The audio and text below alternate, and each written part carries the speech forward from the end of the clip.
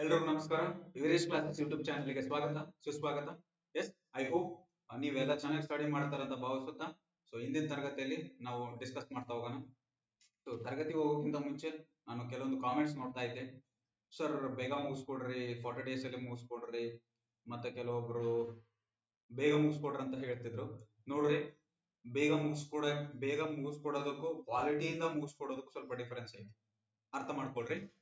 ಇನ್ನು ನಿಮ್ಗ exam notification ಏನೂ ಆಗಿಲ್ಲ, ನೀನು ಆಕ್ಚುಲಿ ಹೇಳ್ಬೇಕಂದ್ರೆ ನೋಟಿಫಿಕೇಶನ್ ಆಗಿಲ್ಲ, ಹೌದಾ? ನೀವು ಬೇಗ ಬೇಗ ಮುಗಿಸ್ಕೊಡ್ರಂದ್ರೆ, ಈಗ ಫಾರ್ ಎಕ್ಸಾಂಪಲ್ ಯೂಟ್ಯೂಬ್ ದಲ್ಲಿ ನಮ್ಮ ಕನ್ನಡ ಚಾನಲ್ಸ್ ಯಾವ್ದು ನೋಡ್ರಿ, 5 ತಾಸಲ್ಲಿ ಎಕನಾಮಿಕ್ಸ್, 6 ತಾಸಲ್ಲಿ ಎಕನಾಮಿಕ್ಸ್ ಮುಗಿಸ್ಕೊಟ್ಟಿದ್ದಾರೆ. ಬಟ್ ಅದ ನಿಮ್ ಎಕ್ಸಾಮ್ ಯೂಸ್ ಆಗತ್ತಾ? ಇದನ್ನು ಸ್ವಲ್ಪ ನೆನ್ಪಿಟ್ಕೊಳ್ರಿ. ನಾನೇನ್ ಮಾಡ್ತಾ ಇದ್ದೇನಪ್ಪ ಅಂದ್ರೆ, ಈಗ ಮಾಡೋ ಕ್ಲಾಸಸ್ ಇದೇ ಫೈನಲ್ ಆಗ್ಬೇಕು ನಿಮಗೆ. ಅದಕ್ಕಾಗಿ ಸ್ವಲ್ಪ ಕ್ವಾಲಿಟಿ ಕಾಂಪ್ರಮೈಸ್ ಆಗ್ಲಾರ್ದಂಗೆ ನಾನು ಸ್ವಲ್ಪ ದಿನಗಳು ಲೇಟ್ ಆದ್ರೂ ಪರವಾಗಿಲ್ಲ, ನಿಮಗೆ ಕ್ವಾಲಿಟಿಯಲ್ಲಿ ಕ್ವಾಂಟಿಟಿಯಲ್ಲಿ ಕಾಂಪ್ರಮೈಸ್ ಆಗಬಾರ್ದು ಅನ್ನೋ ಕಾರಣಕ್ಕಾಗಿನೇ ಮಾಡ್ತಾ ಇದ್ದೀನಿ. ಅದರ್ವೈಸ್ ನಿಮ್ಗೆಲ್ಲ ಯೂಟ್ಯೂಬ್ ಅಲ್ಲಿ ಸಿಗ್ತಾವ, ಆಲ್ರೆಡಿ ನೋಡಿರ್ತೀರಾ. ನಾನು ಇಂಡೆಕ್ಸ್ ಹಾಕಿನೇ ಪಾಠ ಮಾಡ್ತಾ ಇದ್ದೀನಿ. ಇದೊಂದು ನೆನಪಿರ್ಲಿ, ಕರ್ನಾಟಕದಲ್ಲಿ ಯಾರು ಇಂಡೆಕ್ಸ್ ಹಾಕಿ ಪಾಠ ಮಾಡ್ತಿಲ್ಲ ಎಕನಾಮಿಕ್ಸ್, ಎಕನಾಮಿ, ಹೌದಾ? ಅರ್ಥ ಮಾಡ್ಕೊಂಡ್ರೆ ಇಂಡೆಕ್ಸ್ ಅಲ್ಲಿ ಏನಿದೆ ಎಷ್ಟಿದೆ ಅಂತ. ಸುಮ್ನೆ ಕಂಟೆಂಟ್ ಹೊರಗಡೆ ಹೋಗಿ ಸುಮ್ನೆ ಅರ್ಧಂಬರ್ಧ ಓದ್ಕೊಂಡು ಎಕ್ಸಾಮ್ ಅಲ್ಲಿ ಕ್ವಶನ್ ಬಂದಾಗ ಸರಿಯಾಗಿ ಅಟೆಂಡ್ ಮಾಡದೆ ಫೇಲ್ ಆಗಿ ಮತ್ತೆ ಯಾರನ್ನೋ ಬ್ಲೇಮ್ ಮಾಡ್ಕೊಂಡು ನಿಮ್ಮನ್ನ ನೀವು ಬ್ಲೇಮ್ ಮಾಡ್ಕೊಂಡು ಹೋಗೋದ ಅವಶ್ಯಕತೆ ಇಲ್ಲ. ಇನ್ನು ನೋಟಿಫಿಕೇಶನ್ ಆಗಿಲ್ಲ, ಅರ್ಥ ಮಾಡ್ಕೊಳ್ರಿ. ನಿಧಾನವೇ ಪ್ರಧಾನ ಅಂತಾರಲ್ಲ, ಹಂಗೆ ಸ್ವಲ್ಪ ನೋಡ್ಕೊಂಡು ಮಾಡ್ರಿ. ಅರ್ಥ ಆಯ್ತಾ? ಮುಗಿಸ್ಕೊಡ್ತೀನಿ, ಡೋಂಟ್ ವರಿ. ಅದ್ರ ಬಗ್ಗೆ ತಲೆ ಕೆಡ್ಸ್ಕೊಬೇಡ್ರಿ. ನೀವ್ ತಲೆ ಕೆಡ್ಸ್ಕೊಳೋದು ಏನಪ್ಪಾ ಅಂದ್ರೆ, ನಾನ್ ಹೆಂಗ್ ಓದ್ಬೇಕು, ಹೆಂಗ್ ನೆನ್ಪಿಟ್ಕೋಬೇಕು, ಹೆಂಗ್ ಎಕ್ಸಾಮ್ ಅಟೆಂಡ್ ಮಾಡ್ಬೇಕು, ಅದ್ರ ಬಗ್ಗೆ ತಲೆ ಕೆಡ್ಸ್ಕೊಡ್ರಿ. ಅರ್ಥ ಆಯ್ತಾ ಅಂತ ಭಾವಿಸ್ತೀನಿ. ಎಸ್, ಜಾಸ್ತಿ ಹೇಳಲ್ಲ, ಕ್ಲಾಸ್ ಹೋಗೋಣ. ಇನ್ನು ನಮ್ಮ ತರಗತಿಗಳು ಇಷ್ಟ ಆದ್ರೆ ನಿಮ್ಗ ಶೇರ್ ಮಾಡ್ರಿ ಅಂತ ಹೇಳ್ತಾ ಇದ್ದೀನಿ. ದಯಮಾಡಿ ಶೇರ್ ಮಾಡ್ರಿ, ಲೈಕ್ ಮಾಡ್ರಿ, ಸಬ್ಸ್ಕ್ರೈಬ್ ಮಾಡ್ರಿ ಅಂತ ಹೇಳ್ತಾ ಇಂದಿನ ತರಗತಿಯನ್ನ ಸ್ಟಾರ್ಟ್ ಮಾಡ್ತಾ ಇದ್ದೀನಿ. ಇಂದಿನ ತರಗತಿಗೆ ಅರ್ಥವ್ಯವಸ್ಥೆಯ ವಲಯಗಳಂತ ನೋಡ್ತಾ ಹೋಗೋಣ. ಫಸ್ಟ್ ಚಾಪ್ಟರ್ ಸೆಕೆಂಡ್ ಪಾರ್ಟ್ ಇದು. Sectors of economy. ಟೋಟಲ್ ಎಷ್ಟು ಸೆಕ್ಟರ್ಸ್ ಇದಾವೆ ಅಂದ್ರೆ 5 ಸೆಕ್ಟರ್ಸ್ ಇದಾವೆ. 5 ಆರ್ಥಿಕ ಅಥವಾ ಅರ್ಥವ್ಯವಸ್ಥೆಯ ವಲಯಗಳಂತ ಕರಿತೀವಿ. ಅದರಲ್ಲಿ ಮೇಜರ್ ಆಗಿ ಎಷ್ಟಪ್ಪ ಅಂದ್ರೆ 3 ಇದಾವೆ. ಈ 3 ಏನಪ್ಪಾ ಅಂದ್ರೆ ರಾಷ್ಟ್ರೀಯ ಆದಾಯಕ್ಕೆ ಕೊಡುಗೆ ನೀಡ್ತಾ ಹೋಗ್ತಾರೆ. ಯಾವ ಆದಾಯಕ್ಕೆ? ರಾಷ್ಟ್ರೀಯ ಆದಾಯಕ್ಕೆ ಕೊಡುಗೆ ನೀಡಿದ. ಇನ್ನು ರಿಮೈನಿಂಗ್ 2 ನೀಡಲ್ಲ. ಮುಂದೆ ಹೇಳ್ತೀನಿ ಹೆಂಗ ಏನು ಎತ್ತ ಅಂತ ಹೇಳಿ. ಅದ್ರ ಬಗ್ಗೆ ತಲೆ ಕೆಡಿಸ್ಕೋಬೇಡ್ರಿ. ಮೊಟ್ಟ ಮೊದಲ ವಲಯ ಯಾವ ವಲಯ? ಪ್ರಾಥಮಿಕ ವಲಯ ಅಂತ ಕರಿತೀವಿ. ಯಾವ ವಲಯ? ಪ್ರಾಥಮಿಕ ವಲಯ.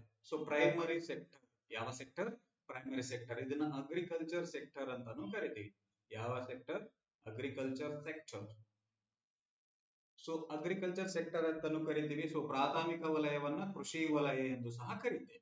ಹಾಗಾದ್ರೆ ಕೃಷಿ ವಲಯ ಎಂದರೇನು ರೀ? ಪ್ರಾಥಮಿಕ ವಲಯದಲ್ಲಿ ನೈಸರ್ಗಿಕ ಸಂಪನ್ಮೂಲಗಳನ್ನು ನೇರವಾಗಿ ಬಳಸಿ, ನೈಸರ್ಗಿಕ ಸಂಪನ್ಮೂಲಗಳು ಪ್ರಕೃತಿ ದತ್ತವಾದದ್ದು, ಹೌದಾ? ಇವುಗಳನ್ನ ನೇರವಾಗಿ ಬಳಸಿ ಕಚ್ಚಾ ವಸ್ತುಗಳ ರೂಪದ ಸರಕುಗಳನ್ನು ಉತ್ಪಾದಿಸಲಾಗುತ್ತದೆ. ಹಾಗಾದ್ರೆ ಪ್ರೈಮರಿ ಸೆಕ್ಟರ್ ಅಲ್ಲಿ ಎಂತಹ ಸರಕುಗಳು ಉತ್ಪಾದನೆ ಆಗ್ತಾವಪ್ಪ ಅಂದ್ರೆ ಕಚ್ಚಾ ಸರಕುಗಳು, ರಾ ಮೆಟೀರಿಯಲ್ಸ್ ಅಂತ ಕರಿತೀವಿ. ಯಾವ ಮೆಟೀರಿಯಲ್ಸ್? Raw materials. ಇವೇನಾಗ್ತವೆ? ಉತ್ಪಾದನೆ ಆಗ್ತವೆ. ಸರ್, ಈ ಎಕ್ಸಾಂಪಲ್ ಅರ್ಥ, ಈ ಒಂದು ಏನದು ಅರ್ಥ ಅಥವಾ ಮೀನಿಂಗ್ ನನಗೆ ಅರ್ಥ ಆಗಿಲ್ಲ ಅಂದ್ರೆ ಮತ್ತೊಂದಿದೆ ನೋಡ್ರಿ. ಕೃಷಿ ಮತ್ತು ಕೃಷಿಗೆ ಸಂಬಂಧಿಸಿದ ಚಟುವಟಿಕೆಗಳಾದ ಪಶುಸಂಗೋಪನೆ, ಮೀನುಗಾರಿಕೆ, ಗಣಿಗಾರಿಕೆ, ಅರಣ್ಯಗಾರಿಕೆ ಪ್ರಾಥಮಿಕ ವಲಯ ಒಳಗೊಂಡಿದೆ. ಅಂತ ಕರಿತೀವಿ. ಎಸ್, ನೋಡ್ರಿ, ಯಾವ್ಯಾವ ಬರ್ತಾವಪ್ಪ ಅಂದ್ರೆ ಪ್ರಾಥಮಿಕ ವಲಯದಲ್ಲಿ ಒಂದು ಕೃಷಿ ಬರುತ್ತ, ಹೌದಾ? ಎಸ್, ಕೃಷಿಗೆ ಸಂಬಂಧಿಸಿದ ಚಟುವಟಿಕೆಗಳಂದ್ರೆ ಹೈನುಗಾರಿಕೆ. ಯಾವ ಗಾರಿಕೆ? ಹೈನುಗಾರಿಕೆ.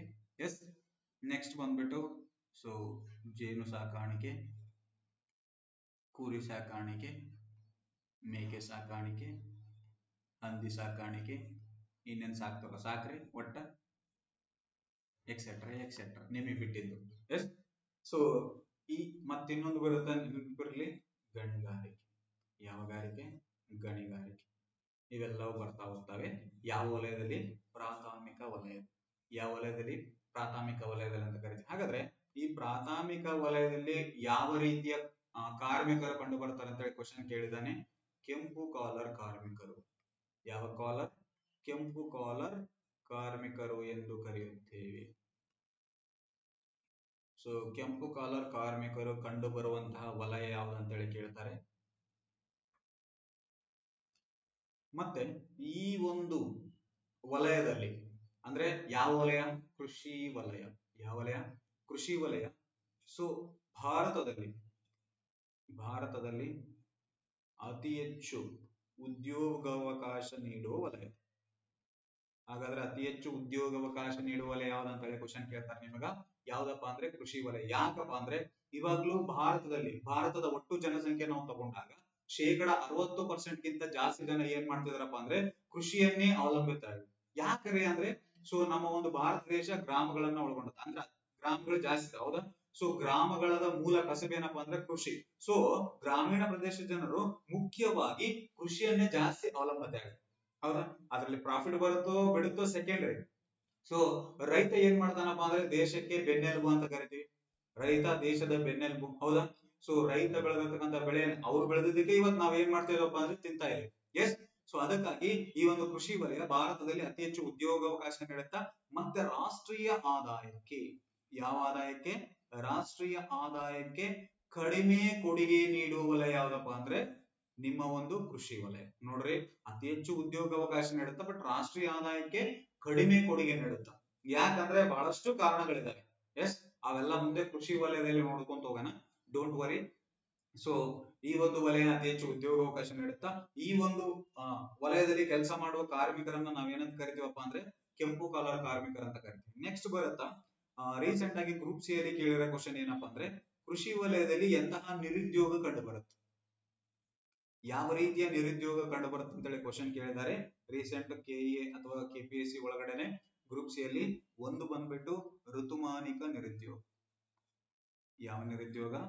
ಋತುಮಾನಿಕ ನಿರುದ್ಯೋಗ ಅಂತ ಕರಿತೀವಿ. ಎಸ್. ಮತ್ತೊಂದು ಬಂದ್ಬಿಟ್ಟು ಮರೆಮಾಚಿದ ನಿರುದ್ಯೋಗ. ಯಾವ ಮಾಚಿದ? ಮರೆಮಾಚಿದ ನಿರುದ್ಯೋಗ ಅಂತ ಕರಿತೀವಿ. ಎಸ್. ಒಂದು ಋತುಮಾನಿಕ ನಿರುದ್ಯೋಗ ಅಂತ ಕರಿತೀವಿ, ಸೀಸನಲ್ ಅನ್ಎಂಪ್ಲಾಯ್ಮೆಂಟ್ ಅಂತ ಕರಿತೀವಿ. ನೆಕ್ಸ್ಟ್ ಬಂದ್ಬಿಟ್ಟು ಮರೆಮಾಚಿದ ನಿರುದ್ಯೋಗ. ಎಸ್. ಸೊ ಋತುಮಾನಿಕ ನಿರುದ್ಯೋಗ ಅಂದ್ರೆ ಋತುಗಳು ಅಂದ್ರೆ ಕಾಲಕ್ಕೆ ತಕ್ಕಂತೆ ಏನ್ ಮಾಡ್ತೀವಿ. ಫಾರ್ ಎಕ್ಸಾಂಪಲ್ ಬೇಸಿಗೆಗಾಲ, ಚಳಿಗಾಲ, ಮಳೆಗಾಲ. ಸೊ ಚಳಿಗಾಲ ಮತ್ತೆ ಮಳೆಗಾಲದಲ್ಲಿ ಏನಾಗುತ್ತಪ್ಪ ಅಂದ್ರೆ ಕೆಲವೊಂದು ಋತುಮಾನಗಳಂತ ಬರ್ತಾವ, ಅವಾಗ ಏನಾಗುತ್ತೆ ಉದ್ಯೋಗಾವಕಾಶ ಸಿಗುತ್ತಾ.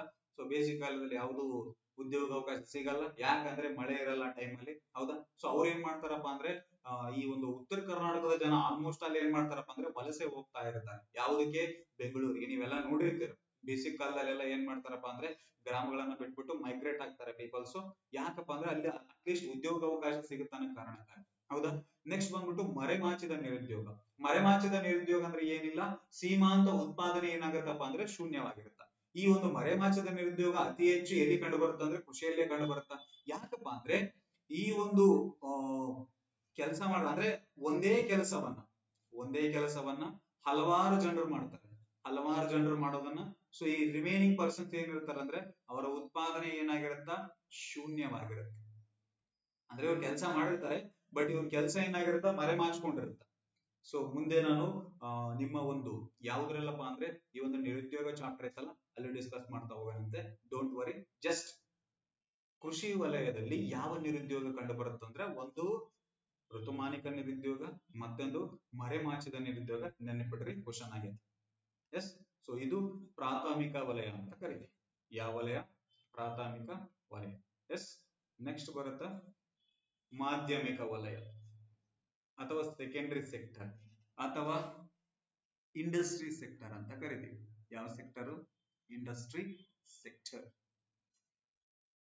ಸೊ ಇಂಡಸ್ಟ್ರಿ ಸೆಕ್ಟರ್ ಅಥವಾ ಕೈಗಾರಿಕಾ ವಲಯ ಅಂತಲೂ ಕರಿತೀವಿ. ಹಾಗಾದ್ರೆ ಪ್ರಮುಖವಾಗಿ ಇಲ್ಲಿ ತಯಾರಿಕಾ ಕೈಗಾರಿಕೆಗಳಂತ ಬರ್ತವೆ, ನಿರ್ಮಾಣ ಕೈಗಾರಿಕೆಗಳು, ವಿದ್ಯುತ್ ಉತ್ಪಾದನೆ. ಇಲ್ಲಿ ಏನಾಗಿರುತ್ತೆ ಅಂದ್ರೆ ಸ್ವಲ್ಪ ಕೇಳ್ರಿ, ಈ ಪ್ರಾಥಮಿಕ ವಲಯದಲ್ಲಿ ಏನ್ ಮಾಡ್ತಾವಪ್ಪ ಅಂದ್ರೆ ಕಚ್ಚಾ ಸರಕುಗಳು. ಯಾವುಗಳು? ಕಚ್ಚಾ ಸರಕುಗಳು ಉತ್ಪಾದನೆ ಆಗ್ತಾವ ಅಂತ ಹೇಳಿದೆ, ಹೌದಾ? ಸೊ ಈ ಕಚ್ಚಾ ಸರಕುಗಳನ್ನ ಸಿದ್ಧ ವಸ್ತುಗಳನ್ನಾಗಿ ಮಾಡೋದನ್ನೇ ನಾವೇನಂತ ಕರಿತೀವಪ್ಪ ಅಂದ್ರೆ ಕೈಗಾರಿಕೆ ಅಂತ ಕರಿತೀವಿ. ಏನಂತ ಕರಿತೀವಿ? ಕೈಗಾರಿಕೆ. ಸೊ ಕೈಗಾರಿಕರಣ ಎಲ್ಲಿ ಉಂಟಾಯ್ತಪ್ಪ ಅಂದ್ರೆ ಇಂಗ್ಲೆಂಡ್ ಅಲ್ಲಿ ಉಂಟಾಯ್ತು, ಹೌದಾ? ಸೊ ಅದು ಮತ್ತೆ ನಿಮ್ ಇಂಡಿಯಾಗ ಬಂತು. ಸೊ ಈ ಕೈಗಾರಿಕರಣ ಏನಪ್ಪಾ ಅಂದ್ರೆ ಈ ಕೈಗಾರಿಕೀಕರಣ ಅಂದ್ರೆ ಏನಿಲ್ಲ, ಅತಿ ಹೆಚ್ಚು ಕೈಗಾರಿಕೆಗಳನ್ನ ಸ್ಥಾಪನೆ ಮಾಡೋದು, ಹೆಚ್ಚೆಚ್ಚು ಉತ್ಪಾದನೆ ಮಾಡೋದು, ಹೆಚ್ಚೆಚ್ಚು ಲಾಭ ಗಳಿಸೋದು ಇದ್ರ ಮುಖ್ಯ ಉದ್ದೇಶ, ಹೌದಾ? ಸೊ ಇಲ್ಲಿ ಕಚ್ಚಾ ಸರಕುಗಳು ಏನಾಗ್ತಾವಪ್ಪ ಅಂದ್ರೆ ಈ ಕಚ್ಚಾ ಸರಕುಗಳನ್ನ ಸಿದ್ಧ ವಸ್ತುಗಳನ್ನಾಗಿ ಮಾಡಿದ್ರೆ ಏನಾಗತ್ತಾ ಅವುಗಳ ಬೆಲೆ ಏನಾಗತ್ತಾ ಇನ್ಕ್ರೀಸ್ ಆಗುತ್ತೆ compared to the raw material ಗೆ ಕಂಪೇರ್ ಮಾಡಿದ್ರೆ ಫಿನಿಶ್ಡ್ ಗುಡ್ ವ್ಯಾಲ್ಯೂ ಏನಾಗುತ್ತೆ ಸ್ವಲ್ಪ ಜಾಸ್ತಿ ಆಗಿರುತ್ತೆ ಹೌದಾ ಹಾಗಾದ್ರೆ ಅದರಲ್ಲಿ ಯಾವ್ದಪ್ಪ ಅಂದ್ರೆ ತಯಾರಿಕಾ ಕೈಗಾರಿಕೆಗಳಂತ ಕರಿತೀವಿ ನಿರ್ಮಾಣ ಕೈಗಾರಿಕೆಗಳು ಹೌದಾ ನೆಕ್ಸ್ಟ್ ಇದರಲ್ಲಿ ಮೂಲ ಕೈಗಾರಿಕೆಗಳಂತ ಬರ್ತವೆ ಮೂಲ ಕೈಗಾರಿಕೆಗಳು ಕೋರ್ ಇಂಡಸ್ಟ್ರೀಸ್ ಅಂತ ಕರಿತೀವಿ ಸೊ ಇಲ್ಲಿ ನೋಡ್ತಾ ಹೋಗೋಣಂತೆ ಯಾವ್ದಪ್ಪ ಅಂದ್ರೆ ಮೂಲ ಕೈಗಾರಿಕೆಗಳು ಮೂಲ ಕೈಗಾರಿಕೆಗಳು ಮತ್ತೆ ಟೋಟಲ್ ಆಗಿ ಎಷ್ಟು ಬರ್ತಾವಪ್ಪ ಅಂದ್ರೆ 8 ಬರ್ತವೆ ಯಾವ್ಯಾವ ರೀ ಸರ್ ಅವು ಒಂದು ಫರ್ಟಿಲೈಸರ್ ಅಂತ ಕರಿತೀವಿ ರಸಗೊಬ್ಬರ ಯಾವ ಗೊಬ್ಬರ ರಸಗೊಬ್ಬರ ಎಸ್ ಇನ್ನೊಂದು ಎಲೆಕ್ಟ್ರಿಸಿಟಿ ವಿದ್ಯುತ್ ಅಂತ ಕರಿತೀವಿ ಒಂದು ಫರ್ಟಿಲೈಸರ್ ಇನ್ನೊಂದು ಎಲೆಕ್ಟ್ರಿಸಿಟಿ ಎಸ್ ಇನ್ನೊಂದು ರಿಫೈನರಿ ಉತ್ಪನ್ನಗಳಂತ ಕರಿತೀವಿ ಎಸ್ ನೆಕ್ಸ್ಟ್ ನ್ಯಾಚುರಲ್ ಗ್ಯಾಸ್ ನೈಸರ್ಗಿಕ ಅನಿಲ ಎಸ್ ನೆಕ್ಸ್ಟ್ ಬಂದ್ಬಿಟ್ಟು ಕೂಲ್ ಅಂತ ಕರಿತೀವಿ ಕಲ್ಲಿದ್ದಲು ಕ್ರೂಡ್ ಆಯಿಲ್ ಕಚ್ಚಾ ತೈಲ ಯಾವ ತೈಲ ಕಚ್ಚಾ ತೈಲ ಎಸ್ ಮತ್ತೆ ಸ್ಟೀಲ್ ಉಕ್ಕು ಇನ್ನೊಂದು ಸಿಮೆಂಟ್ ಸರ್ ಇದಕ್ಕೇನ್ರಿ ಕೋಡ್ ಅಂದ್ರೆ ಕೋಡ್ ಬರ್ಕೋರಿ ವರ್ನ್ಸ್ ಸಿ ಇದೇ ಇದರ ಕೋಡ್ ಎಫ್ ಅಂದ್ರೆ ಫರ್ಟಿಲೈಸರ್ ಅಂತ ಕರಿತೀವಿ ಇ ಅಂದ್ರೆ ಎಲೆಕ್ಟ್ರಿಸಿಟಿ ಆರ್ ಅಂದ್ರೆ ರಿಫೈನರಿ ಎನ್ ಅಂದ್ರೆ ನ್ಯಾಚುರಲ್ ಗ್ಯಾಸ್ ಎಸ್ ಅಂದ್ರೆ ಸ್ಟೀಲ್ ಸಿ ಅಂದ್ರೆ ಕೋಲ್ ಸಿ ಅಂದ್ರೆ ಕ್ರೂಡ್ ಆಯಿಲ್ ಇನ್ನೊಂದು ಸಿ ಅಂದ್ರೆ ಸಿಮೆಂಟ್ ಅಂತ ಕರಿತೀವಿ ಇವು ಮೂಲ ಕೈಗಾರಿಕೆಗಳಂತ ಕರಿತೀವಿ ಕೋರ್ ಇಂಡಸ್ಟ್ರೀಸ್ ಅಂತ ಕರಿತೀವಿ ಸೊ ಈ ಕೋರ್ ಇಂಡಸ್ಟ್ರಿಗೆ ಪರ್ಫಾರ್ಮೆನ್ಸ್ ನ ಮಾಡ್ಲಿಕ್ಕೆ ಒಂದು ಇಂಡೆಕ್ಸ್ ನ ಬಿಡುಗಡೆ ಮಾಡ್ತಾರೆ IIP ಅಂತ ಕರಿತೀವಿ ಇಂಡೆಕ್ಸ್ ಆಫ್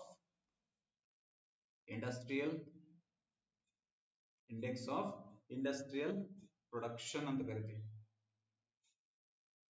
ಎಸ್ ಸೊ ಇದನ್ನ ಬಿಡುಗಡೆ ಮಾಡೋರು ಯಾರಪ್ಪ ಅಂದ್ರೆ NSO ಇದು ನೆನಪಿರಲಿ ಇದು ಎಕ್ಸಾಮ್ ಕ್ವಶನ್ ಆಗುತ್ತೆ ಸೊ ಮೂಲ ಕೈಗಾರಿಕೆಗಳು ಎಷ್ಟಿದಾವಪ್ಪ ಅಂದ್ರೆ ಟೋಟಲ್ ಆಗಿ 8 ಇದಾವೆ ಹೌದಾ ಸೊ ಈ ಮೂಲ ಕೈಗಾರಿಕೆಗಳ ಪರ್ಫಾರ್ಮೆನ್ಸ್ ನ ಇದು ಮಾಡ್ಲಿಕ್ಕೆ ಏನ್ ಮಾಡ್ತಾರಪ್ಪ ಅಂದ್ರೆ ಒಂದು ಇಂಡೆಕ್ಸ್ ನ ಬಿಡುಗಡೆ ಮಾಡ್ತಾರೆ ಅದ್ ಯಾವ್ದಪ್ಪ ಅಂದ್ರೆ IIP ಅಂತ ಕರಿತೀವಿ ಇಂಡೆಕ್ಸ್ ಆಫ್ ಇಂಡಸ್ಟ್ರಿಯಲ್ ಪ್ರೊಡಕ್ಷನ್ ಹೌದಾ ನೆಕ್ಸ್ಟ್ ಬರ್ತವ ಮೂಲ ಕೈಗಾರಿಕೆಗಳ ಅಗೇನ್ ಬೃಹತ್ ಕೈಗಾರಿಕೆಗಳಂತ ಕರಿತೀವಿ ಬೃಹತ್ ಕೈಗಾರಿಕೆಗಳು ಹೌದಾ ಇನ್ನೊಂದು ಪಬ್ಲಿಕ್ ಸೆಕ್ಟರ್ ಯೂನಿಯನ್ಸ್ ಅಂತ ಕರಿತೀವಿ PSUs ಹೌದಾ ನೆಕ್ಸ್ಟ್ ಗುಡಿ ಕೈಗಾರಿಕೆಗಳಂತ ಕರಿತೀವಿ ಸೊ ಗುಡಿ ಕೈಗಾರಿಕೆಗಳು ಕಾಟೇಜ್ ಇಂಡಸ್ಟ್ರೀಸ್ ಅಂತ ಕರಿತೀವಿ ಹೀಗೆ ಮನೆಯಲ್ಲೇ ಉತ್ಪಾದನೆ ಮಾಡೋದು ಫಾರ್ ಎಕ್ಸಾಂಪಲ್ ಮನೆಯಲ್ಲೇ ಯಾವ ಉತ್ಪಾದನೆ ಮಾಡ್ತಾರಪ್ಪ ಅಂದ್ರೆ ಮನೆಯ ಸದಸ್ಯರೆಲ್ಲ ಸೇರ್ಕೊಂಡು ಉತ್ಪಾದನೆ ಮಾಡೋದು ಈಗ ಫಾರ್ ಎಕ್ಸಾಂಪಲ್ ಹೇಳ್ಬೇಕು ಬುಟ್ಟಿ ಎಣೆದು ಚಾಪಿ ಎಣೆದು ಕ್ಯಾಂಡಲ್ ತಯಾರಿಕೆ ಮಾಡೋದು ಅಗರಬತ್ತಿ ಮಾಡೋದು ಹೌದಾ ಹೀಗೆ ಹಲವಾರು ಏನ್ ಮಾಡ್ತಾರಪ್ಪ ಅಂದ್ರೆ ಮನೆಯ ಸದಸ್ಯರು ಸೇರ್ಕೊಂಡು ಏನ್ ಮಾಡ್ತಾರ ಈ ಒಂದು ಕೈಗಾರಿಕೆಗಳನ್ನ ಮೇಂಟೈನ್ ಮಾಡ್ತಾ ಹೋಗ್ತಾರೆ ಎಸ್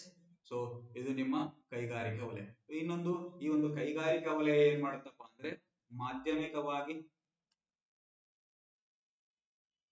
ಉದ್ಯೋಗಾವಕಾಶ ನೀಡುತ್ತಾ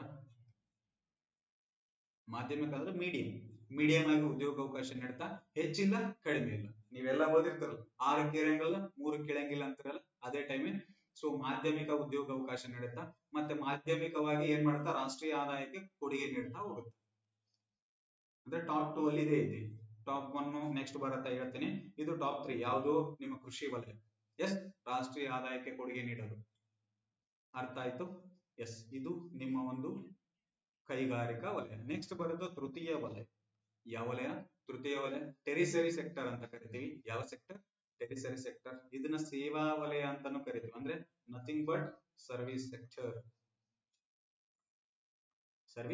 ಸೆಕ್ಟರ್ ಅಂತ ಕರಿತಾ ಹೋಗ್ತೀವಿ ಸೊ ಇದು ಪ್ರಮುಖವಾಗಿ ಸಾರಿಗೆ ಸಂಪರ್ಕ ವ್ಯಾಪಾರ ವಾಣಿಜ್ಯ ಬ್ಯಾಂಕಿಂಗ್ ವಿಮೆ ಸಾರ್ವಜನಿಕ ಆಡಳಿತ ಪಬ್ಲಿಕ್ ಅಡ್ಮಿನಿಸ್ಟ್ರೇಷನ್ ಅಂತ ಕರಿತೀವಿ ವಾಯುಯಾನ ಯಾವ ಯಾನ ವಾಯುಯಾನ ಸೊ ಇವೆಲ್ಲ ಯಾವ್ದ್ರಲ್ಲಿ ಬರ್ತಾ ಹೋಗ್ತಾವಪ್ಪ ಅಂದ್ರೆ ನಿಮ್ಮ ಒಂದು ತೃತೀಯ ವಲಯದಲ್ಲಿ ಕಂಡು ಬರ್ತಾ ಹೋಗ್ತವೆ ಯಾವ ವಲಯದಲ್ಲಿ ತೃತೀಯ ವಲಯ ಇನ್ನೊಂದು ಹೇಳೋದು ಮರ್ತೋದೆ ಜಸ್ಟ್ ಎ ಮಿನಿಟ್ ಸೊ ಈ ಒಂದು ವಲಯದಲ್ಲಿ ಕಂಡು ಬರುತ್ತಂತ ಕಾರ್ಮಿಕರು ಯಾವರಪ್ಪ ಅಂದ್ರೆ ನೀಲಿ ಕಾಲರ್ ಕಾರ್ಮಿಕರು ಯಾವ ಕಾಲರ್ ನೀಲಿ ಕಾಲರ್ ಕಾರ್ಮಿಕರು ಯಾವ ವಲಯದಲ್ಲಿ ಕಂಡು ಬರ್ತಾರಪ್ಪ ಅಂದ್ರೆ ನಿಮ್ಮ ಒಂದು ಕೈಗಾರಿಕಾ ವಲಯದಲ್ಲಿ ಕಂಡು ಬರ್ತಾ ಹೋಗ್ತಾರೆ ಎಸ್ ಹಾಗಾದ್ರೆ ಸರ್ ಈ ಒಂದು ವಲಯದಲ್ಲಿ ಯಾವ ಕಾರ್ಮಿಕರು ಕಂಡು ಬರ್ತಾರೆ ಎಲ್ಲಿ ತೃತೀಯ ವಲಯದಲ್ಲಿ ಸೊ ತೃತೀಯ ವಲಯದಲ್ಲಿ ಯಾವ ಕಾರ್ಮಿಕರು ಕಂಡು ಬರ್ತಾರಪ್ಪ ಅಂದ್ರೆ ಒಂದು ಬಿಳಿ ಕಾಲರ್ ಕಾರ್ಮಿಕರು ಯಾವ ಕಾಲರ್ ಬಿಳಿ ಕಾಲರ್. ಹಾಗೆ ಪಿಂಕ್ ಕಾಲರ್ ಕಾರ್ಮಿಕರು. ಯಾವ ಕಾಲರ್? ಪಿಂಕ್ ಕಾಲರ್ ಕಾರ್ಮಿಕರು ಅಂತ ಕರಿತೀವಿ. ಎಸ್, ವೆರಿ ವೆರಿ ಇಂಪಾರ್ಟೆಂಟ್ ಇದು. ಹಾಗಾದ್ರೆ ಈ ಒಂದು ಬಿಳಿ ಕಾಲರ್ ಕಾರ್ಮಿಕರಂದ್ರೆ ಯಾರ್ಯಾರು ಬರ್ತಾರೆ? ಈಗ ಫಾರ್ ಎಕ್ಸಾಂಪಲ್ ನಾನ್ ಟೀಚ್ ಮಾಡ್ತಿದ್ದೀನಿ ತಾನೆ, ಸೊ ಶಿಕ್ಷಕರು, ಹೌದಾ?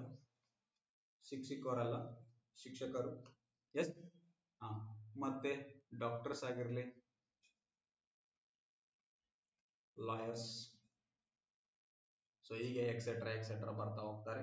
ಸರ್ ಮತ್ತೆ ನೀವು ಯಾವ್ದಾದ್ರು ಬ್ಲಾಕ್ ಕಾಲರ್ ಹಾಕೊಂಡ್ರೆ ಅಂದ್ರೆ ಹಂಗೇನಿಲ್ಲ. ಎಸ್, ಇದು ಅವ್ರದೊಂದು ಕಾಲರ್ ಅಂತ ಇರುತ್ತೆ, ಅವ್ರದ್ದು ಇಂಡಿಕೇಟ್ ಮಾಡ್ತಾ ಹೋಗ್ತಾರೆ. ಎಸ್, ಅವರು ವೈಟ್ ಕಲರೇ ಹಾಕ್ಯಂಬಂದ್ ಪಾಠ ಮಾಡ್ಬೇಕಂತ ಏನು ರೂಲ್ ಇಲ್ಲ, ಇದೊಂದು ನೆನಪಿರಲಿ. ಎಸ್, ನೆಕ್ಸ್ಟ್ ಬರ್ತಾರೆ ಪಿಂಕ್ ಕಾಲರ್. ಯಾವ ಕಾಲರ್? ಪಿಂಕ್ ಕಾಲರ್ ಅಂತ ಹೇಳಿ ಆಶಾ ಕಾರ್ಯಕರ್ತರ ಅಂತ ಬರ್ತಾರೆ. ಸೊ ಅಂಗನವಾಡಿ ನೀವೇನಾದ್ರು ಹೋಗಿ ಅವ್ರು ವಿಸಿಟ್ ಮಾಡಿದ್ರೆ ಅವರೊಂದು ಪಿಂಕ್ ಡ್ರೆಸ್, ಪಿಂಕ್ ಸ್ಯಾರಿ ನೋಡ್ಕೊಂಡಿರ್ತಾರೆ, ನೋಡಿರ್ತೀರಿ. ಸೊ ಅವ್ರನ್ನ ಪಿಂಕ್ ಕಾಲರ್ ಕಾರ್ಮಿಕರ ಅಂತ ಕರೀತಾರೆ. ಇನ್ನೊಂದು ಬರುತ್ತೆ ಈ ಆಶಾ ಕಾರ್ಯಕರ್ತರು ಮತ್ತು ಬೇಬಿ ಸಿಟ್ಟಿಂಗ್ ಅಥವಾ ಬೇಬಿ ಡೇ ಕೇರ್ ಸೆಂಟರ್ ಅಂತ ಬರ್ತಾವ ನೋಡಿ. ಇಲ್ಲಿ ನಾರ್ಮಲ್ ಆಗಿ ಏನಪ್ಪಾ ಅಂದ್ರೆ ದೊಡ್ಡ ದೊಡ್ಡ ಸಿಟಿಗಳಲ್ಲಿ ಏನಾಗತ್ತಂದ್ರೆ, ಸೊ ಹೆಂಡತಿ ಮತ್ತೆ ಗಂಡ ಇಬ್ರು ಏನ್ ಮಾಡ್ತಾರಪ್ಪ ಅಂದ್ರೆ, ಸೊ ಕೆಲ್ಸಕ್ಕೆ ಹೋಗ್ಬೇಕಾಗತ್ತೆ, ವರ್ಕ್ಗೆ ಹೋಗ್ಬೇಕಾಗತ್ತೆ, ಹೌದಾ?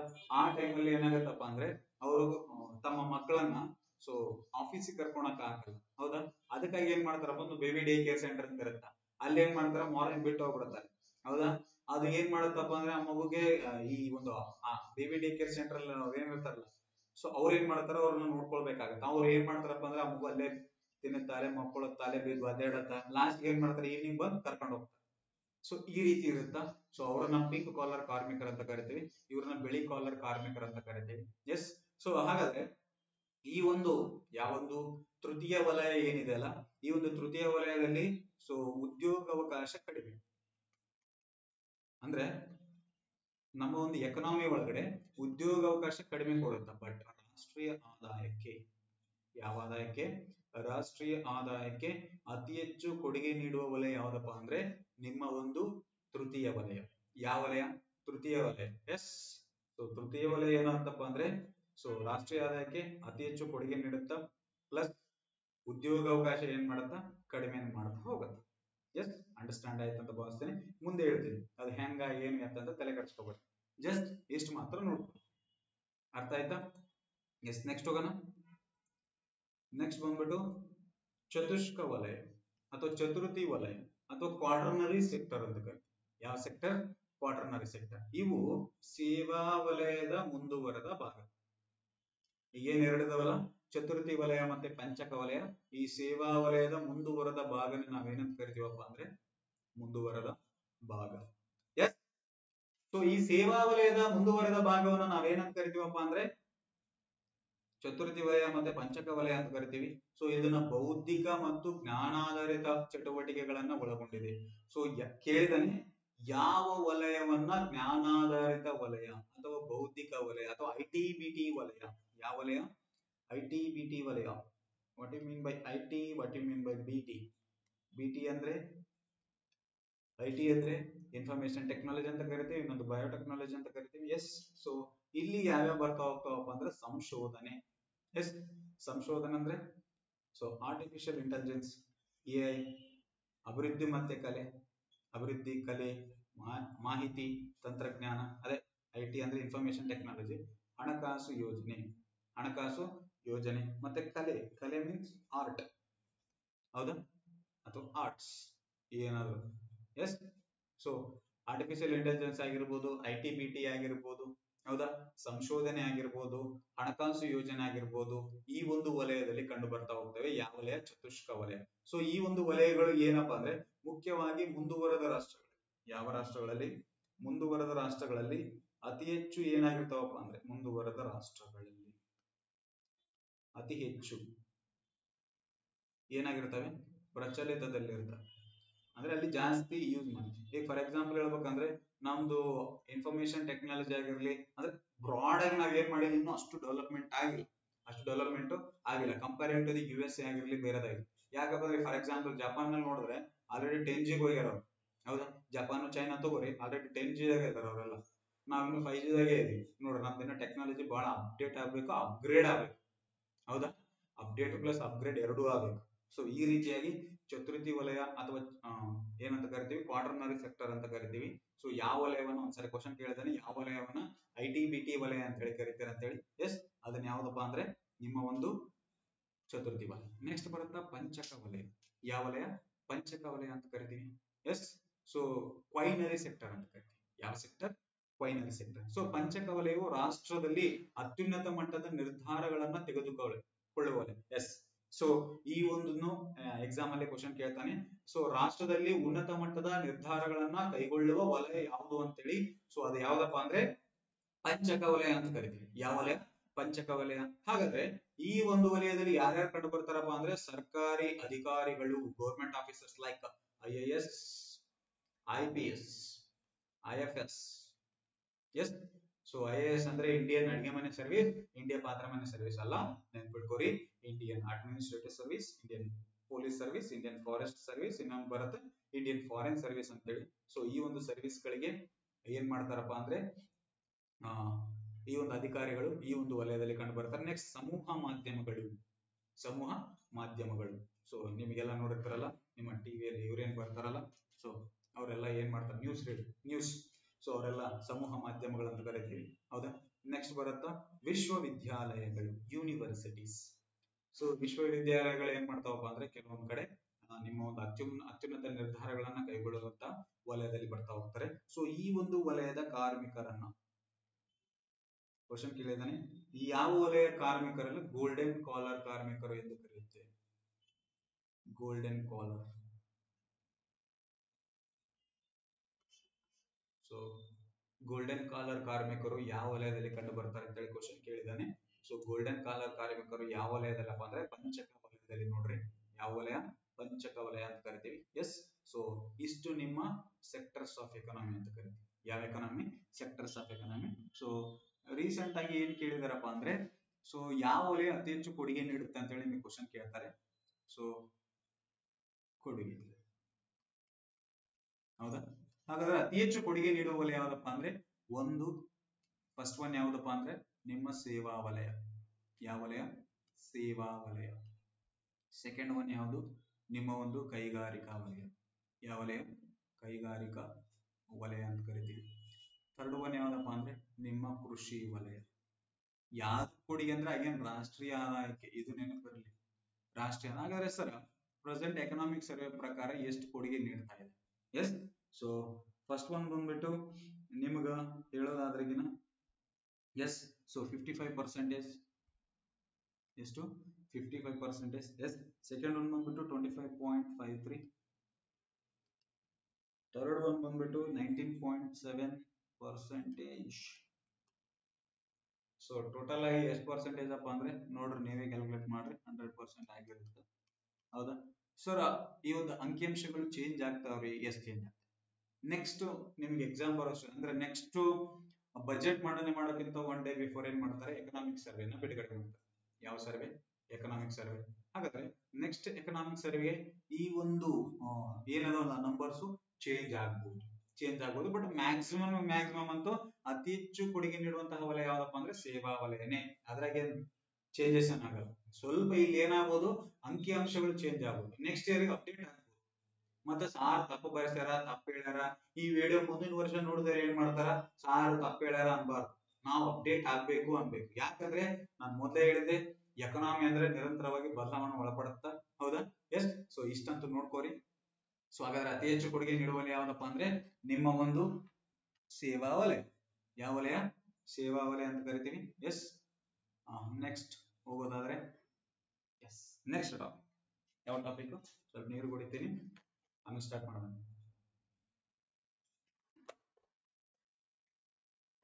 ನೀವು ನೀರು ಕುಡ್ರಿ, ಇಷ್ಟೊತ್ತು ಕೇಳಿ ಇದಾಗಿರುತ್ತ, ಸ್ಟ್ರೆಸ್ ಆಗಿರುತ್ತ. ಎಸ್, ಸ್ಟಾರ್ಟ್ ಮಾಡೋದು. ಎಸ್, ಇಷ್ಟೇ ನೋಡ್ರಿ. ಎಕನಾಮಿಕ್ಸ್ ಏನ್ ಬಹಳ ಕಷ್ಟ ಇಲ್ಲ, ಸಿಂಪಲ್ ಆಗಿ ಒಂದೊಂದು ಕಾನ್ಸೆಪ್ಟ್ ನ ಇದು ಮಾಡ್ಕೊಂತ ಹೋಗ್ತೀನಿ. ಈಸಿಯಾಗಿ ನೀವೇನ್ ಮಾಡ್ಬೇಕು? ಕಲಿತಾ ಹೋಗ್ಬೇಕು, ನೋಟ್ಸ್ ಮಾಡ್ತಾ ಹೋಗ್ಬೇಕು, ರಿಪೀಟ್ ಮಾಡ್ತಾ ಇರ್ಬೇಕು ಅಷ್ಟೇ. ಎಸ್, ಪೂರೈಕೆ ಇನ್ನೊಂದು ಬೇಸಿಕ್ ಕಾನ್ಸೆಪ್ಟ್ ಅಲ್ಲಿ ಎಕನಾಮಿಕ್ಸ್ ಒಳಗಡೆ ಬರುತ್ತಿದ್ದು ಬೇಡಿಕೆ ಮತ್ತೆ ಪೂರೈಕೆ, ಬೇಡಿಕೆ ನಿಯಮ ಮತ್ತೆ ಪೂರೈಕೆ ನಿಯಮ ಅಂತೇಳಿ. ಇದು ಇಂಪಾರ್ಟೆಂಟ್. ನಿಮಗೆ ಎಕ್ಸಾಮಿಗೆ ಕ್ವಶನ್ ಕೇಳ್ತಾನೆ. ಹೌದಾ? ಹಾಗಾದ್ರೆ ಪೂರೈಕೆ, ಸಪ್ಲೈ ಅಂತ ಕರಿತೀವಿ. ಏನಂತ ಕರಿತೀವಿ? ಸಪ್ಲೈ. ಹಾಗಾದ್ರೆ ಪೂರೈಕೆ ಎಂಬುದರ ಅರ್ಥ ಸಪ್ಲೈ ಅಥವಾ ಸರಬರಾಜು ಎಂದರ್ಥ. ಪೂರೈಕೆ ಅಂದ್ರೇನು? ಸಪ್ಲೈ ಮಾಡೋದು, ಸರಬರಾಜು ಮಾಡೋದು. ಏನು? ಸರಕು ಮತ್ತು ಸೇವೆಗಳು. ಯಾವುಗಳನ್ನ? ಸರಕು ಮತ್ತು ಸೇವೆಗಳನ್ನು. ಎಸ್, ಇದು ಮಾರುಕಟ್ಟೆಯಲ್ಲಿ ಲಭ್ಯವಿರುವ ಸರಕುಗಳು ಅಥವಾ ಸೇವೆಗಳ ಒಟ್ಟು ಪ್ರಮಾಣವನ್ನ ಸೂಚಿಸುತ್ತದೆ. ಮಾರುಕಟ್ಟೆಯಲ್ಲಿ ಲಭ್ಯವಿರುವ ಸರಕು ಮತ್ತು ಸೇವೆಗಳು, ಸರಕು ಮತ್ತು ಸೇವೆಗಳನ್ನ ಒಟ್ಟು ಪ್ರಮಾಣ ಅಂದ್ರೆ ಟೋಟಲ್ ಕ್ವಾಂಟಿಟಿನ ಏನ್ ಮಾಡತ್ತ? ಶೋ ಮಾಡತ್ತ, ಸೂಚನೆ ಮಾಡತ್ತ. ಎಸ್, ಸೊ ಇದನ್ನ ಸಪ್ಲೈ ಅಂತ ಕರಿತೀವಿ. ಹಾಗಾದ್ರೆ ಈ ಸಪ್ಲೈ ನೋಡಿದ್ರೆ ತಾನೆ ಸಪ್ಲೈ ನಿಯಮ ಅಥವಾ ಲಾ ಆಫ್ ಸಪ್ಲೈ, ಪೂರೈಕೆ ನಿಯಮ ಅಂತ ಕರಿತೀವಿ. ಯಾವ ನಿಯಮ? ಪೂರೈಕೆ ನಿಯಮ. ಸೊ ಎಕ್ಸಾಮ್ ಗೆ ಇದನ್ನ ಕೇಳಿದಾನೆ. ಎಸ್, ಉಳಿದೆಲ್ಲ ಅಂಶಗಳು ಯಾವುಗಳು? ಉಳಿದೆಲ್ಲ ಅಂಶಗಳು ಸ್ಥಿರವಾಗಿರುವ ಸಂದರ್ಭದಲ್ಲಿ. ಸೊ ಸೆಟರಿಸ್ ಫ್ಯಾರ್ಬಿಸ್ ಅಥವಾ ಪ್ಯಾರಿಬಿಸ್ ಅಂತ ಕರಿತೀವಿ, ಹೌದಾ? ಸೊ ಇದನ್ನ ಏನ್ ಮಾಡಿರಪ್ಪ ಅಂದ್ರೆ ನಿಮ್ಮ NCERT ಒಳಗಡೆ ಒಂದು ಪದ ಕೊಟ್ಟಿದ್ದಾರೆ, ಸೆಟರಿಸ್ ಪ್ಯಾರಿಬಿಸ್. ಎಸ್, ಸೊ ಹಿಂಗಂದ್ರೆ ಏನು? ಹಿಂಗಂದ್ರೆ ಏನು? ಸಿಂಪಲ್, ಉಳಿದ ಎಲ್ಲ ಅಂಶಗಳು ಸ್ಥಿರವಾಗಿರುವ ಸಂದರ್ಭದಲ್ಲಿ. ನಿಮಗ ಒಂದು ಹೇಳ್ತೀನಿ, ಯಾವ ಅಂಶಗಳು? ಹೌದಾ? ಫಸ್ಟ್ ಥಿಂಗ್ ಏನ್ ಹೇಳಿದೆ? ಒಂದು ಪದ ತಗೊಂಡೆ, ಅದು ಪೂರೈಕೆ ನಿಯಮ. ಪೂರೈಕೆ ನಿಯಮ ಸಿಂಪಲ್ ಆಗಿ ಹೇಳ್ಬೇಕು, ಉಳಿದ ಎಲ್ಲಾ ಅಂಶಗಳು ಸ್ಥಿರವಾಗಿರುವ ಸಂದರ್ಭದಲ್ಲಿ ಯಾವುದೇ ಸರಕು ಅಥವಾ ಸೇವೆಗಳ ಬೆಲೆ ಏರುತ್ತಿದ್ದಂತೆ ಅದರ ಪೂರೈಕೆ ಪ್ರಮಾಣವು ಏರುತ್ತದೆ. ಒಂದ್ ವೇಳೆ ಬೆಲೆ ಕಡಿಮೆ ಆದ್ರೆ ಪೂರೈಕೆನೂ ಕಡಿಮೆ ಆಗುತ್ತೆ. ಇದು ಲಾ ಆಫ್ ಸಪ್ಲೈ, ಪೂರೈಕೆ ನಿಯಮ ಅಂತ ಕರಿತೀವಿ. ಎಸ್, ಬೆಲೆ ಹೆಚ್ಚಾದ್ರೆ ಪೂರೈಕೆ ಹೆಚ್ಚಾಗುತ್ತಾ, ಬೆಲೆ ಕಡಿಮೆ ಆದ್ರೆ ಪೂರೈಕೆನೂ ಕಡಿಮೆ ಆಗುತ್ತೆ. ಹಾಗಾದ್ರೆ ಒಂದು ಪದ ಹೇಳಿದರಲ್ಲಿ ಉಳಿದೆಲ್ಲ ಅಂಶಗಳು ಸ್ಥಿರವಾಗಿರುವ ಸಂದರ್ಭದಲ್ಲಿ ಅವು ಯಾವ್ಯಾವ ಅಂಶಗಳು ನೋಡ್ತಾ ಹೋಗೋಣ. ಇದು ಇಂಪಾರ್ಟೆಂಟ್. ಸುಮ್ಮನೆ ನಾನು ಮೀನಿಂಗ್ ಹೇಳ್ಕೊಂಡು ಅದ ಅರ್ಥ ಹೇಳಾದ ಸುಮ್ಮನೆ ಅಂಡರ್ಲೈನ್ ಮಾಡ್ಕೊಂಡು ಹೋದ್ರೆ ಎದಕ್ಕೆ ಯೂಸ್ ಇಲ್ಲ, ಹೌದಾ? ಎಸ್, ಸೊ ಉಳಿದೆಲ್ಲ ಅಂಶಗಳಂದ್ರೆ ಯಾವ್ಯಾವ ಅಂಶ ಬರ್ತವೆ? ಒಂದು ಪ್ರೈಸ್, ಯಾವುದು? ಪ್ರೈಸ್ ಅಂತ ಕರೀತಾರೆ, ಅಂದ್ರೆ ಬೆಲೆ. ಸೊ ಮಾರುಕಟ್ಟೆಯಲ್ಲಿ ನೀವು ಅಬ್ಸರ್ವ್ ಮಾಡ್ರಿ, ಬೆಲೆ ಏನಾಗತ್ತಪ್ಪ ಅಂದ್ರೆ ಪೂರೈಕೆಗೂ ಏನಾಗತ್ತೆ? ಡಿಪೆಂಡ್ ಆಗತ್ತೆ. ಈಗ ನೀವೇ ನೋಡಿದ್ರಿ, ಹೌದಾ? ಒಂದು ಮಾರುಕಟ್ಟೆಯಲ್ಲಿ ಬೆಲೆ ಹೆಚ್ಚಿದ್ರೆ, ಏನ್ ಹೆಚ್ಚಿದ್ರೆ? ಬೆಲೆ ಹೆಚ್ಚಿದ್ರೆ ಪೂರೈಕೆ ಏನಾಗತ್ತ? ಜಾಸ್ತಿ ಆಗುತ್ತೆ. ಹಾಗಾದ್ರೆ ಬೆಲೆ ಕಡಿಮೆ ಆದ್ರೆ ಏನಾಗತ್ತ? ಪೂರೈಕೆನು ಕಡಿಮೆ ಆಗುತ್ತಾ ಹೋಗುತ್ತೆ, ಹೌದಾ? ನೆಕ್ಸ್ಟ್ ಬರುತ್ತಾ substitute goods price. Substitute goods price ಅಂತ ಕರಿತೀವಿ. ನಾನು ಕನ್ನಡದಾಗ ಹೇಳ್ತೀನಿ, ಇಂಗ್ಲಿಷ್ ಆಗಿ ಹೇಳ್ತೀನಿ, don't worry. Yes, substitute good ಅಂದ್ರೆ ಏನು? ಬದಲಿ ಸರಕುಗಳು ಅಂತ ಕರಿತೀವಿ. ಬದಲಿ ಸರಕುಗಳಂದ್ರೆ ಏನು? ಫಾರ್ ಎಕ್ಸಾಂಪಲ್, ಈಗ ನಾನು ಚಾ ಕುಡಿತೀನಿ ಬೆಳಿಗ್ಗೆ, ಹೌದಾ? ಈಗ ಕೆಲವೊಬ್ರು ಏನ್ ಕುಡಿತಾರೆ? ಕಾಫಿ ಕುಡಿತಾರೆ. ಏನ್ ಕುಡಿತಾರೆ? ಕಾಫಿ ಕುಡಿತಾರೆ ತಾನೆ.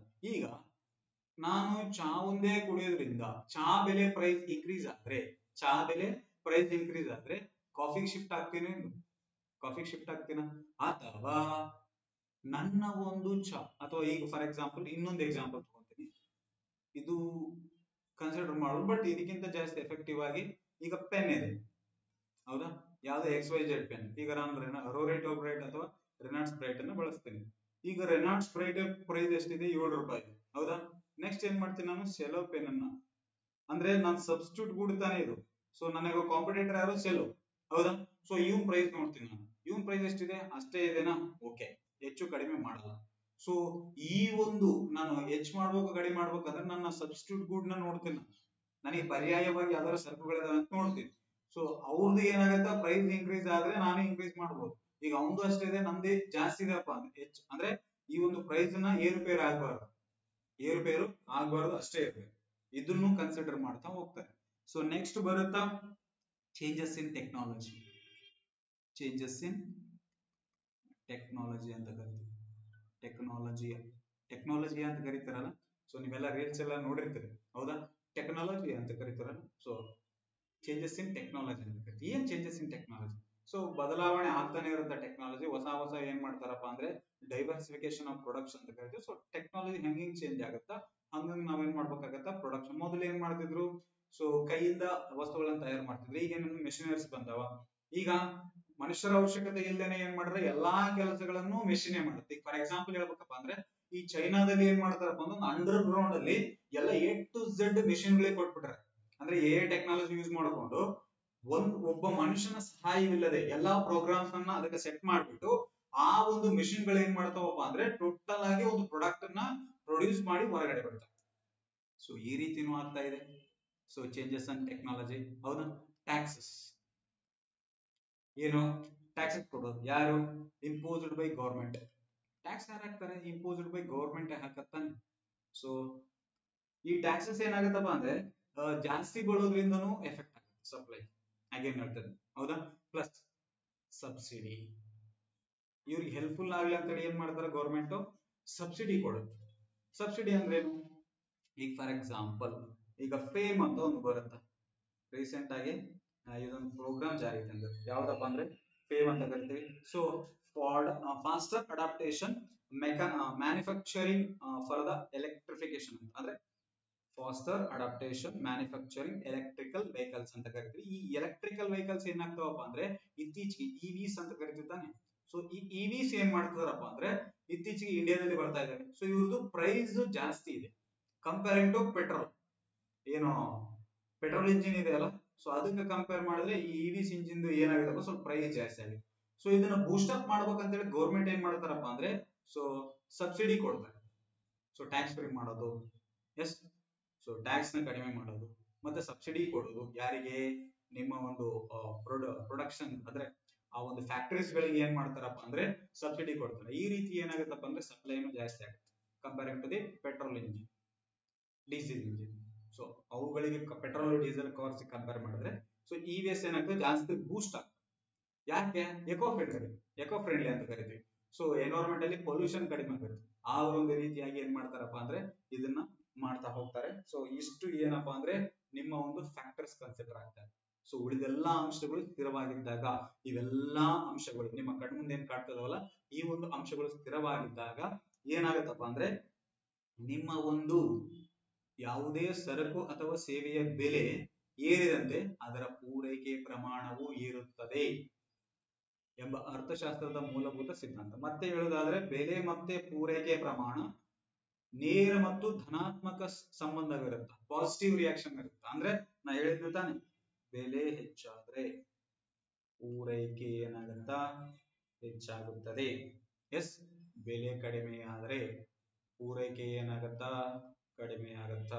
ಎಸ್, ಇದು ಯಾವ ಡಿಮ್ಯಾಂಡ್ ಅಪ್ಪ ಅಂದ್ರೆ ಸಾರಿ ಯಾವ ಲಾ ಅಂದ್ರೆ ಸಪ್ಲೈ ಲಾ ಆಫ್ ಸಪ್ಲೈ ಅಂತ ಕರಿತೀವಿ. ಪೂರೈಕೆ ನಿಯಮ. ಯಾವ ನಿಯಮ? ಪೂರೈಕೆ ನಿಯಮ. ಸೊ ಒಂದು ಡಯಾಗ್ರಾಮ್ ಮೂಲಕ ನೋಡ್ತಾ ಹೋಗೋಣಂತೆ. ಇಲ್ಲ ಐತಿ ನೋಡ್ರಿ, ಪೂರೈಕೆ ನಿಯಮ ವಿವರಣೆ ನೀಡ್ತಾ ಹೋದ್ರೆ ಬೆಲೆ ಹೆಚ್ಚಾದಂತೆ ಉತ್ಪಾದಕರು ಹೆಚ್ಚಿನ ಲಾಭಕ್ಕಾಗಿ ಹೆಚ್ಚಿನ ಪ್ರಮಾಣದಲ್ಲಿ ಸರಕುಗಳನ್ನ ಪೂರೈಕೆ ಮಾಡಲು ಸಿದ್ಧರಾಗ್ತಾರೆ. ಹೌದು. ಸೊ ಈ ಫಾರ್ ಎಕ್ಸಾಂಪಲ್ ಈ ಪೆನ್ನಿನ ಬೆಲೆ, ಹೌದಾ, ಒಂದು ಪೆನ್ನಿನ ಬೆಲೆ ಈಗ ನಾನು ಬಳಸ್ತಾ ಇದ್ದೀನಲ್ಲ ಈ pen, so pen tab, so ಇದರ ಪ್ರೈಸ್ ಇನ್ಕ್ರೀಸ್ ಆದ್ರೆ, ಹೌದಾ, ಮಾರ್ಕೆಟ್ ಅಲ್ಲಿ ಇದ್ರ ಬೆಲೆ ಹೆಚ್ಚಾದ್ರೆ ಈಗ ನಾನೇನ್ ಮಾಡ್ತೀನಿ ಪ್ರೊಡ್ಯೂಸರ್ ಆಗಿ, ಆಸ್ ಎ ಪ್ರೊಡ್ಯೂಸರ್ ಆಗಿ ನಾನು ಜಾಸ್ತಿ ಉತ್ಪಾದನೆ ಮಾಡ್ತೀನಿ. ಯಾಕೆ ಜಾಸ್ತಿ ಉತ್ಪಾದನೆ ಮಾಡ್ತೀನಿ? ಮಾರುಕಟ್ಟೆಯಲ್ಲಿ ನನ್ನ ಸರಕು ಮತ್ತು ಸೇವೆಗಳಿಗೆ ಬೆಲೆ ಜಾಸ್ತಿ ಇದೆ. ಬೆಲೆ ಇದ್ದಾಗ ತಾನೇ ಅವನು ಪ್ರೊಡಕ್ಷನ್ ಮಾಡ್ಲಿಕ್ಕೆ ಒಂದು ಮೋಟಿವೇಶನ್ ಸಿಗೋದು. ಈಗ ಫಾರ್ ಎಕ್ಸಾಂಪಲ್ ಸೊ ನೀವು ನನ್ನ ವಿಡಿಯೋ ಜಾಸ್ತಿ ನೋಡ್ತಾ ಇದ್ರೆ, ಜಾಸ್ತಿ ವ್ಯೂವರ್ಶಿಪ್ ಆಗ್ತಿದ್ರೆ ಅದಕ್ಕೆ ಬೆಲೆ ಇದೆ ಅಂತ ಜಾನೆ. ಸೊ ನನಗ ವ್ಯೂವರ್ಶಿಪ್ ಜಾಸ್ತಿ ಆದ್ರೆ, ಬೆಲೆ ಜಾಸ್ತಿ ಆದ್ರೆ ನಾನೇನ್ ಮಾಡ್ತೀನಿ? ಜಾಸ್ತಿ ವಿಡಿಯೋಗಳನ್ನ ಏನ್ ಮಾಡ್ತೀನಿ? ಉತ್ಪಾದನೆ ಮಾಡ್ತೀನಿ. ಅಂದ್ರೆ ಜಾಸ್ತಿ ವಿಡಿಯೋಗಳನ್ನ ಮಾಡ್ತಾ ಹೋಗ್ತೀನಿ. ಹೌದಾ?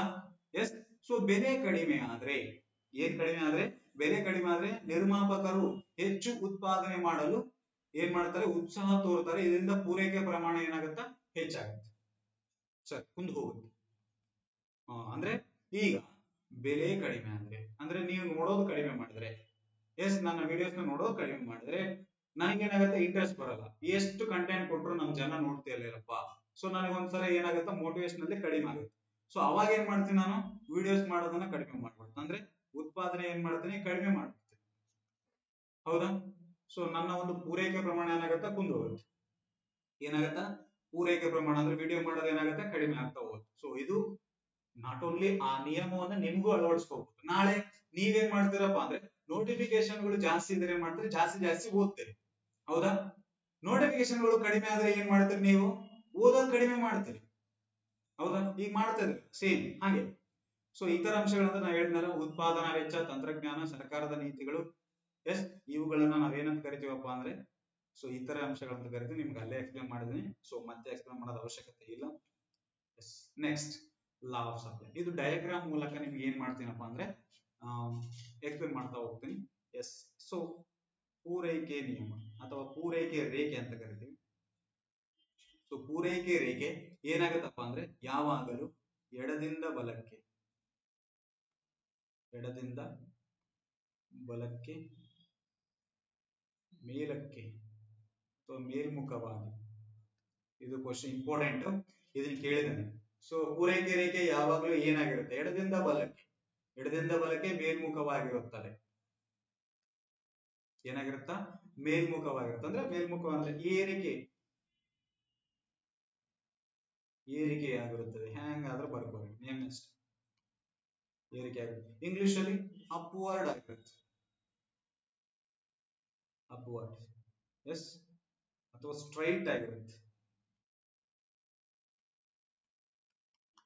ಹೆಂಗಾದ್ರೂ ಬರ್ಬೋದು, ನಿಮ್ಗೆ ಬಿಟ್ಟು. ಸೊ ಪೂರೈಕೆ ರೇಖೆ ಯಾವಾಗಲೂ ಏನಿರ್ತದೆ, ಇಲ್ಲಿ ನೋಡ್ರಿ, ಇಲ್ಲಿ ಐತಾ. ಸೊ ಇಲ್ಲಿ ಕ್ವಾಂಟಿಟಿ ಸಪ್ಲೈಡ್ ಅಂತ ಬರುತ್ತಾ, ಇಲ್ಲಿ ಪ್ರೈಸ್.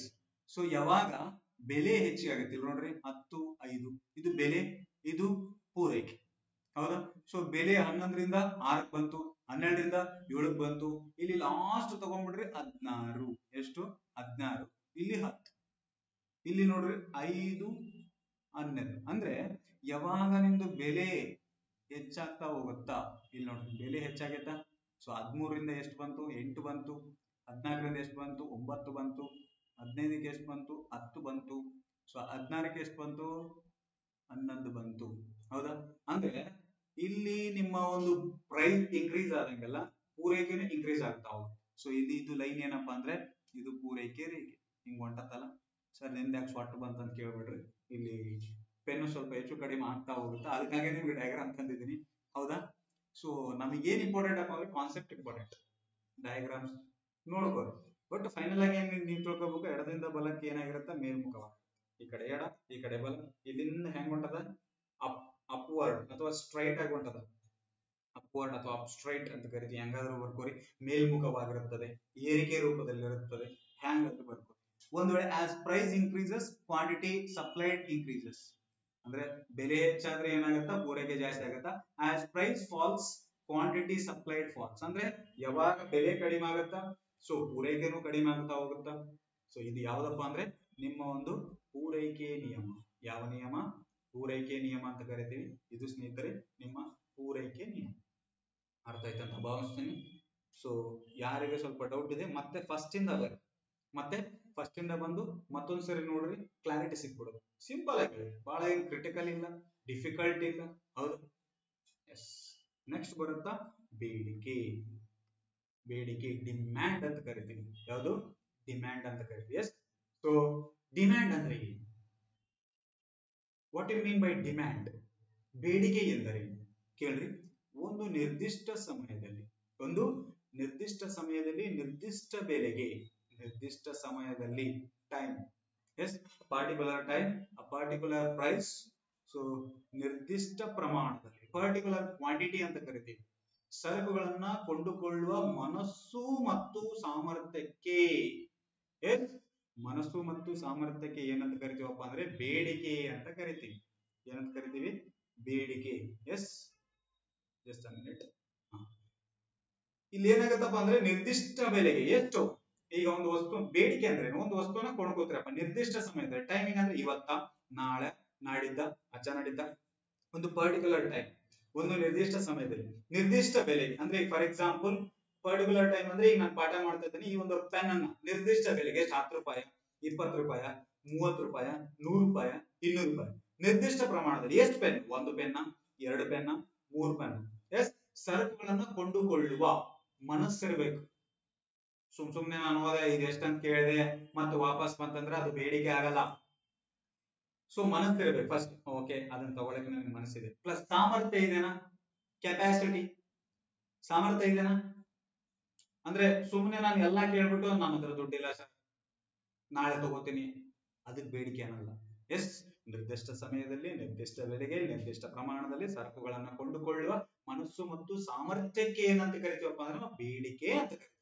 ಏನಂತ ಕರಿತೀವಿ, ಬೇಡಿಕೆ, ಡಿಮ್ಯಾಂಡ್ ಅಂತ ಕರಿತೀವಿ. ಏನಂತ ಕರಿತೀವಿ, ಡಿಮ್ಯಾಂಡ್. ಹಾಗಾದ್ರೆ ಈ ಒಂದು ಬೇಡಿಕೆಯನ್ನ ನಿರ್ಣಾಯಕ ಮಾಡುವ ಅಂಶಗಳ್ಯಾವ್ಯಾವ, ಬೇಡಿಕೆಯನ್ನ ನಿರ್ಣಯ ಮಾಡುವ ಅಂಶಗಳ್ಯಾವ್ಯಾವ ಕೇಳ್ರಿ.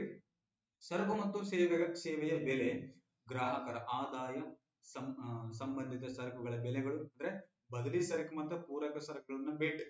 ಸೊ ಗ್ರಾಹಕರ ಅಭಿರುಚಿ, ಆದ್ಯತೆಗಳು, ಭವಿಷ್ಯದ ಬೆಲೆಗಳು, ಆದಾಯದ ಬಗ್ಗೆ ಗ್ರಾಹಕರ ನಿರೀಕ್ಷೆಗಳು, ಬೇಡಿಕೆ ಮೇಲೆ ಪ್ರಭಾವ ಬೀರುವ ಅಂಶಗಳು, ಜನಸಂಖ್ಯೆ ಅಥವಾ ಮಾರುಕಟ್ಟೆಯ ಗಾತ್ರ, ಸರ್ಕಾರದ ನೀತಿಗಳು, ಸಾಲದ ಲಭ್ಯತೆ ಒಳಗೊಂಡಿರ್ತವೆ. ಇವೆಲ್ಲ ಒಳಗೊಂಡಿರ್ತಾವ. ಅಷ್ಟೆಲ್ಲ ತಲೆ ಕೆಡಿಸ್ಕೊಬಿಟ್ರೆ ಸಿಂಪಲ್ ಆಗಿ ಹೇಳ್ತೀನಿ ಕೇಳ್ರಿ. ಒನ್ ಬೈ ಒನ್ ಎಕ್ಸ್ಪ್ಲೇನ್ ಮಾಡ್ಕೊಂತ ಬಂದಿದ್ದೀನಿ, ಇದನ್ನ ಕೇಳಿಸ್ತೆ. ಸೊ ಮುಖ್ಯ ನಿರ್ಣಾಯಕ ಅಂಶಗಳು ವಿವರ ಇಲ್ಲಿದೆ. ಅಂದ್ರೆ ಒಂದು ಬೇಡಿಕೆಯನ್ನ ನಿರ್ಣಯ ಅಥವಾ ಡಿಸೈಡ್ ಮಾಡುವ ಅಂಶಗಳಿವೆ. ಎಸ್, ಬೇಡಿಕೆಯನ್ನ ಡಿಸೈಡ್ ಮಾಡುವ ಅಂಶಗಳಿವೆ. ಒಂದು, ಸರಕು ಮತ್ತು ಸೇವೆಯ ಬೆಲೆ. ಇಂಪಾರ್ಟೆಂಟ್. ಯಾವ್ದಾದ್ರು ಸರಕು ಮತ್ತು ಸೇವೆಯ ಬೆಲೆ. ಸೊ ಇದು ಅತ್ಯಂತ ನೇರ ಅಂಶವಾಗಿದೆ. ಯಾವ ಅಂಶ? ನೇರ ಅಂಶ. ಸೊ ಬೇಡಿಕೆ ಕಾನೂನಿನ ಪ್ರಕಾರ ಅಥವಾ ಬೇಡಿಕೆ ನಿಯಮದ ಪ್ರಕಾರ ಸರಕು ಅಥವಾ ಸೇವೆಯ ಬೆಲೆ ಕಡಿಮೆಯಾದಂತೆ ಬೇಡಿಕೆ ಪ್ರಮಾಣವು ಸಾಮಾನ್ಯವಾಗಿ ಹೆಚ್ಚುತ್ತದೆ. ಇದಕ್ಕೆ ಮತ್ತು ಪ್ರತಿಯಾಗಿ ಇದರ ಅಂಶಗಳು ಸ್ಥಿರವಾಗಿದ್ದು ಎಂದು ಊಹಿಸುತ್ತದೆ. ನಿಮಗೆ ಮುಂದೆ ಬೇಡಿಕೆ ನಿಯಮ ಬಂದಾಗ ನೀಟಾಗಿ ಹೇಳ್ತೀನಿ, ಡೆಫಿನೆಟ್ಲಿ ತಲೆ ಕೆಡಿಸ್ಕೊಬೇಡ್ರಿ. ಅಂದ್ರೆ ಸರಕು ಬೆಲೆ ಏನಾಗುತ್ತೆ ಇಲ್ಲಿ ನಿಮಗೆ ಸಿಂಪಲ್ ಆಗಿ ಹೇಳಿದೀನಿ ಕೇಳ್ರಿ. ಬೆಲೆ ಕಡಿಮೆ ಆಗೋದ್ರಿಂದ ಬೇಡಿಕೆ ಸಾಮಾನ್ಯವಾಗಿ ಹೆಚ್ಚುತ್ತೆ. ಸಿಂಪಲ್ ಆಗಿ ಹೇಳ್ಬೇಕಂದ್ರೆ ಬೆಲೆ ಹೆಚ್ಚಾದ್ರೆ ಬೇಡಿಕೆ ಕಡಿಮೆ ಆಗುತ್ತಾ, ಬೆಲೆ ಕಡಿಮೆ ಆದ್ರೆ ಬೇಡಿಕೆ ಹೆಚ್ಚಾಗುತ್ತೆ. ಇದು ಒಂದು ಫ್ಯಾಕ್ಟರ್. ಏನು ಡಿಸೈಡ್ ಮಾಡ್ಲಿಕ್ಕೆ, ಡಿಮ್ಯಾಂಡ್ ಡಿಸೈಡ್ ಮಾಡ್ಲಿಕ್ಕೆ. ಒಂದು, ಬೆಲೆ ಹೆಚ್ಚಾದ್ರೆ ಏನಾಗುತ್ತೆ, ಬೇಡಿಕೆ ಕಡಿಮೆ ಆಗುತ್ತೆ. ಈಗ ಫಾರ್ ಎಕ್ಸಾಂಪಲ್ ಈ ಪೆನ್ ಇದಪ್ಪ, ಈ ಪೆನ್ನಿನ ಬೆಲೆ ಈಗ ಸದ್ಯ ಎಷ್ಟೈತೆ, 10 ರೂಪಾಯಿ ಐತೆ, ತಗೋತೀರಿ, ಬರೀತೀರಿ ಎಲ್ಲ. ಇದೇ ಪೆನ್ 1000 ರೂಪಾಯಿ 2000 ರೂಪಾಯಿ ಅಂದ್ರೆ ತಗೋತಾರೆ? ತಗೊಳ್ಳೋದು. ಯಾಕ? ಬೆಲೆ ಹೆಚ್ಚಿದೆ. ಸೊ ಬೆಲೆ ಹೆಚ್ಚಿದ್ದಾಗ ಯಾವ ಇಂಟ್ರೆಸ್ಟ್ ತೋರಿಸಲ್ಲ, ಬೇಡಿಕೆ ಕಡಿಮೆ ಆಗುತ್ತೆ. ಹೌದಾ? ನೆಕ್ಸ್ಟ್, ಬೆಲೆ ಕಡಿಮೆ. ಇದೇ ಪೆನ್ ನಾನು 7 ರೂಪಾಯಿ ಪೆನ್ 5 ರೂಪಾಯಿ ಕೊಡ್ತೀನಿ. ಎಷ್ಟು ಕೊಡ್ತೀನಿ? 5 ರೂಪಾಯಿ ಕೊಡ್ತೀನಿ. ಅವಾಗ ಬೆಲೆ ಕಡಿಮೆ ಆಗುತ್ತೆ. ಬೆಲೆ ಕಡಿಮೆ ಇದ್ದಾಗ ಆಟೋಮೆಟಿಕ್ಲಿ ಇದ್ರ ಬೆಲೆ ಬೇಡಿಕೆ ಏನಾಗುತ್ತೆ, ಹೆಚ್ಚಾಗತ್ತಾ? ಏನಾಗತ್ತಾ? ಹೆಚ್ಚಾಗತ್ತಾ. ಇತರ ಅಂಶಗಳು ಸ್ಥಿರವಾಗಿರ್ತವೆ. ಯಾವ ಅಂಶಗಳು? ಇತರ ಅಂಶಗಳು ಸ್ಥಿರವಾಗಿದ್ದಾಗ. ನೆಕ್ಸ್ಟ್, ಗ್ರಾಹಕರ ಆದಾಯ. ಸೊ ಇನ್ಕಮ್ ಅಂತ ಕರಿತೀವಿ. ಸೊ ಕಸ್ಟಮರ್ ಇನ್ಕಮ್ ಡಿಸೈಡ್ ಮಾಡುತ್ತಾ ಯಾವುದು? ಬೇಡಿಕೆ. ಸೊ ಅದರಲ್ಲಿ ಸಾಮಾನ್ಯ ಸರಕುಗಳು. ಯಾವ ಸರಕುಗಳು? ಸಾಮಾನ್ಯ ಸರಕುಗಳು. ಹೆಚ್ಚಿನ ಸರಕುಗಳಿಗೆ ಗ್ರಾಹಕರ ಆದಾಯ ಹೆಚ್ಚಿದಂತೆ ಏನಾಗತ್ತಾ, ಬೇಡಿಕೆ ಜಾಸ್ತಿ ಆಗತ್ತಾ. ಈಗ ಫಾರ್ ಎಕ್ಸಾಂಪಲ್ ಹೇಳ್ಬೇಕಪ್ಪ ಅಂದ್ರೆ, ನೀವು ನಿಮ್ಮ ಒಂದು ಆದಾಯ ಹೆಚ್ಚಾದಂತೆ ನೀವ್ ಏನ್ ಮಾಡ್ತೀರಪ್ಪ ಅಂದ್ರೆ, ನೀವು ಸರಕುಗಳನ್ನ ಕೊಂಡುಕೊಳ್ಳುವುದು ಏನ್ ಮಾಡ್ತೀರಿ? ಹೆಚ್ಚು ಮಾಡ್ತೀರಿ. ದುಡ್ಡಿಲ್ಲಪ್ಪ ಅಂದ್ರೆ ಏನ್ ಮಾಡ್ತೀರಿ? ನಿಮ್ಮ ಆದಾಯ ಕಡಿಮೆ ಇದ್ರೆ ಏನ್ ಮಾಡ್ತೀರಿ? ಸರಕುಗಳನ್ನ ಕಡಿಮೆ ಕೊಂಡ್ಕೊತೀರಿ. ಈಗ ಸಿಂಪಲ್ ಆಗಿ ಹೇಳ್ಬೇಕಂದ್ರೆ ನಮ್ ಧಾರವಾಡ ಮಂದಿ, ಹೌದಾ? ಸೊ ಧಾರವಾಡದಲ್ಲಿ ಏನ್ ಮಾಡ್ತಾರಪ್ಪ ಅಂದ್ರೆ, ನಿಮ್ಮ ಒಂದು ಆದಾಯ ಜಾಸ್ತಿ ಇದ್ರೆ ಏನ್ ಮಾಡ್ತಾರಪ್ಪ ಅಂದ್ರೆ, ಸೊ ಊಟ ಮಾಡೋದು. ಈಗ ಫಾರ್ ಎಕ್ಸಾಂಪಲ್ ಯಾವ್ದೋ ಒಂದು ಊಟ ತಗೊಂಡ್ರೆ ಬಿರಿಯಾನಿ ಹೊಡಿತಾರೆ ಜಾಸ್ತಿ, ಹೌದಾ? ಸೊ ಆದಾಯ ಕಡಿಮೆ ಇದ್ರೆ ಎಗ್ ರೈಸ್ ಇದ್ರ ಜೊತೆಗೆ ಅಡ್ಜಸ್ಟ್ ಆಗ್ಬಿಡುತ್ತೆ, ಹೌದಾ? ಸೊ ಈ ರೀತಿಯಾಗಿ ಏನ್ ಮಾಡ್ತಾರಪ್ಪ ಅಂದ್ರೆ, ನಿಮ್ಮ ಆದಾಯನು ಏನ್ ಮಾಡುತ್ತಪ್ಪ ಅಂದ್ರೆ ವಸ್ತುಗಳಿಗೆ ಬೇಡಿಕೆ ಉಂಟು ಮಾಡುತ್ತೆ. ವಸ್ತುಗಳಿಗೆ ಏನ್ ಮಾಡುತ್ತಾ? ಬೇಡಿಕೆಯನ್ನ ಉಂಟು ಮಾಡ್ತಾ ಹೋಗುತ್ತಾ. ಆದಾಯ ಹೆಚ್ಚಿದ್ರೆ ಜಾಸ್ತಿ ತಗೋತ್ರಿ, ಆದಾಯ ಕಡಿಮೆ ಅಂದ್ರೆ ಸೈಲೆಂಟ್ ಆಗಿ ಕೂಡ್ತಾರೆ, ಹೌದಾ? ನೆಕ್ಸ್ಟ್ ಬರುತ್ತಾ ಕೆಳಮಟ್ಟದ ಸರಕುಗಳು. ಯಾವ ಸರಕುಗಳು? ಕೆಳಮಟ್ಟದ ಸರಕು. ಕೆಲವು ಸರಕುಗಳಿಗೆ ಗ್ರಾಹಕರು ಹೆಚ್ಚು ಅಪೇಕ್ಷಣೀಯ ಪರ್ಯಾಯಗಳಿಗೆ ಬದಲಾಯಿಸಿದಾಗ ಆದಾಯ ಹೆಚ್ಚಿದಂತೆ ಬೇಡಿಕೆ ಕಡಿಮೆ ಆಗುತ್ತೆ. ಎಸ್, ಸೊ ಸಂಬಂಧಿತ ಸರಕುಗಳ ಬೆಲೆಗಳು ಅಂತ ಕರಿತೀವಿ. ಸೊ ಈ ಕೆಳಮಟ್ಟದ ಸರಕುಗಳು ಅಂದ್ರೆ ನೆಕ್ಸ್ಟ್ ಬರುತ್ತಾ, ನಾ ಹೇಳ್ತೀನಿ ನಾನು, ಜಸ್ಟ್ ಈಗ ನೋಡ್ಕೋರಷ್ಟೇ. Just minute.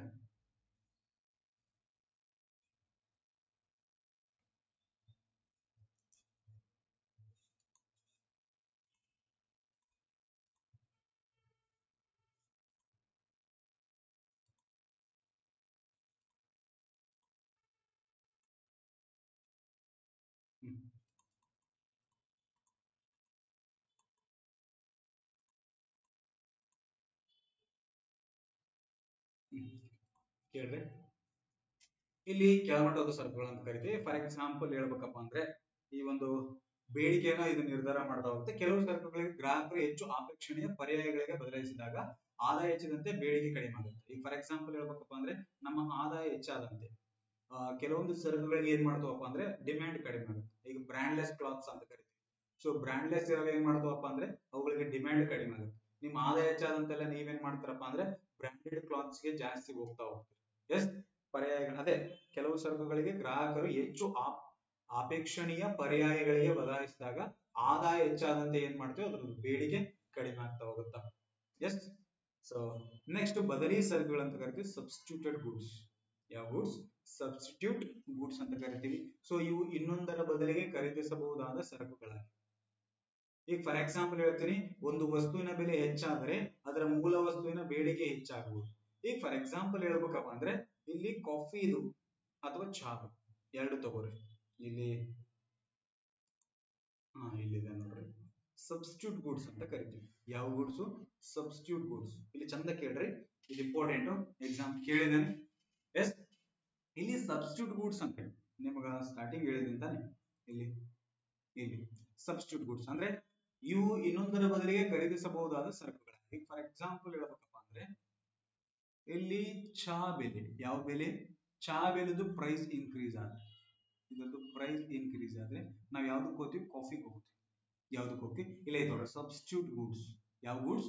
Substitute goods. ಈಗ ಚಹಾದು ಪ್ರೈಸ್ ಏನಾಗತ್ತಪ್ಪ ಅಂದ್ರೆ ಜಾಸ್ತಿ ಆಗುತ್ತೆ. ಚಹಾದ ಒಂದು 10 ರೂಪಾಯಿ ಇರೋದು 20 ರೂಪಾಯಿ ಇತ್ತು, ಹೌದಾ? ಈ ಚಹಾ ಪ್ರೈಸ್ ಜಾಸ್ತಿ ಆದ್ರೆ ನಾವ್ ಏನ್ ಮಾಡ್ತಾವಪ್ಪ ಅಂದ್ರೆ ಬೇರೊಂದು ಸರಕುಗಳಿಗೆ, ಫಾರ್ ಎಕ್ಸಾಂಪಲ್ ಕಾಫಿಗೆ ಏನ್ ಮಾಡುತ್ತೆ? ಜಾಸ್ತಿ ಡಿಮ್ಯಾಂಡ್ ಜಾಸ್ತಿ ಆಗುತ್ತೆ. ಈಗ ಮೆಕ್ಡೊನಾಲ್ಡ್ಸ್ ಹೋಗ್ತೀರಿ, ಹೌದಾ? ಈ ಮೆಕ್ಡೊನಾಲ್ಡ್ಸ್ ಪ್ರೈಸ್ ಜಾಸ್ತಿ ಆದ್ರೆ ಏನಾಗತ್ತಪ್ಪ ಅಂದ್ರೆ ಬರ್ಗರ್ ಕಿಂಗ್ ಜಾಸ್ತಿ ಹೋಗ್ತದೆ. ಹಂಗೆ ಸಬ್ಸ್ಟಿಟ್ಯೂಟ್ ಗೂಡ್ಸ್ ಏನ್ ಮಾಡ್ತಾವಪ್ಪ ಅಂದ್ರೆ ಮೇಂಟೈನ್ ಮಾಡ್ತಾ ಹೋಗ್ತೀವಿ. ಈಗ ಈ ಪೆನ್ ಇದೆ, ರೆನಾಲ್ಡ್ಸ್ ಪೆನ್ ಜಾಸ್ತಿ ಆದ್ರೆ ಸೆಲೋ ಪೆನ್ನಿಗೆ ಏನಾಗುತ್ತಾ? ಡಿಮ್ಯಾಂಡ್ ಜಾಸ್ತಿ ಆಗುತ್ತೆ. ಡಿಮ್ಯಾಂಡ್ ಏನಾಗುತ್ತಾ? ಜಾಸ್ತಿ ಆಗುತ್ತಾ ಹೋಗುತ್ತಾ. ಎಸ್, ಸೊ ಇದನ್ನ ಏನಂತ ಕರಿತೀವಪ್ಪ ಅಂದ್ರೆ ನಾವು ಸಬ್ಸ್ಟಿಟ್ಯೂಟ್ ಗೂಡ್ಸ್ ಅಥವಾ ಬದಲಿ ಸರಕುಗಳಂತ ಕರಿತೀವಿ. ಅಂದ್ರೆ ಒಂದನ್ನ ಪ್ರೈಸ್ ಜಾಸ್ತಿ ಆದ್ರೆ ಮತ್ತೊಂದಕ್ಕೆ ಏನಾಗುತ್ತೆ? ಬೇಡಿಕೆ ಜಾಸ್ತಿ ಆಗುತ್ತೆ. ಒಂದು ವಸ್ತುವಿನ ಅಂದ್ರೆ ಚಹಾ ಪ್ರೈಸ್ ಜಾಸ್ತಿ ಆದ್ರೆ ಕಾಫಿ ಬೇಡಿಕೆ ಏನಾಗುತ್ತೆ? ಜಾಸ್ತಿ ಆಗುತ್ತೆ. ಯಾಕಂದ್ರೆ ಪ್ರೈಸ್ ಜಾಸ್ತಿ ಇದೆ. ಅವಾಗ ಏನ್ ಮಾಡ್ತಾರೆ ಗ್ರಾಹಕರು? ಈ ಒಂದು ಪ್ರಾಡಕ್ಟ್ ಅನ್ನ ಬಿಟ್ಟು ಮತ್ತೊಂದು ಪ್ರಾಡಕ್ಟ್ ಗೆ ಏನ್ ಮಾಡ್ತಾರೆ? ಜಂಪ್ ಆಗ್ತಾರೆ. ಆ ಜಂಪ್ ಆದಾಗ ಅಲ್ಲಿ ಏನಾಗುತ್ತೆ? ಆ ಒಂದು ವಸ್ತುವಿನ ಬೇಡಿಕೆ ಹೆಚ್ಚಾಗುತ್ತೆ. ಆ ಒಂದು ವಸ್ತುವಿನ ಬೇಡಿಕೆ ಏನಾಗುತ್ತಾ? ಹೆಚ್ಚಾಗ್ತಾ ಹೋಗುತ್ತಾ. ನೆಕ್ಸ್ಟ್ ಬಂದ್ಬಿಟ್ಟು ಪೂರಕ ಸರಕುಗಳು. ಯಾವ ಸರಕು? ಪೂರಕ ಸರಕು ಅಂತ ಕರಿತೀವಿ. ಎಸ್, ಸೊ ಹಾಗಾದ್ರೆ ಕಾಂಪ್ಲಿಮೆಂಟರಿ ಗೂಡ್ಸ್ ಅಂತ ಕರಿತೀವಿ. ಯಾವ ಗೂಡ್ಸ್? ಕಾಂಪ್ಲಿಮೆಂಟರಿ ಗೂಡ್ಸ್ ಅಂತ ಕರಿತಾ ಹೋಗ್ತೀವಿ. ಸೊ ಇವು ಹೆಚ್ಚಾಗಿ ಒಟ್ಟಿಗೆ ಖರೀದಿಸಬಹುದಾದ ಸರಕುಗಳಾಗಿವೆ. ಕಾಂಪ್ಲಿಮೆಂಟರಿ ಗೂಡ್ಸ್ ಅಂದ್ರೆ ಏನು? ಒಟ್ಟಿಗೆ ಖರೀದಿ ಮಾಡ್ತೀವಿ. ನಾವೇ ಅಂತ ಹೇಳ್ತಾ ಹೋಗ್ತೀವಿ. ಫಾರ್ ಎಕ್ಸಾಂಪಲ್ ಈಗ ಕಾರ್ ಐತಿ, ಪೆಟ್ರೋಲ್ ಐತಿ. ಸೊ ಸರ್ ನಾನು ಕಾರ್ ತಗೊಂಡಿನಿ 10 ಲಕ್ಷ ಇಟ್ಟು ಪೆಟ್ರೋಲ್ ಹಾಕ್ಸೋದಲ್ಲ ಅಂದ್ರೆ ಕಾರ್ ನಡೆಯಲ್ಲ. ಅರ್ಥ ಆಗತ್ತ? ಈಗ ಮತ್ತೊಂದು ವಸ್ತುವಿನ ಬೆಲೆ ಈಗ ಇದೊಂದೈತಿ, ಪೂರಕ ವಸ್ತುವಿನ ಬೆಲೆ ಹೆಚ್ಚಾದ್ರೆ ಸಂಬಂಧಿತ ವಸ್ತುವಿನ ಬೇಡಿಕೆ ಕಡಿಮೆಯಾಗುವುದು. ಇದನ್ನ ಬೆಸ್ಟ್ ಎಕ್ಸಾಂಪಲ್ ಇಲ್ಲಿ ಕೊಡ್ತೀನಿ ನೋಡ್ರಿ. ಇಲ್ಲಿದೆ ನೋಡ್ರಿ, ಬ್ರೆಡ್ ಅಂಡ್ ಬಟರ್. ಬ್ರೆಡ್ ಜೊತೆ ಬಟರ್ ತಿಂತಿರಲ್ಲ? ಇಲ್ಲ ಸರ್ ನಾನು ಬರೀ ಬ್ರೆಡ್ ತಿಂತೀರಂದ್ರೆ ನಾ ಏನು ಮಾಡಕ್ ಆಗಲ್ಲ. ವಿಷಯ ಬರ್ತದೆ ನಿಮ್ಗೆಲ್ಲ. ಸರ ಬ್ಯಾಟ್ ಐತಿ, ಕ್ರಿಕೆಟ್ ಬ್ಯಾಟ್. ಎಸ್, ಬಾಲ್ ಐತಿ. ಸರ್ ಬ್ಯಾಟ್ ಐತಿ, ಜೊತೆಗೆ ಬಾಲ್ ಅನ್ನು ತಗೋಬೇಕು ನಾವು. ಹೌದು, ತಗೋಬೇಕು. ಇವು ಕಾಂಪ್ಲಿಮೆಂಟರಿ ಗೂಡ್ಸ್ ಅಂತ ಕರಿತೀವಿ. ಸರ್ ಬ್ಯಾಟ್ ಒಂದೇ ತಗೋತೀನಿ, ಬಾಲ್ ತಗೊಳಲ್ಲ ಅಂದ್ರೆ ನಡೆಯಲ್ಲ. ಅರ್ಥ ಆಗತ್ತ? ಇನ್ನೊಂದು ಕಾರು ಪೆಟ್ರೋಲ್. ಇಲ್ಲೇ ಕೊಟ್ಬಿಡ್ತೇನೆ ಎಕ್ಸಾಂಪಲ್ ನಿಮಗ. ಎಸ್, ಇಲ್ಲಿದೆ ತಾನೆ. ಈಗ ಕಾರ್ ಯಾವುದು? ಕಾರ್ ತಾನೆ. ಕಾರ್ ಮತ್ತೆ ಪೆಟ್ರೋಲ್. ಇಲ್ಲಿ ಕೇಳ್ರಿ, ಇಲ್ಲಿ ಏನಾಗತ್ತಪ್ಪ ಅಂದ್ರೆ ವಸ್ತುವಿನ ಬೆಲೆ ಹೆಚ್ಚಾದ್ರೆ ಅಂದ್ರೆ ಪೂರಕ ವಸ್ತು. ಯಾವ ವಸ್ತು? ಈಗ ಕಾರ್ ಜೊತೆಗೆ ಪೆಟ್ರೋಲ್ ಕಂಪಲ್ಸರಿ ನೀವು ತಗೋಬೇಕಾಗತ್ತ. ಇನ್ನೊಂದು ಮೊಬೈಲ್ ಫೋನ್ ಮತ್ತೆ ಚಾರ್ಜರ್. ಸರ್ ನಾನು ಮೊಬೈಲ್ ಫೋನ್ ತಗೊಂಡೆ 10,000 ಇಟ್ಟು ಚಾರ್ಜರ್ ತಗೊಳ್ಳಲ್ಲ ಅಂದ್ರೆ ಮತ್ತೆ ಚಾರ್ಜಿಂಗ್ ಇಡ್ತಿ? ಹೌದಾ ಇಲ್ಲ? ಹೌದಾ? ಎಸ್, ಸೊ ಮೊಬೈಲ್ ಜೊತೆಗೆ ಚಾರ್ಜರ್ ಇರಲೇಬೇಕು ಕಂಪಲ್ಸರಿ. ಕಾರಿಗೆ ಪೆಟ್ರೋಲ್ ಇರಬೇಕು, ಕಾರಿಗೆ ಪೆಟ್ರೋಲ್ ಇರಬೇಕು. ಹಂಗಾದ್ರೆ ಒಂದಕ್ಕೊಂದು ಡಿಪೆಂಡೆಂಟ್ ಆಗಿದೆ. ಅಂದ್ರೆ ಕಾಂಪ್ಲಿಮೆಂಟರಿ ಅಂದ್ರೆ ಒಂದಕ್ಕೊಂದು ಪೂರಕವಾಗಿದೆ. ಎರಡು ಇರ್ಲೇಬೇಕು, ಎರಡು ಇಲ್ಲಪ್ಪ ಅಂದ್ರೆ ನಡೆಯೋದಿಲ್ಲ. ಅರ್ಥ ಆಗತ್ತಾ? ಸೊ ಒಂದು ವಸ್ತುವಿನ ಬೆಲೆ ಅಂದ್ರೆ ಇಲ್ಲಿ ಎರಡು ವಸ್ತುವಿನ, ಒಂದು ಕಾರ್ ಇದೆ, ಇನ್ನೊಂದು ಪೆಟ್ರೋಲ್ ಇದೆ ತಾನೆ. ಒಂದು ವಸ್ತುವಿನ ಬೆಲೆ ಹೆಚ್ಚಾದ್ರೆ ಸಂಬಂಧಿತ ವಸ್ತುವಿನ ಬೇಡಿಕೆ ಕಡಿಮೆ. ಅದೇ ಫಾರ್ ಎಕ್ಸಾಂಪಲ್ ಹೇಳ್ತೀನಿ, ಪೆಟ್ರೋಲ್ ರೇಟ್ ಜಾಸ್ತಿ. ಯಾವ ರೇಟ್? ಪೆಟ್ರೋಲ್ ರೇಟ್ ಹೀಗೆ ಜಾಸ್ತಿ ಆಗ್ತಾ ಇದೆ. ಫಾರ್ ಎಕ್ಸಾಂಪಲ್ 100 ಮೇಲೆ ಇದೆ. ನೆಕ್ಸ್ಟ್ ಡೇ ಪೆಟ್ರೋಲ್ ರೇಟ್ 200, 300, 400 ಹಾಗಲ್ಲ. ಬಟ್ ಇಮ್ಯಾಜಿನೇಷನ್ ಮಾಡ್ಬೋದು. ಈಗ ಪೆಟ್ರೋಲ್ ರೇಟ್ ಜಾಸ್ತಿ ಆದ್ರೆ ಸಂಬಂಧಿತ ವಸ್ತುವಿನ ಬೇಡಿಕೆ ಕಡಿಮೆ ಆಗ್ತದೆ. ಈಗ ಕಾರ್, ಪೆಟ್ರೋಲ್ ಕಾರ್ಸ್ ಏನಾಗ್ತವೆ? ಕಡಿಮೆ ಆಗ್ತವೆ ಬೇಡಿಕೆ. ನೆಕ್ಸ್ಟ್ ಏನ್ ಮಾಡ್ತಾರ? ಇವಿ ಹೋಗ್ತಾರೆ. ಇವಿಸ್ ಅಂದ್ರೆ ಎಲೆಕ್ಟ್ರಾನಿಕ್, ಅಂದ್ರೆ ಬ್ಯಾಟರಿ ಏನಿರ್ತಲ್ಲ ಆ ಒಂದು ಕಾರ್ಗೆ ಏನ್ ಮಾಡ್ತಾರಪ್ಪ ಅಂದ್ರೆ ಶಿಫ್ಟ್ ಆಗ್ತಾರೆ ಜನ. ಸೊ ಇದನ್ನ ಏನಂತ ಕರಿತೀವಿ? ಕಾಂಪ್ಲಿಮೆಂಟರಿ ಗೂಡ್ಸ್, ಪೂರಕ ಸರಕುಗಳು ಅಂತ ಕರಿತೀವಿ. ಎಂತ ಸರಕುಗಳು? ಪೂರಕ ಸರಕುಗಳು ಅಂತ ಕರಿತಾ ಹೋಗ್ತೀವಿ. ಸೊ ಇವನು ಏನಾಗ್ತಾ? ಡಿಪೆಂಡ್ ಆಗ್ತಾ ಹೋಗುತ್ತೆ, ಎಕ್ಸೆಪ್ಟ್ ಇವು ಬಿಟ್ಟು. ಸೊ ನಾನು ಹೇಳಿದ್ನಲ್ಲ, ಇತರೆ ಅಂಶಗಳು ಸ್ಥಿರವಾಗಿದ್ದ ಅಂದ್ರೆ ಕೆಲವೊಂದು ನಿರ್ಣಾಯಕ ಅಂಶಗಳು ಏನಿದಾವಲ್ಲ ಇಲ್ಲಿ ಇಷ್ಟೇ. ಗ್ರಾಹಕರ ಆದಾಯನೂ ಡಿಪೆಂಡ್ ಆಗತ್ತಾ? ಹೌದಾ? ಎಸ್, ಸಾರಿ. ಗ್ರಾಹಕರ ಆದಾಯನು ಡಿಸೈಡ್ ಆಗುತ್ತೆ. ಎಸ್, ನೆಕ್ಸ್ಟ್ ಈ ರೀತಿ ಏನಾಗ್ತಾ ಹೋಗುತ್ತೆ, ಬ್ಯಾಟ್ ಅಂಡ್ ಬಾಲ್. ಸೊ ಇವೆಲ್ಲ complementary goods plus substitute goods. ಮುಂದೆ ಬರೋದು ಟೈಪ್ಸ್ ಆಫ್ ಗೂಡ್ಸ್ ಅಂತ ಹೇಳಿ ಅಲ್ಲಿ ನಾನು ನಿಮ್ಗೆ ಏನ್ ಮಾಡ್ತೇನಪ್ಪ ಅಂದ್ರೆ ಎಕ್ಸ್ಪ್ಲೇನ್ ಮಾಡ್ಕೊತ ಹೋಗ್ತೀನಿ. ಇಲ್ಲಿ ನೋಡ್ರಿ ಕಾಂಪ್ಲಿಮೆಂಟರಿ ಗೂಡ್ಸ್. ಒಂದ್ರದ್ದು ಪ್ರೈಸ್ ಕಡಿಮೆ ಆದ್ರೆ ಇನ್ನೊಂದದ್ದು ಡಿಮ್ಯಾಂಡ್ ಜಾಸ್ತಿ ಆಗುತ್ತೆ. ಒಂದ್ರದ್ದು ಪ್ರೈಸ್ ಕಡಿಮೆ ಆದ್ರೆ, ಈಗ ಫಾರ್ ಎಕ್ಸಾಂಪಲ್ ಹೇಳ್ಬೇಕಪ್ಪ ಅಂದ್ರೆ ಒಂದ್ರದ್ದು ಪ್ರೈಸ್ ಜಾಸ್ತಿ ಆದ್ರೆ ಇನ್ನೊಂದ್ರದ್ದು ಡಿಮ್ಯಾಂಡ್ ಕಡಿಮೆ ಆಗುತ್ತೆ. ಈಗ ಬ್ರೆಡ್ ಪ್ರೈಸ್ ಏನಾದ್ರು ಜಾಸ್ತಿ ಆಯ್ತು, ಬಟರ್ದು ಏನಾಗುತ್ತೆ, ಡಿಮ್ಯಾಂಡ್ ಕಡಿಮೆ ಆಗುತ್ತೆ. ಯಾಕಂದ್ರೆ ಬ್ರೆಡ್ ಜೊತೆನೆ ಬಟರ್ ತಿನ್ನೋದು, ಬ್ರೆಡ್ ಜೊತೆ ಏನ್ ಮಾಡ್ತೀವಿ, ಬಟರ್ ತಿಂತಾ ಹೋಗ್ತೀವಿ, ಹೌದಾ? ಸೊ ಅವಾಗ ಏನಾಗುತ್ತಾ, ಸೊ ಬಟರ್ದು ಡಿಮ್ಯಾಂಡ್ ಕಡಿಮೆ ಆಗ್ತಾ ಹೋಗುತ್ತೆ. ನೆಕ್ಸ್ಟ್ ಬ್ಯಾಟ್ ಇಂದ ಏನಾದ್ರು ಪ್ರೈಸ್ ಜಾಸ್ತಿ ಆದ್ರೆ ಬ್ಯಾಟ್ ತಗೊಳಲ್ಲ, ಬ್ಯಾಟ್ ತಗೊಳ್ಳಂದ್ರೆ ಸೊ ಬಾಲ್ ಇಂದ ಏನಾಗುತ್ತೆ, ಡಿಮ್ಯಾಂಡ್ ಕಡಿಮೆ ಆಗ್ತಾ ಹೋಗುತ್ತೆ. ಸೊ ಈ ರೀತಿ ಏನ್ ಮಾಡ್ತೀವಪ್ಪ ಅಂದ್ರೆ ಸೊ ಸಬ್ಸ್ಟಿಟ್ಯೂಟ್ ಗೂಡ್ಸ್ ಮತ್ತೆ ಕಾಂಪ್ಲಿಮೆಂಟರಿ ಗೂಡ್ಸ್ ಅಂತ ಕರಿತಾ ಹೋಗ್ತೀವಿ. ನೆಕ್ಸ್ಟ್ ಗ್ರಾಹಕರ ಅಭಿರುಚಿಗಳು. ಯಾವುಗಳು? ಗ್ರಾಹಕರ ಅಭಿರುಚಿಗಳು ಅಂತ ಕರಿತಾ ಹೋಗ್ತೀವಿ. ಸಾರಿ,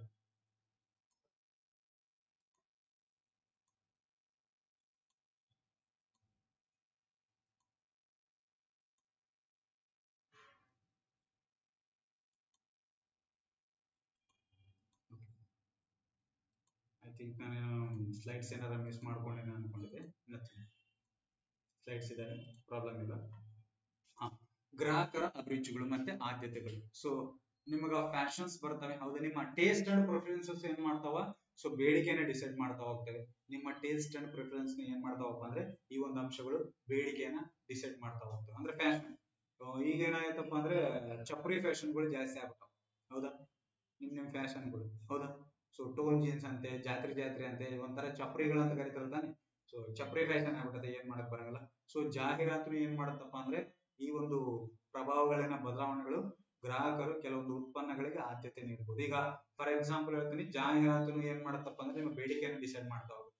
ಈಗ ಫಾರ್ ಎಕ್ಸಾಂಪಲ್ ನಿಮ್ಮ ಫಿಲಿಂ ಸ್ಟಾರ್ಸ್ ಏನ್ ಮಾಡ್ತಾರಪ್ಪ ಅಂದ್ರೆ ಪ್ರಮೋಟ್ ಮಾಡ್ತಾರೆ, ಅಡ್ವರ್ಟೈಸ್ಮೆಂಟ್ ಮಾಡಿಸ್ತಾರೆ. ಈಗ ಜುಬಾ ಕೇಸರಿ ಅಂತ ಬರ್ತಾರಲ್ಲ, ಬ್ಯಾಚ್ ಬ್ಯಾಚ್ ಬರ್ತ ನೋಡ್ರಿ, ವಿಮಲ್ ಬ್ಯಾಚ್.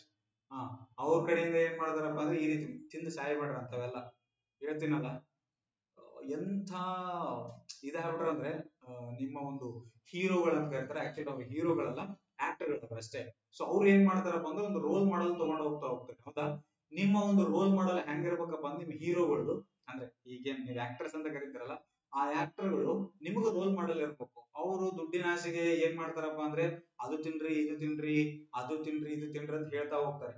ಎಸ್, ಸೊ ನೀವ್ ಏನ್ ಮಾಡ್ತಾರಪ್ಪ ಅಂದ್ರೆ ಅವರಿಂದ ಇನ್ಫ್ಲೂಯೆನ್ಸ್ ಆಗಿ, ಮತ್ತೆ ಇನ್ನೊಂದು ದೊಡ್ಡ ದುರಂತ ಏನಂದ್ರೆ ಈ ಇನ್ಸ್ಟಾಗ್ರಾಮ್ ಇನ್ಫ್ಲೂಯೆನ್ಸ್ ಬರ್ತಾರ, ಇನ್ಫ್ಲೂಯೆನ್ಸರ್. ಅವು ಏನ್ ಇನ್ಫ್ಲೂಯೆನ್ಸ್ ಮಾಡ್ತಾವು ಅವಕ್ಕೆ ಗೊತ್ತಿಲ್ಲ. ಅದನ್ನ ನೋಡ್ಬಿಟ್ಟು ಇವ್ರು ಏನ್ ಮಾಡ್ತಾರಪ್ಪ ಅಂದ್ರೆ ತಗಡಿದ್ದು ಬಿಟ್ಟಿದ್ದೇ ಬಿಟ್ಟಿದ್ದು. ಸೊ ಯಾರನ್ನ ಏನು ನಂಬಕ್ ಹೋಗ್ಬೇಡ್ರಿ. ಫಾರ್ ಎಕ್ಸಾಂಪಲ್ ಹೇಳ್ಬೇಕಪ್ಪ ಅಂದ್ರೆ ಅವ್ರು ದುಡ್ಡಿಗಾಗೆ ಮಾಡ್ತಾರೆ ಹೊರತು ನಿಮ್ಮ ಒಂದು ಕೇರ್ ಅಂಡ್ ಏನು ತಗೊಳಲ್ಲ. ಇದು ಒಂದು ನೆನಪಿರಲಿ. ಎಸ್, ಹಾ. ಸೊ ಬೇಡಿಕೆಯನ್ನ ಹೆಚ್ಚಿಸುತ್ತದೆ, ಆಟೋಮೆಟಿಕಲಿ ಬೇಡಿಕೆಯನ್ನ ಹೆಚ್ಚಿಸುತ್ತ. ಯಾಕಂದ್ರೆ ನಮ್ ಹೀರೋ ಮಾಡ್ಯಾನ, ನಾವು ತಗೋಬೇಕು, ತಗೋತೀವಿ, ಹೌದಾ? ಅದರಿಂದ ಎನ್ವೈರನ್ಮೆಂಟ್ ಏನಿದೆ, ನಿಮಗೆ ನಿಮ್ ಹೆಲ್ತ್ ಏನ ಬೆನಿಫಿಟ್ಸ್ ಅದಾವ, ಅವೆಲ್ಲ ಅವಶ್ಯಕತೆ ಇಲ್ಲ. ಸುಮ್ಮನೆ ತಗೊಂಡಿದ್ದೆ ಯೂಸ್ ಮಾಡಿದ್ದೆ ಮಾಡಿ. ಸೊ ಇವುಗಳನ್ನ ಇಷ್ಟಪಡದಿರಲು ಕಾರಣವಾಗಬಹುದು, ಬೇಡಿಕೆಯನ್ನ ಕಡಿಮೆನೂ ಮಾಡಬಹುದು. ಸೊ ಗ್ರಾಹಕರ ನಿರೀಕ್ಷೆಗಳು, ಸೊ ಕಸ್ಟಮರ್ ಎಕ್ಸ್ಪೆಕ್ಟೇಷನ್ಸ್ ಅಂತ ಕರಿತೀವಿ. ಅಂದ್ರೆ ಭವಿಷ್ಯದಲ್ಲಿ ಗ್ರಾಹಕರು ಏನಾಗಬೇಕೆಂದು ನಿರೀಕ್ಷಿಸುತ್ತಾರೆ ಎಂಬುದನ್ನು ಅವರ ಪ್ರಸ್ತುತ ಖರೀದಿ ನಿರ್ಧಾರದ ಮೇಲೆ ಪ್ರಭಾವ ಬೀರಬಹುದು. ಸೊ ಅವರ ಎಕ್ಸ್ಪೆಕ್ಟೇಷನ್ಸ್ ಎಷ್ಟಿದೆ, ಸೊ ಅದರ ಬೇಸ್ ಮೇಲೆ ಏನ್ ಮಾಡಬಹುದು, ಬೇಡಿಕೆಯನ್ನ ಇದು ಮಾಡ್ತಾ ಹೋಗ್ಬೋದು. ನೆಕ್ಸ್ಟ್ ಬರುತ್ತಾ ಲಾಭ. ಇಷ್ಟೊತ್ತು ನೀವು ನೋಡಿದ್ದು ಏನಪ್ಪಾ ಅಂದ್ರೆ ಸೊ ಬೇಡಿಕೆ ಬರ್ಲಿಕ್ಕೆ ಕೆಲವೊಂದು ನಿರ್ಣಾಯಕ ಅಂಶಗಳಂತ ಕರಿತೀವಿ. ಆ ನಿರ್ಣಾಯಕ ಅಂಶಗಳಲ್ಲಿ ಫಸ್ಟ್ ಒನ್ ಏನ್ ನೋಡಿದ್ರೆ ಸರಕು ಮತ್ತು ಸೇವೆಯ ಬೆಲೆ. ಸೊ ಬೆಲೆ ಜಾಸ್ತಿ ಇದ್ರೆ ಏನ್ ಮಾಡ್ತಾರೆ, ಬೇಡಿಕೆ ಕಡಿಮೆ ಆಗುತ್ತಾ, ಬೆಲೆ ಕಡಿಮೆ ಇದ್ರೆ ಬೇಡಿಕೆ ಜಾಸ್ತಿ ಆಗುತ್ತಾ, ಬೆಲೆನೂ ಒಂದು ಫ್ಯಾಕ್ಟರ್ ಆಗಿ ಕೆಲಸ ಮಾಡ್ತಾ ಹೋಗುತ್ತೆ. ಎಸ್, ನೆಕ್ಸ್ಟ್ ಬಂದ್ಬಿಟ್ಟು ಗ್ರಾಹಕರ ಆದಾಯ ಜಾಸ್ತಿ ಇದ್ರೆ ಏನ್ ಮಾಡ್ತಾರೆ, ಇದು ಮಾಡ್ತಾ ಹೋಗ್ತಾರೆ. ಸೊ ಮತ್ತೆ ಕೆಳಮಟ್ಟದ ಸರಕುಗಳು, ಬದಲಿ ಸರಕುಗಳು, ಪೂರಕ ಸರಕುಗಳು, ಸೊ ಇವನು ಏನ್ ಮಾಡ್ತಾವಪ್ಪ ಅಂದ್ರೆ ಒಂದು ವಸ್ತುವಿನ ಬೇಡಿಕೆಯನ್ನ ಡಿಸೈಡ್ ಮಾಡ್ತಾ ಹೋಗುತ್ತೆ. ನೆಕ್ಸ್ಟ್ ಬರುತ್ತಾ ಗ್ರಾಹಕರ ಅಭಿರುಚಿಗಳು. ಈ ಅಭಿರುಚಿಗಳು ಟೇಸ್ಟ್ ಅಂಡ್ ಪ್ರಿಫರೆನ್ಸಸ್ ಏನಿರ್ತಾವಲ್ಲ, ಸೊ ಇದು ಏನ್ ಮಾಡುತ್ತಪ್ಪ ಅಂದ್ರೆ ಸೊ ವಸ್ತುವಿನ ಬೇಡಿಕೆಯನ್ನ ಡಿಸೈಡ್ ಮಾಡ್ತಾ ಹೋಗುತ್ತೆ. ನೆಕ್ಸ್ಟ್ ಗ್ರಾಹಕರ ನಿರೀಕ್ಷೆಗಳು, ಫ್ಯೂಚರ್ ಎಕ್ಸ್ಪೆಕ್ಟೇಷನ್ಸ್. ಈ ಎಕ್ಸ್ಪೆಕ್ಟೇಷನ್ಸ್ ಏನ್ ಮಾಡ್ತಾವಪ್ಪ ಅಂದ್ರೆ ಗ್ರಾಹಕರನ್ನ ಇದು ಮಾಡ್ತಾ ಹೋಗ್ತಾವ. ಎಸ್, ಸೊ ಇದು ನೆಕ್ಸ್ಟ್ ಬೇಡಿಕೆ ನಿಯಮ ಬರುತ್ತಾ, ಜಸ್ಟ್ ಅಂದ್ರೆ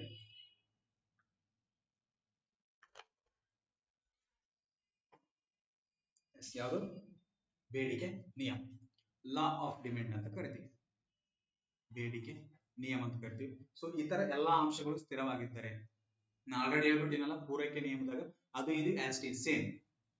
ಎಸ್, ಇತರ ಅಂಶಗಳು ಸ್ಥಿರವಾಗಿದ್ದರೆ ಸರಕು ಮತ್ತು ಸೇವೆಯ ಬೇಡಿಕೆ ಪ್ರಮಾಣದ ಅದರ ಬೆಲೆ ಕಡಿಮೆ ಆದಂತೆ ಹೆಚ್ಚಾಗುತ್ತೆ. ಸಿಂಪಲ್ ಆಗಿ ಹೇಳ್ತೀನಿ, ಅದನ್ನೇ ತಲೆ ಕೆಡಿಸ್ಕೊಬಿಟ್ರೆ, ಬೆಲೆ ಹೆಚ್ಚಾದಂತೆ ಕಡಿಮೆ ಆಗುತ್ತೆ. ಏನ್ ಕಡಿಮೆ ಆಗುತ್ತೆ, ಹೆಚ್ಚು ಕಡಿಮೆ ಆಗುತ್ತೆ ಅಂತ ಇಲ್ಲೊಂದು ಇದು ಕೊಟ್ಬಿಡ್ತೀನಿ, ಜಸ್ಟ್ ಅ ಮಿನಿಟ್. ಇಲ್ಲಿ ಏನಾಗುತ್ತಪ್ಪ ನಿಮ್ಗ, ಯಾವುದು ಇಲ್ಲಿ ಸರ ಬೆಲೆ ಹೆಚ್ಚಾದ್ರೆ ನೀವೇನ್ ಹೇಳಿದ್ರಿ, ಬೇಡಿಕೆ ಕಡಿಮೆ ಆಗುತ್ತೆ. ಏನ್ ಕಡಿಮೆ ಆಗುತ್ತಾ, ಬೇಡಿಕೆ ಕಡಿಮೆ ಆಗುತ್ತಾ. ಬೆಲೆ ಕಡಿಮೆ ಆದ್ರೆ ಬೇಡಿಕೆ ಹೆಚ್ಚಾಗುತ್ತೆ. ಇದು ಯಾವ್ದ್ರದ್ದು, ಲಾ ಆಫ್ ಡಿಮ್ಯಾಂಡ್, ಬೇಡಿಕೆ ನಿಯಮ, ಹೌದಾ? ಲಾ ಆಫ್ ಡಿಮ್ಯಾಂಡ್ ಸರ ಓಕೆ, ಬೆಲೆ ಹೆಚ್ಚಾದ್ರೆ ಬೇಡಿಕೆ ಅಂತ ಹೇಳಿರಿ, ಬೆಲೆ ಕಡಿಮೆ ಆದ್ರೆ ಬೇಡಿಕೆ ಹೆಚ್ಚಾದ್ರೆ, ಸರ್ ರಿವರ್ಸ್ ಹೇಳ್ಬೋದ, ಬೇಡಿಕೆ ಹೆಚ್ಚಾದ್ರೆ ಬೆಲೆ ಹೆಂಗಿಲ್ಲ. ಯಾಕ್ರಿ ಅಂದ್ರೆ ಇಲ್ಲಿ ಡಿಪೆಂಡೆಂಟ್ ಅಂಡ್ ಇಂಡಿಪೆಂಡೆಂಟ್ ಅಂತ ಬರುತ್ತೆ, ಎರಡು ಬರ್ತಾವ, ಸ್ವಲ್ಪ ನೆನಪಿರ್ಲಿ. ಡಿಪೆಂಡೆಂಟ್, ಇಂಡಿಪೆಂಡೆಂಟ್, ಡಿಪೆಂಡೆಂಟ್ ಇಂಡಿಪೆಂಡೆಂಟ್ ಇಬ್ರು ಬರ್ತಾರೆ, ಎರಡು ಕ್ಯಾಂಡಿಡೇಟ್ಸ್ ಬರ್ತಾರೆ. ಯಾರಪ್ಪ ಅವರು? ಇಂಡಿಪೆಂಡೆಂಟ್ ಅಂದ್ರೆ ಯಾರಪ್ಪ ಅಂದ್ರೆ ಬೆಲೆ, ಪ್ರೈಸ್. ಇದು ಯಾವಾಗ್ಲೂ ಇಂಡಿಪೆಂಡೆಂಟ್ ಇರುತ್ತೆ, ಯಾರ ಮೇಲೆ ಡಿಪೆಂಡ್ ಇರಲ್ಲ. ಸೊ ಡಿಪೆಂಡೆಂಟ್ ಯಾರ್ರಿ ಸರ? ಬೇಡಿಕೆ. ಯಾವುದು? ಬೇಡಿಕೆ ಅಂತ ಕರಿತೀವಿ. ಬೇಡಿಕೆ ಅಂದ್ರೆ ಡಿಮ್ಯಾಂಡ್. ಬೇಡಿಕೆ ಯಾವುದ್ರ ಮೇಲೆ ಡಿಪೆಂಡೆಂಟ್ ಆಗ್ಯದಪ್ಪ ಅಂದ್ರೆ ಬೆಲೆ ಮೇಲೆ. ಅದಕ್ಕಾಗಿ ನಾವು ಮೇನ್ ಫೋಕಸ್ ಏನ್ ಮಾಡ್ತಾವಪ್ಪ ಅಂದ್ರೆ ಬೆಲೆನೇ ತಗೊಳ್ತೀವಿ. ಅಲ್ಲಿನೂ ಅಷ್ಟೇ, ನಿಮ್ಮ ಪೂರೈಕೆಯಲ್ಲಿನೂ ಅಷ್ಟೇ, ಬೆಲೆ ಹೆಚ್ಚಾದ್ರೆ ಪೂರೈಕೆ ಹೆಚ್ಚಾಗತ್ತಾ, ಬೆಲೆ ಕಡಿಮೆ ಆದ್ರೆ ಪೂರೈಕೆ ಕಡಿಮೆ ಆಗುತ್ತಾ. ಇಲ್ಲಿ ಅಷ್ಟೇ ಅದೇ ಬೆಲೆ, ಬೆಲೆ ಹೆಚ್ಚಾದ್ರೆ ಬೇಡಿಕೆ ಕಡಿಮೆ ಆಗುತ್ತಾ, ಬೆಲೆ ಕಡಿಮೆ ಆದ್ರೆ ಬೇಡಿಕೆ ಹೆಚ್ಚಾಗುತ್ತೆ. ಈ ರೀತಿ, ಈ ರೀತಿ. ಸೊ ಇಲ್ಲಿ ನಾವು ಮೇನ್ ಫೋಕಸ್ ಏನಪ್ಪಾ ಅಂದ್ರೆ ಬೆಲೆ ಅಂತಕ್ಕಂಥದ್ದು ಒಂದು ಇಂಡಿಪೆಂಡೆಂಟ್ ಫ್ಯಾಕ್ಟರ್, ಇದು ಯಾರ ಮೇಲೆ ಡಿಪೆಂಡೆಂಟ್ ಆಗಿಲ್ಲ. ಸೊ ಅದಕ್ಕಾಗಿ ನಾವ್ ಏನ್ ಮಾಡ್ತಾವಪ್ಪ ಅಂದ್ರೆ ಬೆಲೆನ ಜಾಸ್ತಿ, ಬೆಲೆ ಹೆಚ್ಚಾದ್ರೆ ಬೇಡಿಕೆ ಕಡಿಮೆ ಆಗುತ್ತಾ ಮಾರುಕಟ್ಟೆಯಲ್ಲಿ, ಬೆಲೆ ಕಡಿಮೆ ಆದ್ರೆ ಬೇಡಿಕೆ ಹೆಚ್ಚಾಗುತ್ತೆ. ಸೊ ಅಪೋಸಿಟ್ ಡೈರೆಕ್ಷನ್ ಅಲ್ಲಿ ಹೋಗುತ್ತೆ. ಯಾವುದು? ಬೇಡಿಕೆ ನಿಯಮ.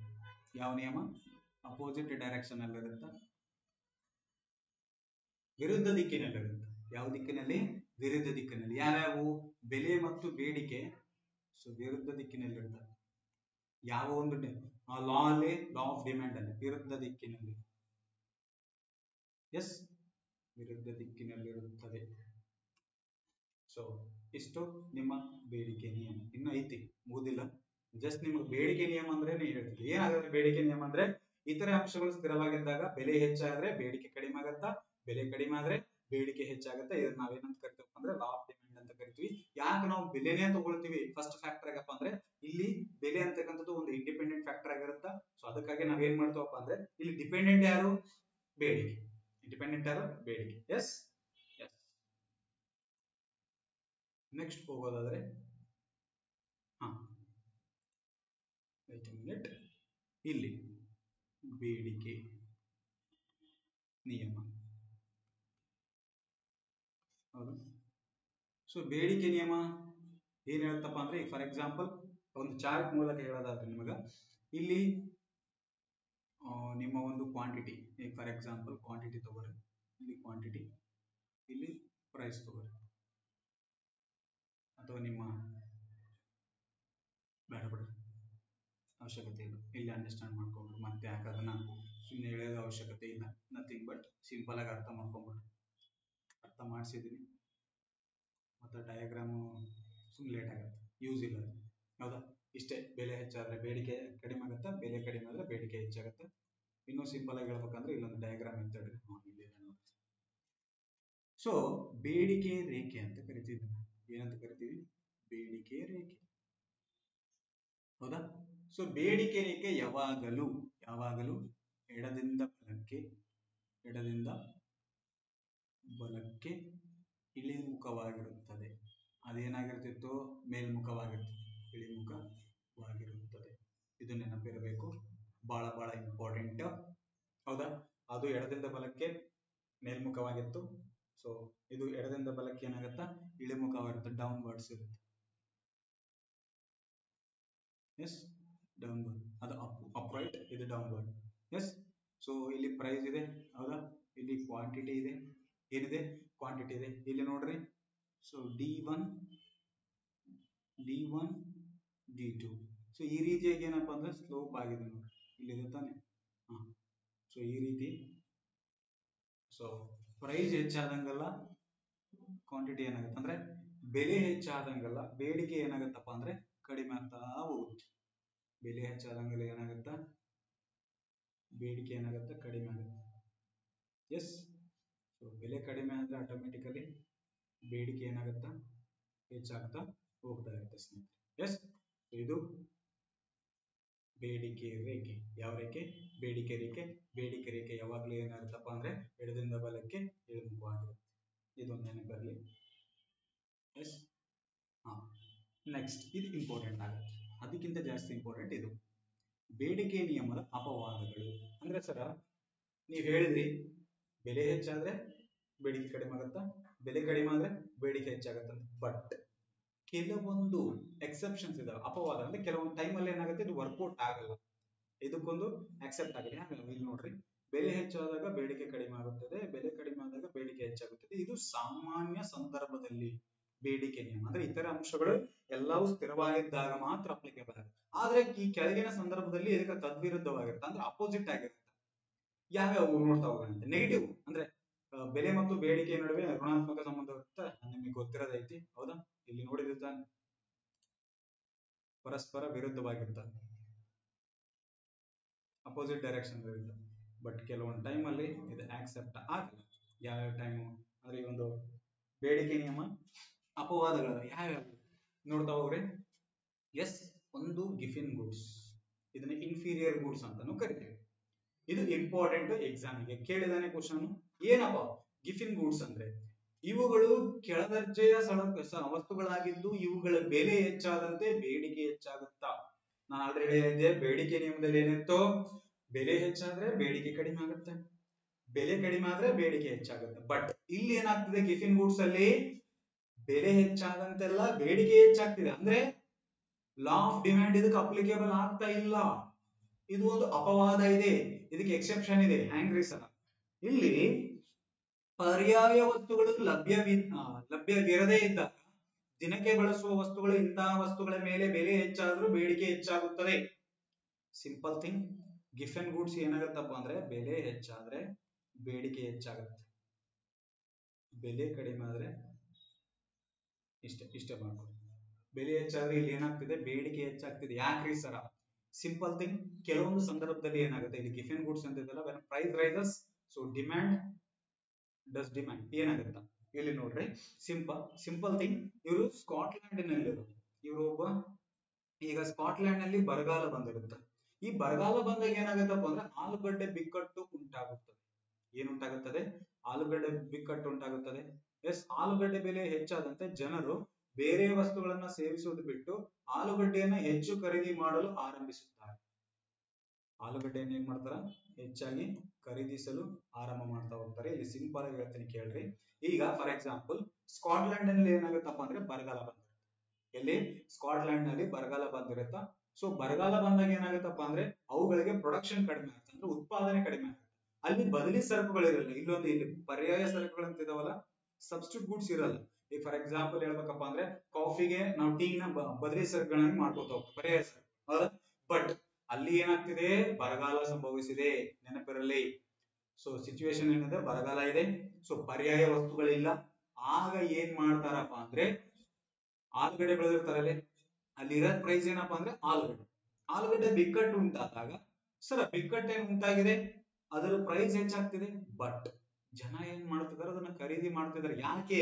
ಈಗ ಇರ್ತಕ್ಕಂಥ ಆಲೂಗಡ್ಡೆ ಮುಂದೆ ಅದನ್ನು ಇರಲ್ಲ. ಯಾಕಂದ್ರೆ ಪ್ರೊಡಕ್ಷನ್ ಕಡಿಮೆ ಆಗಿದೆ, ಉತ್ಪಾದನೆ ಕಡಿಮೆ ಆಗಿದೆ. ಉತ್ಪಾದನೆ ಯಾಕೆ ಕಡಿಮೆ ಆಗಿದೆ? ಬರಗಾಲ ಉಂಟಾಗಿದೆ. ಏನುಂಟಾಗಿದೆ? ಬರಗಾಲ ಉಂಟಾಗಿದೆ. ಬರಗಾಲ ಉಂಟಾಗದ ಕಾರಣ ಆಲೂಗಡ್ಡೆ ಉತ್ಪಾದನೆ ಕಡಿಮೆ ಆಗಿದೆ. ಆಲೂಗಡ್ಡೆ ಉತ್ಪಾದನೆ ಕಡಿಮೆ ಆಗದ ಕಾರಣ ಅದರ ಪ್ರೈಸ್ ಜಾಸ್ತಿ ಆಗಿದೆ, ಡಿಮ್ಯಾಂಡ್ ಜಾಸ್ತಿ ಆಗಿದೆ. ಇನ್ನೂ ಜಾಸ್ತಿ ಆಗುತ್ತೆ ಇನ್ನೊಂದ್ ಸ್ವಲ್ಪ ದಿನ ಹೋದ್ರೆ, ಇನ್ನೊಂದ್ 2 ದಿನ 3 ದಿನ 4 ದಿನ ಹೋದ್ರೆ ಇನ್ನೂ ಜಾಸ್ತಿ ಆಗುತ್ತೆ. ಆಗ ಏನ್ ಮಾಡ್ತಾರ? ಇನ್ನೂ ಜಾಸ್ತಿ ಆಗ್ಬೋದಂತ ಕಾರಣಕ್ಕಾಗಿ ಜನರು ಏನ್ ಮಾಡ್ತಾರೆ, ಪ್ರೈಸ್ ಜಾಸ್ತಿ ಆದ್ರೂ ತಗೊಂಡ್ಬಿಡ್ತಾರೆ. ಪ್ರೈಸ್ ಜಾಸ್ತಿ ಆದ್ರೆ ತಗೊಂಡ್ಬಿಡ್ತಾರೆ. ಇಲ್ಲಿ ನೋಡ್ರಿ, ಇಲ್ಲೂ ಇದೆ ತಾನೆ, non luxury items where demand increases with the price, so due to limited options and necessity. So ಅವರ ನೆಸೆಸಿಟಿ ಏನಾಗಿರುತ್ತೆ, ಜಾಸ್ತಿ ಆಗಿರುತ್ತಾ. ಸೊ ಆಪ್ಷನ್ಸ್ ಕಡಿಮೆ ಇರ್ತವೆ. ಆಪ್ಷನ್ಸ್ ಕಡಿಮೆ ಇದ್ದಾಗ, ನೆಸೆಸಿಟಿ ಜಾಸ್ತಿ ಇದ್ದಾಗ ಆಗ ಏನ್ ಮಾಡ್ತಾರಪ್ಪ ಅಂದ್ರೆ ಆ ಒಂದು ಪ್ರಾಡಕ್ಟಿನ ಪ್ರೈಸ್ ಏನಾಗುತ್ತಾ, ಜಾಸ್ತಿ ಆಗ್ತಾ ಹೋಗುತ್ತಾ. ನೀವೇ ನೋಡಿರ್ತೀರಿ ಮನೆಯಲ್ಲಿ. ಸೊ ರೈಸ್ ಮತ್ತೆ ಏನದು ಆ, ಬೇಳೆ, ಹೌದಾ, ಅಕ್ಕಿ ಮತ್ತೆ ಬೇಳೆ ಇರುತ್ತೆ ತಾನೆ. ನೀವು ಊಟ ಮಾಡ್ತಿರ್ತೀರಿ, ಹಳೆಯ ಫಿಲಿಮ್ ಅಲ್ಲೆಲ್ಲ ನೋಡಿರ್ತೀರಿ ನೋಡಿ, ಹೌದಾ. ಏನು, ಸೊ ಅಕ್ಕಿ ಏನದು ಅನ್ನ ಮತ್ತೆ ಬೇಳೆ ಮನೆಯಲ್ಲಿ ಇರುತ್ತಾ. ಸೊ ಬೇಳೆದು ಪ್ರೈಸ್ ಜಾಸ್ತಿ ಆಗಿರುತ್ತಾ. ಸೊ ಅವಾಗ ಏನ್ ಮಾಡ್ತಾರ, ನಾವು ಅನ್ನದ ಜೊತೆನೆ ಅಡ್ಜಸ್ಟ್ ಆಗ್ತಿರ್ತೀವಿ. ಒಂದ್ ವೇಳೆ ಅನ್ನದ ಪ್ರೈಸ್ ಜಾಸ್ತಿ ಆದ್ರೆ ಏನ್ ಮಾಡ್ತೀವಿ, ಸ್ವಲ್ಪ ತಿನ್ನೋದು ಕಡಿಮೆ ಮಾಡ್ತೀವಿ. ಯಾಕಂದ್ರೆ ಪರ್ಚೇಸ್ ಮಾಡ್ಕೊಳ್ಳೋದು ಕೆಪಾಸಿಟಿ ಕಡಿಮೆ ಆಗುತ್ತೆ. ಸೊ ಈ ರೀತಿಯಾಗಿ ಗಿಫೆನ್ ಗೂಡ್ಸ್ ಅನ್ನ ಡಿಫೈನ್ ಮಾಡ್ತಾ ಹೋಗ್ತಾರೆ. ಗಿಫೆನ್ ಗೂಡ್ಸ್ ಅಂದ್ರೆ ಏನಿಲ್ಲ, ಕೆಳದರ್ಜೆಯ ಸರಕುಗಳಾಗಿರ್ತವೆ. ಇವುಗಳ ಬೆಲೆ ಹೆಚ್ಚಾದಂತೆಲ್ಲ ಬೇಡಿಕೆ ಏನಾಗತ್ತಾ, ಹೆಚ್ಚಾಗತ್ತಾ, ಬೇಡಿಕೆ ಹೆಚ್ಚಾಗತ್ತಾ.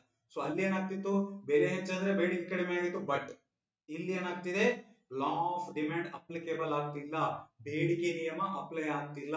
ಇದು ಒಂದು ಅಪವಾದ. ಮುಂದೆ ಹೇಳ್ತೀನಿ, ಗಿಫಿನ್ ಗೂಡ್ಸ್ ಬರುತ್ತಲ್ಲ, ಸೊ ಟೈಪ್ಸ್ ಆಫ್ ಗೂಡ್ಸ್ ಅಂತ ಬರುತ್ತಾ, ಅಲ್ಲಿ ಹೇಳ್ತೀನಿ, ತಲೆ ಕೆಡಿಸ್ಕೊಬಿಟ್ರೆ. ಇದನ್ನಂತೂ ಎಕ್ಸಾಮ್ ಅಲ್ಲಿ ಕೇಳಿದಾನೆ, ಕೆಇ ಎಕ್ಸಾಮ್ ಅಲ್ಲಿ ಕೇಳಿದಾನೆ. Yes, next just a minute. Veblen goods ಅಂತ ಕರಿತೀವಿ. ಯಾವ ಗೂಡ್ಸ್, ವೆಬ್ಲನ್ ಗೂಡ್ಸ್. ಇದನ್ನು ಎಕ್ಸಾಮ್ ಅಲ್ಲಿ ಕ್ವಶನ್ ಕೇಳಿದಾನೆ. ವೆಬ್ಲನ್ ಗೂಡ್ಸ್ ಅಥವಾ ಲಕ್ಸರಿ ಗೂಡ್ಸ್ ಅಂತ ಕರಿತೀವಿ. ಯಾವ ಗೂಡ್ಸ್, ಲಕ್ಸರಿ ಗೂಡ್ಸ್. ಸೊ ಪ್ರತಿಷ್ಠೆ, ಸ್ಥಾನಮಾನ, ಶ್ರೀಮಂತಿಕೆ ಸೂಚಕವಾದ ಮೇಲ್ದರ್ಜೆಯ ವಸ್ತುಗಳನ್ನ ವೆಬ್ಲನ್ ಗೂಡ್ಸ್ ಅಂತ ಕರಿತೀವಿ. ಯಾವ ಗೂಡ್ಸ್, ವೆಬ್ಲನ್ ಗೂಡ್ಸ್. ಅಂದ್ರೆ ಸೊ ಪ್ರೆಸ್ಟಿಜಿಯಸ್ ಪ್ರಾಡಕ್ಟ್ಸ್ ಅಂತ ಕರಿತೀವಲ್ಲ, ಲೈಕ್ ಐಫೋನ್, ಯಾವುದು ಐಫೋನ್, ಫೆರಾರಿ ಕಾರ್, ಬ್ಯಾಗ್ಸ್ ಅಂತ ಕರಿತೀವಿ, ಹೌದಾ. ಸೊ ಇವುಗಳ ಬೆಲೆ ಹೆಚ್ಚಾದಂತೆಲ್ಲ ಬೇಡಿಕೆ ಹೆಚ್ಚಾಗತ್ತಾ. ಸೊ ಇವುಗಳ ಬೆಲೆ ಹೆಚ್ಚು, ಬೇಡಿಕೆನೂ ಹೆಚ್ಚು. ಈಗ ಫಾರ್ ಎಕ್ಸಾಂಪಲ್ ಹೇಳ್ಬೇಕಂದ್ರೆ ಐಫೋನ್ ಪ್ರೈಸ್ ಹೆಚ್ಚು ಕಡಿಮೆ ಎಷ್ಟೈತೆ, 1 ಲ್ಯಾಕ್ ಐತಾ. ಎಕ್ಸಾಂಪಲ್ ಎಷ್ಟೈತಿ, 1 ಲಕ್ಷ ಇದೆ. ಎಷ್ಟು ಲಕ್ಷ, 1 ಲಕ್ಷ. ಸೊ ಈ ಒಂದು ಐಫೋನ್ ನ ಬೆಲೆ ಜಾಸ್ತಿ ಆದಂತೆಲ್ಲ ಬೇಡಿಕೆ ಏನ್ ಕಡಿಮೆ ಆಗ್ತಿಲ್ಲ, ಬೇಡಿಕೆನೂ ಜಾಸ್ತಿ ಆಗ್ತಿದೆ. ಯಾಕಂದ್ರೆ ಪ್ರತಿಷ್ಠೆ. ಇವತ್ತು ನಾವು ಐಫೋನ್ ಐದಪ್ಪ ಅಂದ್ರೆ, ಸೊ ಐಫೋನ್ ಐತಿ ಅವನ ಹತ್ರ, ಹೌದಾ. ಪ್ರತಿಷ್ಠೆ, ಪ್ರೆಸ್ಟಿಜಿಯಸ್ ಗೂಡ್ಸ್ ಅಂತ ಕರಿತೀವಿ. ಮತ್ತೆ ಯಾರ ಹತ್ರ ಐಫೋನ್ ಜಾಸ್ತಿ ಇರುತ್ತಾ, ಅವ್ರು ಶ್ರೀಮಂತಿಕೆನ ಸೂಚಕ ಮಾಡುತ್ತೆ. ಫಾರ್ ಎಕ್ಸಾಂಪಲ್ ಗೋಲ್ಡ್, ಜಾಸ್ತಿ ಗೋಲ್ಡ್ ಹಾಕೊಂಡ್ಬಿಟ್ರೆ ಲೇಡೀಸ್ ಏನ್ ಮಾಡ್ತಾರೆ, ಬಹಳ ಗೋಲ್ಡ್ ಐತಪ್ಪ, ಬಹಳ ಸೌಕಾರ, ಹೌದಾ. ಸೊ ಕೆಲವೊಬ್ಬರಿಗೆ ಕಾರ್ ಇರುತ್ತೆ, ಕಾರ್ ಅದರ. ಸೊ ಇವೆಲ್ಲ ಏನಪ್ಪಾ ಅಂದ್ರೆ ವೆಬ್ಲನ್ ಗೂಡ್ಸ್ ಅಂತ ಕರಿತೀವಿ. ಸೊ ಚಿನ್ನ ಆಗಿರ್ಲಿ, ವಜ್ರ ಆಗಿರ್ಲಿ, ಬ್ರಾಂಡೆಡ್ ವಸ್ತುಗಳಾಗಿರ್ಲಿ, ಐಫೋನ್ ಆಗಿರ್ಲಿ, ಫೆರಾರಿ ಕಾರ್ ಆಗಿರ್ಲಿ, ಇತ್ಯಾದಿಗಳಿಗೆ ಏನಾಗ್ತಾವಪ್ಪ ಅಂದ್ರೆ ಇವುಗಳು ಬೆಲೆ ಹೆಚ್ಚಾದ್ರೂ ಏನಾಗುತ್ತಾ, ಬೇಡಿಕೆ ಹೆಚ್ಚಾಗುತ್ತೆ, ಬೇಡಿಕೆ ಕಡಿಮೆ ಆಗಲ್ಲ. ಅಂತಹ ವಸ್ತುಗಳನ್ನು ನಾವೇನಂತ ಕರಿತೀವಪ್ಪ ಅಂದ್ರೆ ವೆಬ್ಲನ್ ಗೂಡ್ಸ್ ಅಂತ ಕರಿತೀವಿ.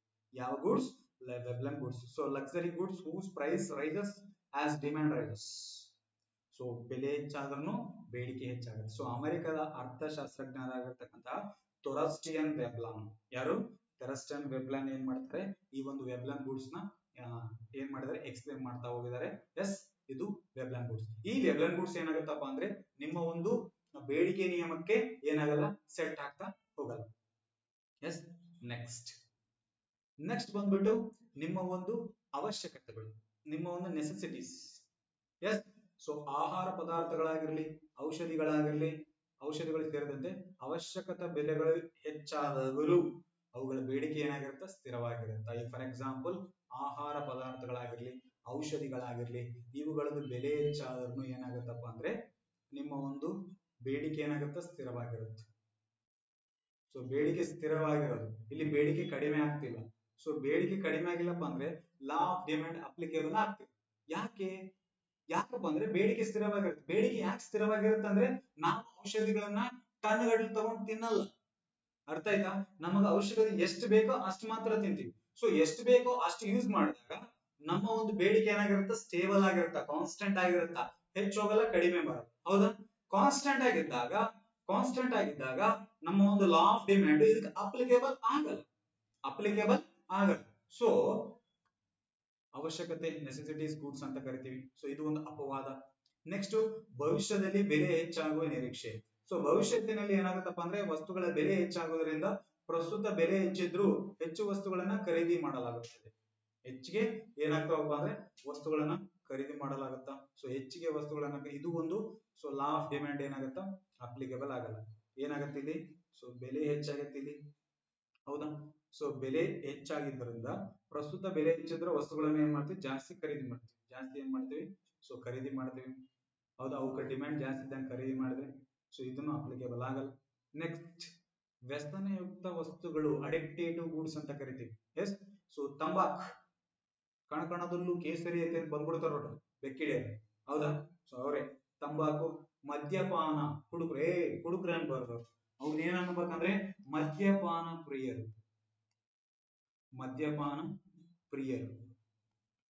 ಸೊ ಗೌರ್ಮೆಂಟ್ ಗೆ ಸಿನ್ಸಿಯರ್ ಆಗಿ ಟ್ಯಾಕ್ಸ್ ಪೇ ಮಾಡೋರು ಯಾರಪ್ಪ ಅಂದ್ರೆ ಅವ್ರೆ.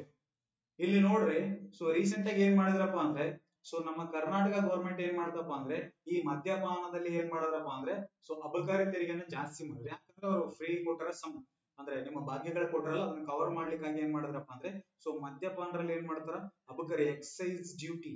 ಸೊ ಎಕ್ಸೈಸ್ ಡ್ಯೂಟಿನ ಸೊ ಪರ್ಸೆಂಟೇಜ್ ಏನ್ ಮಾಡಿದ್ರಪ್ಪ ಅಂದ್ರೆ ಇನ್ಕ್ರೀಸ್ ಮಾಡಿದ್ರ. ಹೌದಾ, ಸೊ ಎಷ್ಟೇ ಪ್ರೈಸ್ ಇನ್ಕ್ರೀಸ್ ಆದ್ರೂ ನಮ್ ಜನ ಏನ್ ಮಾಡ್ತಾರಪ್ಪ ಅಂದ್ರೆ ಈ ಒಂದು ತಂಬಾಕು ಮದ್ಯಪಾನವಂತ ವ್ಯಸನಯುಕ್ತ ವಸ್ತುಗಳ ಮೇಲೆ ಬೆಲೆ ಹೆಚ್ಚಾದ್ರೂ ಅವುಗಳ ಬೇಡಿಕೆಯಲ್ಲಿ ಬದಲಾವಣೆ ಆಗಲ್ಲ. ಹೌದಾ, ಕ್ವಾರ್ಟರ್ ಕೂಡ 90 ಕುಡಿದ 90 ಕೂಡ ಫುಲ್ ಹೊಡಿತಾನೆ.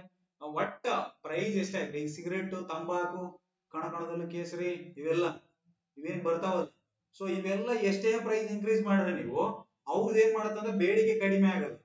ಸೊ ಯಾರು ಮದ್ಯಪಾನ ಧೂಮಪಾನ ಇವೇನ್ ಮಾಡ್ತಾರಲ್ಲ ಮಾಡಕ್ ಹೋಗ್ಬೇಡ್ರಿ. ಅರ್ಥ ಆಯ್ತಾ?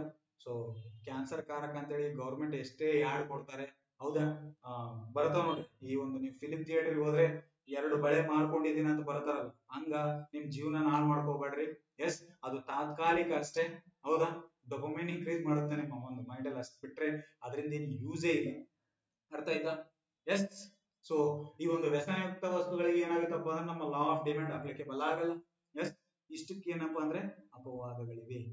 ಯಾವುಗಳಿವೆ? ಅಪವಾದಗಳಿವೆ. ಎಸ್, ಇಷ್ಟು ನಿಮ್ಮ ಒಂದು ಬೇಡಿಕೆ ನಿಯಮ ಅಂತ ಕರಿತೀವಿ. ಯಾವ ನಿಯಮ? ಬೇಡಿಕೆ ನಿಯಮ. ಎಸ್, ಹಾಗಾದ್ರೆ ನೆಕ್ಸ್ಟ್ ಟಾಪಿಕ್ ಹೋಗೋಣ. ಯಾವ ಟಾಪಿಕ್? Types of goods. ಯಾವ ಗೂಡ್ಸ್? ಟೈಪ್ಸ್ ಆಫ್ ಗೂಡ್ಸ್ ಅಂತ ಕರಿತೀವಿ. ಸೊ ಇಷ್ಟು ನಿಮಗ ಅರ್ಥ ಆಯ್ತು ಅಂತ ಭಾವಿಸ್ತೀನಿ.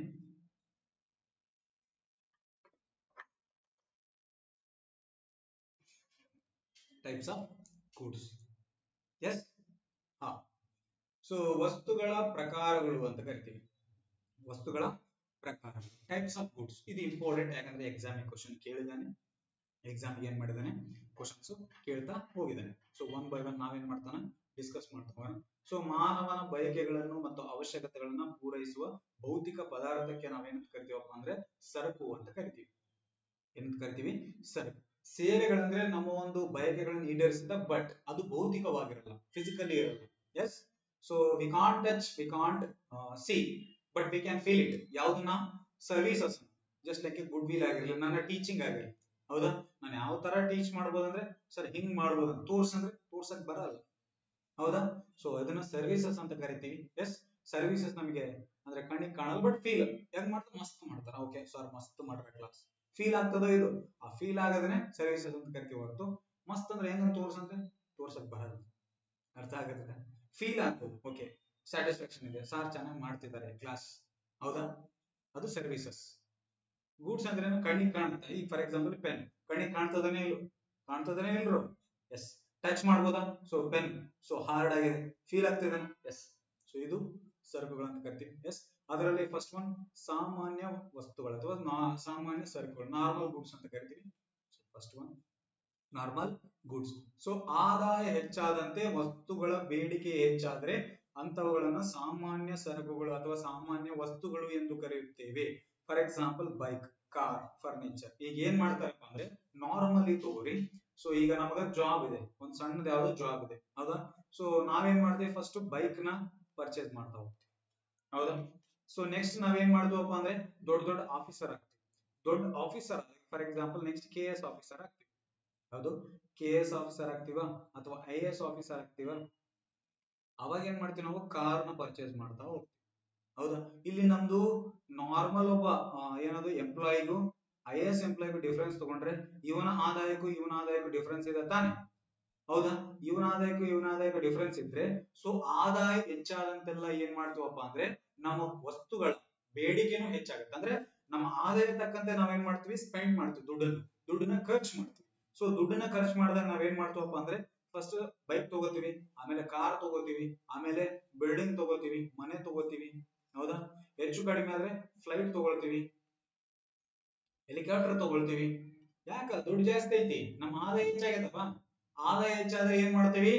ಸೊ ನಾವು ತಗೊಳ್ಳುವಂತಹ ವಸ್ತುಗಳು ಅಥವಾ ಗೂಡ್ಸ್ ಗಳು ಏನಾಗತ್ತ, ಜಾಸ್ತಿ ಖರ್ಚು ಮಾಡ್ತೀವಿ.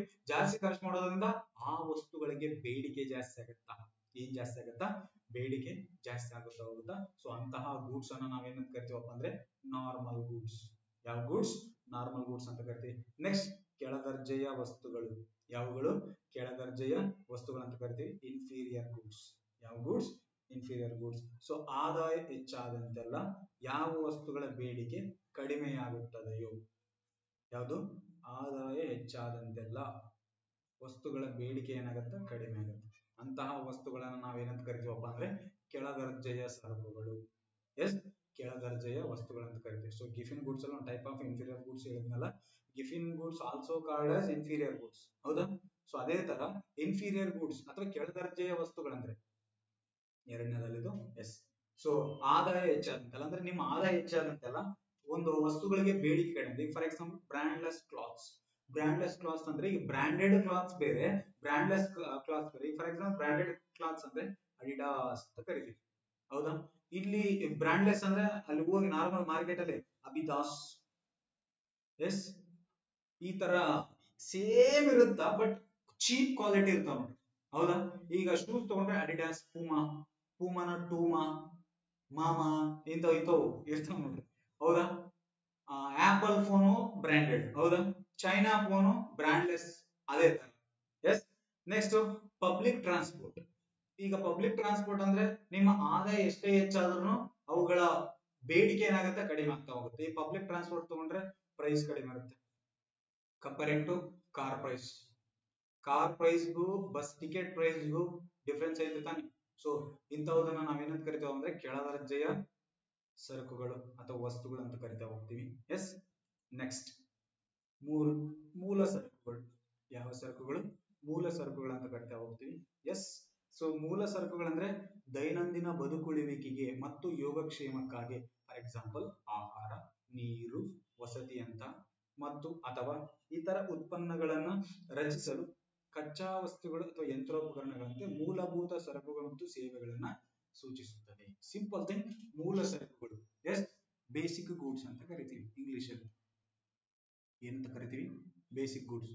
ನಾವ್ ಹೇಳಿದ್ವಲ್ಲ, ಸೊ ಬೇಸಿಕ್ ನೀಡ್ಸ್ ಅಂದ್ರೆ ಆಹಾರ, ನೀರು, ವಸತಿ. ಸೊ ಇವುಗಳೇನಂತವಪ್ಪ ಅಂದ್ರೆ ನಮ್ಗೆ ಬೇಸಿಕ್ ಗೂಡ್ಸ್ ಆಗ್ತದೆ. ಸೊ ಇವ ನಮ್ಮ ದೈನಂದಿನ ನಾವು ಬದುಕಬೇಕು. ಈಗ ನೀವು ಊಟ ಮಾಡಬೇಕು, ನೀರು ಕುಡಿಬೇಕು, ಗಾಳಿ, ಇವೆಲ್ಲ ಏನಪ್ಪಾ ಅಂದ್ರೆ ವಸತಿ ಇರಬೇಕಂದ್ರೆ ಇವೆಲ್ಲ ಬೇಸಿಕ್ ಗೂಡ್ಸ್ ಅಂತ ಕರಿತೀವಿ. ಈ ಗೂಡ್ಸು ಮಾನವನ ಬದುಕುಳಿವಿಕೆಗೆ ಮತ್ತು ಅವನ ಯೋಗಕ್ಷೇಮಕ್ಕೆ ಬೇಕೇ ಬೇಕು. ಆಹಾರ ಇಲ್ಲಪ್ಪ ಅಂದ್ರೆ ಸತ್ತು ಹೋಗ್ತೀರಿ, ನೀರಿಲ್ಲ ಅಂದ್ರೆ ಸತ್ತು ಹೋಗ್ತೀರಿ, ವಸತಿ ಇಲ್ಲ ಅಂದ್ರೆ ಮತ್ತೆ ರೋಡ್ ಮೇಲೆ ಮಲಗುತ್ತಾರೆ, ಇಲ್ಲ ತಾನೆ. ಸೊ ಇವು ಬೇಸಿಕ್ ಗೂಡ್ಸ್ ಅಂತ ಕರಿತಾ ಹೋಗ್ತೀವಿ. ಬೇಸಿಕ್ ಗೂಡ್ಸ್ ಕರಿತಾ ಹೋಗ್ತೀವಿ. ನೆಕ್ಸ್ಟ್ ಬರುತ್ತಾ ಮಧ್ಯಂತರ ಸರಕು. ಎಂತ ಸರಕು? ಮಧ್ಯಂತರ ಸರಕು ಅಂತ ಕರಿತಾ ಹೋಗ್ತೀವಿ. ಯಾವ ಸರಕು? ಮಧ್ಯಂತರ ಸರಕು. ಹಾಗಾದ್ರೆ ಇತರ ಸರಕುಗಳು. ಯಾವ ಸರಕುಗಳು? ಇತರ ಸರಕುಗಳು ಉತ್ಪಾದನೆಯಲ್ಲಿ ಇನ್ಪುಟ್ ಗಳಾಗಿ ಬಳಸುವ ಉತ್ಪನ್ನಗಳನ್ನ ಮಧ್ಯಂತರ ಸರಕುಗಳಾಗಿವೆ. ಎಂತ ಸರಕುಗಳು? ಮಧ್ಯಂತರ ಸರಕುಗಳು. ಇವುಗಳ ಮೌಲ್ಯವು ಅವು ಉತ್ಪಾದಿಸಲು ಸಹಾಯ ಮಾಡುವ ಅಂತಿಮ ಸರಕುಗಳಿಗೆ ಈಗಾಗಲೇ ಹದುಗಿರುವುದರಿಂದ ಡಬಲ್ ಎಣಿಕೆ ತಪ್ಪಿಸಲು ಅವುಗಳನ್ನ ಜಿಡಿಪಿಯಲ್ಲಿ ಸೇರಿಸಲಾಗಿಲ್ಲ. ಇಟ್ಟೆಲ್ಲ ಮಾತಾಡೋ ಬಂದು ಸಿಂಪಲ್ ಆಗಿ ಒಂದು ಎಕ್ಸಾಂಪಲ್ ಕೊಡ್ತೀನಿ ಕೇಳಿ. ಕಬ್ಬು, ನಾಟ್ ಕಬ್ಬು. ಎಸ್. ಹತ್ತಿ. ಎಸ್. ಈ ಹತ್ತಿ, ಕಬ್ಬು ಇವೇನಿದಾವಲ್ಲ, ಇವೆಲ್ಲ ಏನಪ್ಪಾ ಅಂದ್ರೆ ಮಧ್ಯಂತರ ಸರಕುಗಳು. ಎಂತ ಸರಕುಗಳು? ಮಧ್ಯಂತರ ಸರಕುಗಳು ಅಂತ ಕರಿತೀವಿ. ಸೊ ಕಬ್ಬಿಂದ ನಮಗೆ ಏನ್ ಸಿಗುತ್ತೆ? ಸಕ್ಕರೆ ಸಿಗುತ್ತೆ. ಇದು ಫಿನಿಶ್ಡ್ ಗುಡ್ ಅಂತ ಕರಿತೀವಿ. ಎಸ್. ಹತ್ತಿಯಿಂದ ನಮಗೆ ಏನ್ ಸಿಗುತ್ತಪ್ಪ ಅಂದ್ರೆ ಬಟ್ಟೆ ಸಿಗುತ್ತೆ. ಹೌದಾ? ನೀವೆಲ್ಲ ಹಾಕೊಂಡ್ರಿಲ್ಲ. ಸೊ ಈ ಹತ್ತಿ ಅಂತಕ್ಕಂಥದ್ದು ಏನಪ್ಪಾ ಅಂದ್ರೆ ಮಧ್ಯಂತರ ಸರಕು. ಈ ಮಧ್ಯಂತರ ಸರಕು ಅಂದ್ರೆ ಏನಿಲ್ಲ, ನಾರ್ಮಲಿ ಏನಾಗುತ್ತೆ ಅಂದ್ರೆ ಕಚ್ಚಾ ರೂಪದಲ್ಲಿ ಇರ್ತಾರೆ. ಯಾವ ರೂಪದಲ್ಲಿ? ಕಚ್ಚಾ ರೂಪದಲ್ಲಿ ಇರ್ತಾರೆ. ಸೊ ಇವುಗಳನ್ನ ಏನ್ ಮಾಡ್ತಪ್ಪ ಅಂದ್ರೆ ನಾವು ಫ್ಯಾಕ್ಟರಿಯಲ್ಲಿ ಹಾಕ್ಬಿಟ್ಟು ಏನ್ ಮಾಡ್ತೀವಿ? ಸಿದ್ಧ ಸರಕುಗಳನ್ನಾಗಿ ಮಾಡ್ತಾ ಹೋಗ್ತೀವಿ. ಯಾವ ಸರಕುಗಳು? ಸಿದ್ಧ ಸರಕುಗಳನ್ನಾಗಿ ಮಾಡ್ತಾ ಹೋಗ್ತೀವಿ. ಎಸ್. ಸೊ ಹಾಗಾದ್ರೆ ಇವುಗಳನ್ನ ಏನ್ ಮಾಡ್ತೀವಪ್ಪ ಅಂದ್ರೆ ನಾವು ಜಿಡಿಪಿಯಲ್ಲಿ ಅಥವಾ ನ್ಯಾಷನಲ್ ಇನ್ಕಮ್ ಅಲ್ಲಿ ಕನ್ಸಿಡರ್ ಮಾಡಲ್ಲ. ಯಾಕೆ ಮಾಡಲ್ಲ ಅಂದ್ರೆ ಡಬಲ್ ಕೌಂಟಿಂಗ್ ಆಗುತ್ತೆ. ಸೊ ಮುಂದೆ ನಿಮಗೆ GDP ಅಲ್ಲಿ ಮಾಡೋ ಟೈಮಲ್ಲಿ ಹೇಳ್ತೀನಿ ಮಧ್ಯಂತರ ಸರಕುಗಳು ಅಂದ್ರೆ ಏನು, ಎಸ್ ಅಂತಿಮ ಸರಕು ಅಂದ್ರೆ ಏನು, ನೆಕ್ಸ್ಟ್ ಅದೇ ಬರುತ್ತೆ. ಸೊ ಈಗ ಉಕ್ಕು, ಹಿಟ್ಟು, ಆಕ್ಚುಲಿ ಸಕ್ಕರೆ ಅಂತಹ ಕಚ್ಚಾ ಸಕ್ಕರೆ ಬರಲ್ಲ. ಸೊ ಕಬ್ಬಿನಿಂದನೇ ನಾವು ಸಕ್ಕರೆ ಮಾಡ್ತೀವಿ, ಹೌದಾ? ಎಸ್. ಸೊ ಇವೆಲ್ಲ ಕಬ್ಬು ಮತ್ತೆ ಹತ್ತಿ ಇವೆಲ್ಲ ಏನ್ ಮಾಡ್ತಾವಪ್ಪ ಅಂದ್ರೆ ಸೊ ಮಧ್ಯಂತರ ಸರಕುಗಳಿಗೆ ಬರ್ತಾ ಹೋಗ್ತವೆ. ಸೊ ಅಂತಿಮ ಸರಕು ಯಾವ ಸರಕು? ಅಂತಿಮ ಸರಕು ಅಂತ ಕರಿತೀವಿ. ಸೊ ಇದು ಥರ್ಡ್ ಒನ್, ಇದು ಫೋರ್ತ್ ಒನ್ ಆಗುತ್ತೆ, ಸಾರಿ ಇದು ಫಿಫ್ತ್ ಒನ್. ಸೊ ಫೈನಲ್ ಗೂಡ್ ಅಂತ ಕರಿತೀವಿ. ಯಾವ goods? Final goods. Sir final goods ಅಂದ್ರೆ ಸಿಂಪಲ್ ಥಿಂಗ್, ಇವು ಉತ್ಪಾದನಾ ಪ್ರಕ್ರಿಯೆಯನ್ನ ಪೂರ್ಣಗೊಳಿಸಿದ ಮತ್ತು ಅಂತಿಮ ಗ್ರಾಹಕರಿಗೆ ಮಾರಾಟಕ್ಕೆ ಸಿದ್ಧವಾಗಿರುವ.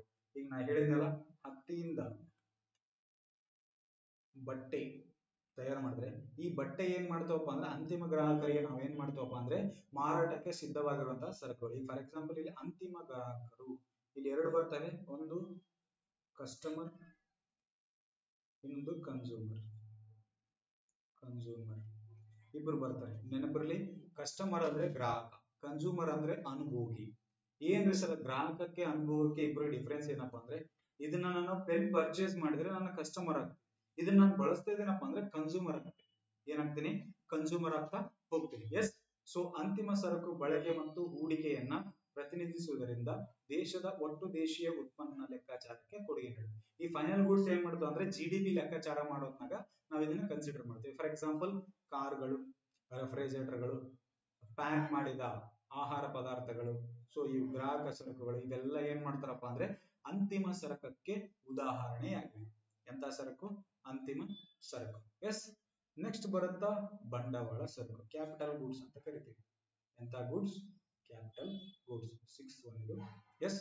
So capital goods, capital goods. Yes.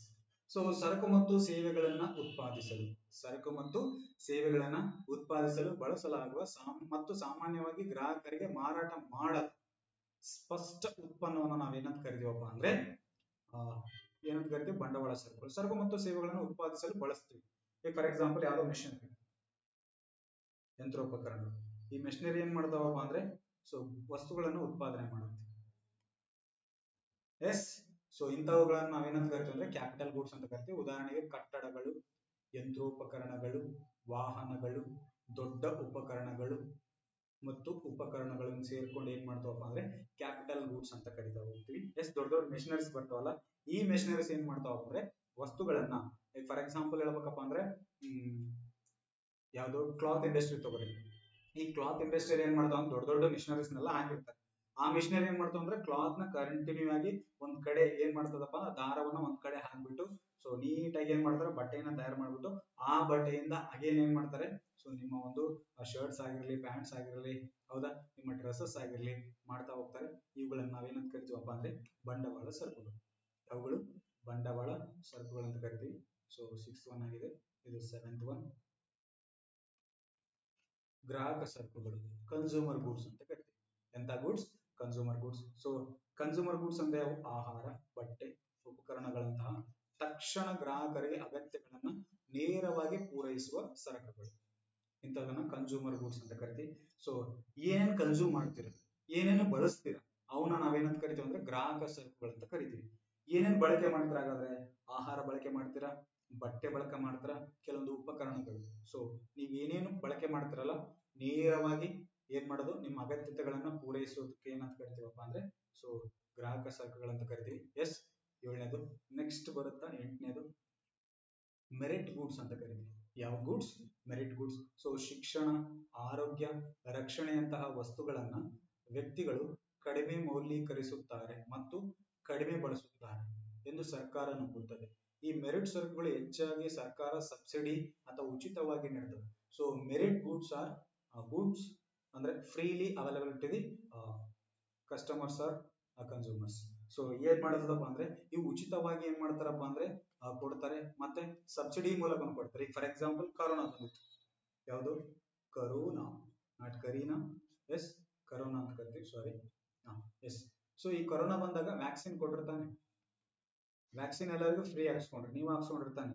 So ಸರ್ಕಾರ ಏನ್ ಮಾಡುತ್ತಪ್ಪ ಅಂದ್ರೆ ವ್ಯಾಕ್ಸಿನ್ ಫ್ರೀ ಆಗಿ ಕೊಡೋದು, ಶಿಕ್ಷಣ ಫ್ರೀ ಆಗಿ ಕೊಡೋದು, ಆರೋಗ್ಯ ಅಂದ್ರೆ ಈಗ ಗೌರ್ಮೆಂಟ್ ಹಾಸ್ಪಿಟಲ್ ಹೋಗ್ರಿ, ರಕ್ಷಣೆ ಅಂದ್ರೆ ಪೊಲೀಸ್ ಬರುತ್ತಾ, ಮಿಲಿಟರಿ ಬರುತ್ತಾ, ಸೊ ಈ ವಸ್ತುಗಳನ್ನ ಏನ್ ಮಾಡ್ತಾರಪ್ಪ ಅಂದ್ರೆ ಫ್ರೀ ಆಗಿ ಕೊಡ್ತಾರೆ, ಸಬ್ಸಿಡಿ ಮೂಲಕ ಕೊಡ್ತಾರೆ. ಫಾರ್ ಎಕ್ಸಾಂಪಲ್ ಶಿಕ್ಷಣ ತಗೋರಿ, ಗೌರ್ಮೆಂಟ್ ಸ್ಕೂಲ್ಸ್ ಇದಾವೆ, ಗೌರ್ಮೆಂಟ್ ಕಾಲೇಜಸ್ ಇದಾವೆ, ಹೌದಾ, ಗೌರ್ಮೆಂಟ್ ಹಾಸ್ಪಿಟಲ್ಸ್ ಇದಾವೆ, ಮತ್ತೆ ಪೊಲೀಸ್ ಸ್ಟೇಷನ್ಸ್ ಇದಾವೆ, ಮತ್ತೆ ನಿಮ್ಮ ಒಂದು ಮಿಲಿಟರಿ ಇದೆ ನಿಮ್ಮನ್ನೆಲ್ಲ ಕಾಪಾಡ್ಲಿಕ್ಕೆ. ಇವೆಲ್ಲ ಏನ್ ಮಾಡ್ತಾರಪ್ಪ ಅಂದ್ರೆ ಗೌರ್ಮೆಂಟ್ ಫ್ರೀ ಆಗಿ ಕೊಟ್ಟತಿ. ಗೌರ್ಮೆಂಟ್ ಏನ್ ಕೊಟ್ಟದ, ವ್ಯಾಕ್ಸಿನ್ ಕೊಟ್ಟತೆ ಫ್ರೀ, ಕೊಟ್ಟದ ಇಲ್ಲೋ? ಎಸ್. ಸೊ ಇದು ಏನ್ ಮಾಡ್ತಾರಪ್ಪ ಅಂದ್ರೆ ವ್ಯಕ್ತಿಗಳು ಕಡಿಮೆ ಮೌಲ್ಯೀಕರಣ ಮಾಡ್ತಾರೆ, ಜಾಸ್ತಿ ಯೂಸ್ ಮಾಡ್ಕೊಳ್ಳೋದು. ಅಂದ್ರೆ ಗೌರ್ಮೆಂಟ್ ಏನ್ ಮಾಡ್ತಾರಪ್ಪ ಅಂದ್ರೆ ಗೌರ್ಮೆಂಟ್ ಸ್ಕೂಲಲ್ಲಿ ಓದಿಸಲ್ಲ ಮಕ್ಕಳನ್ನ, ಅವರು ಓದಲ್ಲ, ಗೌರ್ಮೆಂಟ್ ಕಾಲೇಜಲ್ಲಿ ಓದಲ್ಲ, ಎಲ್ಲ ಪ್ರೈವೇಟ್ ಇಂಗ್ಲಿಷ್ ಮೀಡಿಯಂ, ಹೌದಾ, ಕನ್ನಡ ಮೀಡಿಯಂ ಓದಿಸಲ್ಲ. ಆರೋಗ್ಯ ಈಗ ನೋಡ್ರಿ, ಯಾವ್ದೋ ಹಾಸ್ಪಿಟಲ್ ಎಷ್ಟೇ ಕಟ್ಟಿದ್ರು, ಎಷ್ಟು ಡಾಕ್ಟರ್ ಮೇಂಟೈನ್ ಮಾಡಿದ್ರು, ಫ್ರೀ ಆಗಿ ಮೆಡಿಸಿನ್ಸ್ ಕೊಟ್ರು, ನಮ್ ಜನ ಏನ್ ಮಾಡ್ತಾರಪ್ಪ ಅಂದ್ರೆ ಗೌರ್ಮೆಂಟ್ ಹಾಸ್ಪಿಟ್ಲಿಗೆ ಹೋಗಲ್ಲ. ಯಾಕ? ನಾವು ಪ್ರೈವೇಟ್ ಹಾಸ್ಪಿಟ್ಲಿಗೆ ಹೋಗೋದು. ಒಂದು ಮಿತ್ ಕುಂತ್ಬಿಟ್ಟತೆ, ಏನು, ಪ್ರೈವೇಟ್ ಹಾಸ್ಪಿಟ್ಲಿಗೆ ಏನ್ ಮಾಡ್ತಾರೆ ಅಂದ್ರೆ ಚೆನ್ನಾಗಿ ನೋಡ್ತಾರೆ, ದುಡ್ಡು ಕೊಟ್ರೆ ಚೆನ್ನಾಗಿ ನೋಡ್ತಾರೆ, ಅವ್ರು ಚೆನ್ನಾಗಿ ನೋಡಲ್ಲ. ಮತ್ ಕೆಲವೊಂದು ಹಾಸ್ಪಿಟಲ್ಸ್ ಅಲ್ಲೆಲ್ಲ ಅಂದ್ರೆ ಗೌರ್ಮೆಂಟ್ ಸ್ವಲ್ಪ ಆಕ್ಷನ್ ತಗೊಂಡು ಇವ್ರಿಗೆ ಚೆನ್ನಾಗಿ ಇಂಪ್ರೂವ್ಮೆಂಟ್ ಮಾಡ್ಕೊಂಡು ಅವ್ರ ಕಾಂಪಿಟೇಷನ್ ಕೊಡಬಹುದು.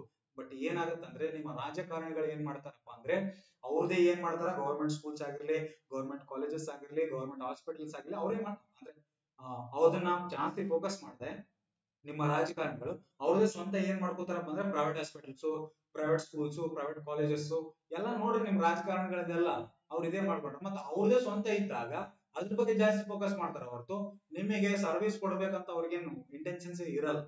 ಅರ್ಥ ಆಯ್ತಾ? ಸೊ ನೀವು ಇಂಟ್ರೆಸ್ಟ್ ಕಡಿಮೆ ತೋರಿಸ್ತೀರಿ, ಅವ್ರಿಗೂ ಅದೇ ಬೇಕು. ಈಗ ಕನ್ನಡ ಶಾಲೆಗಳೆಲ್ಲ ಮುಗಿಸ್ತಾ ಇದ್ದಾರೆ, ಗೌರ್ಮೆಂಟ್ ಹಾಸ್ಪಿಟಲ್ಸ್ ಎಲ್ಲ ಜಾಸ್ತಿ ತೆರೆ ಕೆಡಿಸ್ಕೊಳ್ತಿಲ್ಲ, ಮತ್ ನೀವು ಹೋಗಿಲ್ಲಪ್ಪ ಅಂದ್ರೆ ಅವ್ ಹೆಂಗ್ ಬದಲಾವಣೆ ಆಗ್ತಾವ? ಆಗಲ್ಲ. ಸೊ ಈ ರೀತಿಯಾಗಿ ಮೆರಿಟ್ ಗೂಡ್ಸ್. ನೆಕ್ಸ್ಟ್ 9ನೇದು ಉಚಿತ ಸರಕುಗಳು, ಫ್ರೀ ಗೂಡ್ಸ್ ಅಂತ ಕರೀತೀವಿ. ಎಂತ ಗೂಡ್ಸ್? ಫ್ರೀ ಗೂಡ್ಸ್, ಉಚಿತ ಸರಕುಗಳು. ಉಚಿತ ಸರಕುಗಳಂದ್ರೆ ಉಚಿತವಾಗಿ ಲಭ್ಯವಿರುವಂತಹ ಮತ್ತು ಅಪರಿಮಿತವಾದ ಸರಕುಗಳು. ಫಾರ್ ಎಕ್ಸಾಂಪಲ್ ನಾವು ಉಸಿರಾಡುವ ಗಾಳಿ ಉಚಿತ ಸರಕು ತಾನೆ, ಇದಕ್ಕೆ ಏನಾದ್ರು ಟ್ಯಾಕ್ಸ್ ಕಟ್ತಾ ಇದ್ರೆ, ದುಡ್ಡು ಕಟ್ತಾ ಇದ್ರೆ, ಏನಾದ್ರು ರೆಂಟ್ ತಗೊಂಡ್ರೆ ಏನಿಲ್ಲ, ಹೌದಾ? ಸೊ ನಾವು ಬೆಳಕು, ಹೌದಾ ಸರ್? ಇಲ್ಲ ಸರ್, ನಾವು ನೈಟ್ ಲೈಟ್ ಹಾಕೋತೀವಿ, ಮಾರ್ನಿಂಗ್ ಅಂತೂ ಸಿಗುತ್ತೋ ಇಲ್ಲ, ಫ್ರೀ ಸಿಗುತ್ತೋ ಇಲ್ಲ? S S. ಸೊ ಗಾಳಿ ಆಗಿರ್ಲಿ, ಬೆಳಕಾಗಿರ್ಲಿ, ಹೌದಾ? ಸೊ ಇವೆಲ್ಲ ಏನಪ್ಪಾ ಅಂದ್ರೆ ನೀವೊಂದು ಉಚಿತ ಸರಕುಗಳಂತ ಕರಿತೀವಿ. ಸೊ ಆದರೆ ಅದು ಪ್ರಕೃತಿಯಲ್ಲಿ ಹೇರಳವಾಗುವುದರಿಂದ ಅದರ ಉತ್ಪಾದನೆ ಮತ್ತು ಬಳಕೆ ಎರಡನ್ನ ನಾವು ಬೇರೆ ಪಾವತಿಸಬೇಕಾಗಿಲ್ಲ. ಎಸ್, ಯಾವ್ದು ದುಡ್ಡು ಕೊಡಲ್ಲ, ಅದು ಫ್ರೀ ಇರುತ್ತೆ, ಅದನ್ನ ಫ್ರೀ ಗೂಡ್ ಅಂತ ಕರಿತೀವಿ. ಏನಂತ ಕರಿತೀವಿ? ಫ್ರೀ ಗೂಡ್. ನೆಕ್ಸ್ಟ್ ಇಂಪಾರ್ಟೆಂಟ್ ಎಕ್ಸಾಮ್ ಕ್ವಶನ್ ಆಗಿರೋದು ಯಾವ್ದಪ್ಪ ಅಂದ್ರೆ ಸಾರ್ವಜನಿಕ ಸರಕು. ಯಾವ ಸರಕು? ವೆರಿ ವೆರಿ ಇಂಪಾರ್ಟೆಂಟ್ ಆಯ್ತು ನೋಡ್ರಿ. ಎಸ್, ಸಾರ್ವಜನಿಕ ಸರಕು ಅಂತ ಕರಿತೀವಿ. ಜಸ್ಟ್ ಅ ಮಿನಿಟ್, ನೀರು ಕುಡಿತೀನಿ.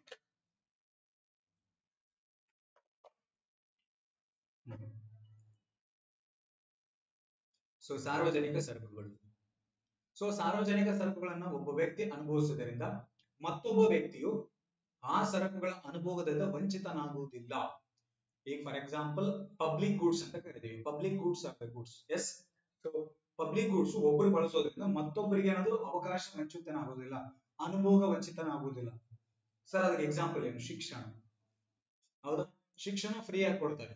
ಶಿಕ್ಷಣ ಫ್ರೀ ಆಗಿ ಕೊಡ್ತಾರೆ ಅಂತ ಹೇಳಿ ಒಬ್ಬರಿಗೆ ಶಿಕ್ಷಣ ಕೊಡೋದ್ರಿಂದ ಮತ್ತೊಬ್ಬರು ಶಿಕ್ಷಣ ಪಡಿಬಾರ್ದಂತ ಏನ್ ರೂಲ್ ಇಲ್ಲ. ಶಿಕ್ಷಣ ಫ್ರೀ ಎಲ್ಲರಿಗೂ, ಹೌದಾ? ಆರೋಗ್ಯ ಎಲ್ಲರಿಗೂ ಫ್ರೀ, ರಕ್ಷಣೆ ಎಲ್ಲರಿಗೂ ಫ್ರೀ. ಈಗ ಪೊಲೀಸು ನಿನಗೊಬ್ಬನಿಗೆ ಪ್ರೊಟೆಕ್ಷನ್ ಕೊಡ್ತಾನ? ಇಲ್ಲ, ಎಲ್ಲರಿಗೂ ಪ್ರೊಟೆಕ್ಷನ್ ಕೊಡ್ತಾನೆ. ಎಸ್. ಮತ್ತೆ ಸಾಮುದಾಯಿಕ ಬಯಕೆಗಳ ತೃಪ್ತಿಗಾಗಿ ಉಚಿತವಾಗಿ ಲಭ್ಯವಿರುವ ಸರಕುಗಳನ್ನ ಸಾರ್ವಜನಿಕ ಸರಕುಗಳಂತ ಕರಿತೀವಿ. ಅಂದ್ರೆ ಈ ಸಾರ್ವಜನಿಕ ಸರಕುಗಳು ಏನಾಗ್ತಾವಪ್ಪ ಅಂದ್ರೆ ಒಂದು ಸಮುದಾಯ, ಒಂದು ಕಮ್ಯುನಿಟಿ ತೃಪ್ತಿಗಾಗಿ ಉಚಿತವಾಗಿ ಸಿಗ್ತವೆ. ಈಗ ನಿಮ್ದೊಂದು ಕಮ್ಯುನಿಟಿ ಐತೆ ಅಂತ ತಿಳ್ಕೊರಿ, ಹೌದಾ? ಸೊ ಯಾವುದು? ಪೀಪಲ್ ಕಮ್ಯುನಿಟಿ, ಹೌದಾ? ನಿಮ್ಮ ಪೀಪಲ್ ಕಮ್ಯುನಿಟಿಗೆ ಸೊ ಶಿಕ್ಷಣ ಫ್ರೀಯಾಗಿ ಸಿಗುತ್ತಾ? ಎಲ್ಲರಿಗೂ ಸಿಗುತ್ತೆ ನಿಮ್ಮ ಕಮ್ಯುನಿಟಿ ಒಳಗಡೆ. ಎಸ್. ಸೊ ಉಚಿತವಾಗಿ ಸಿಗುತ್ತಾ? ಮತ್ತೆ ಒಬ್ರು ಶಿಕ್ಷಣ ಪಡೆಯೋದ್ರಿಂದ ಮತ್ತೊಬ್ಬರಿಗೆ ಅದ್ರದೇನು ಎಫೆಕ್ಟ್ ಆಗಲ್ಲ, ಎಲ್ಲರಿಗೂ ಶಿಕ್ಷಣ ಸಿಕ್ಕೇ ಸಿಗುತ್ತಾ? ಹೌದಾ?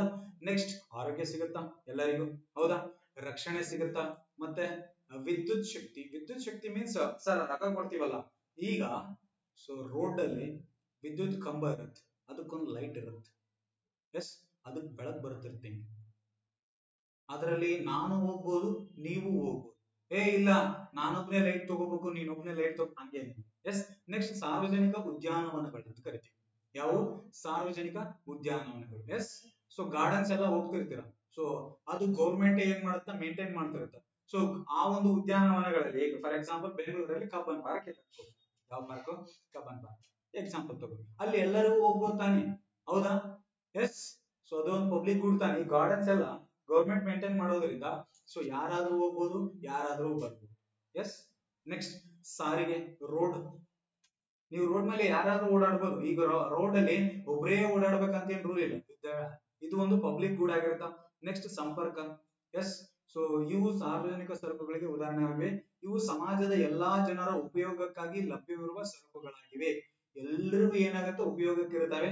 ಪರಿಸರ ಸಂಬಂಧಿ ಸರಕುಗಳಾದ ಗಾಳಿ, ನೀರು, ಬೆಳಕು ಮೊದಲಾದವುಗಳು ಸಾರ್ವಜನಿಕ ಸರಕುಗಳ ಸ್ವರೂಪವನ್ನ ಹೊಂದಿವೆ. ಎಸ್, ಸಾರ್ವಜನಿಕ ಸ್ವರೂಪಗಳನ್ನು ಇವು ಹೊಂದಿವೆ. ಪಬ್ಲಿಕ್ ಗುಡ್ಸ್ ಸಿಂಪಲ್ ಆಗಿ ಹೇಳ್ತೀನಿ ಕೇಳ್ರಿ. ಇಷ್ಟೊತ್ತು ಹೇಳಿದ್ದಕ್ಕ ಒಂದು ಸಿಂಪಲ್ ಆಗಿ ಏನಪ್ಪಾ ಅಂದ್ರೆ ಪಬ್ಲಿಕ್ ಗುಡ್ಸ್ ಅಂದ್ರೆ ಏನು. ಸೊ ಇವು ಫ್ರೀ ಆಗಿ ಸಿಗ್ತಾವೆ. ಫಸ್ಟ್ ಥಿಂಗ್ ಏನಾಗಿ ಸಿಗ್ತವೆ? ಫ್ರೀ ಆಗಿ ಸಿಗ್ತವೆ. ಇವರು ಒಬ್ರು ಯೂಸ್ ಮಾಡೋದ್ರಿಂದ ಮತ್ತೊಬ್ಬರಿಗೆ ಅವಕಾಶ ವಂಚಿತರಾಗುವುದಿಲ್ಲ. That's a point. ಇಲ್ಲಿ ಅದರದ ಲಕ್ಷಣಗಳು ನೋಡ್ತಾ ಹೋಗೋಣ, ನಿಮಗೆ ಇನ್ನೂ ಈಸಿಯಾಗಿ ಅಂಡರ್ಸ್ಟ್ಯಾಂಡಿಂಗ್ ಆಗುತ್ತೆ. ಸೊ ಪಬ್ಲಿಕ್ ಗೂಡ್ಸ್ ಏನಾಗ್ತಾವ? ಸೊ ಸಾರ್ವಜನಿಕ ಸರಕುಗಳು ಸಮುದಾಯ ಬಯಕೆಗಳ ತೃಪ್ತಿಗಾಗಿ ಇರುವಂತಹ ಸರಕಾಗಿದೆ. ಹೌದಾ? ಒಂದು ಸಾಮುದಾಯಿಕ ಬಯಕೆಗಳನ್ನು ತೃಪ್ತಿಪಡಿಸುತ್ತಾ. ನೆಕ್ಸ್ಟ್, ಒಂದಕ್ಕಿಂತ ಹೆಚ್ಚು ವ್ಯಕ್ತಿಗಳು ಏಕಕಾಲದಲ್ಲಿ ಬಳಸಬಹುದಾಗಿದೆ. ಈಗ ರೋಡ್ ಮೇಲೆ ಒಬ್ಬರೇ ಹೋಗ್ತಾರೇನು? ಬೇಜಾನ್ ಜನ ಹೋಗ್ತಾರೆ ಇಲ್ಲ? ಎಸ್, ಅಗೇನ್ ಪಾರ್ಕ್ ಹೋಗ್ತೀರಾ, ಒಬ್ಬರೇ ಹೋಗ್ತೀರಾ? ಇಲ್ಲ. ಶಿಕ್ಷಣ ಒಬ್ಬರೇ ಪಡಿತಾ ಇದ್ರೆ ಎಲ್ಲರೂ ಪಡಿತಾ ಇದ್ರಿ, ಹೌದಾ? ನೆಕ್ಸ್ಟ್ ಆರೋಗ್ಯ ಎಲ್ಲರೂ ಪಡಿತಾ ಇದ್ರಿ, ಹೌದಾ?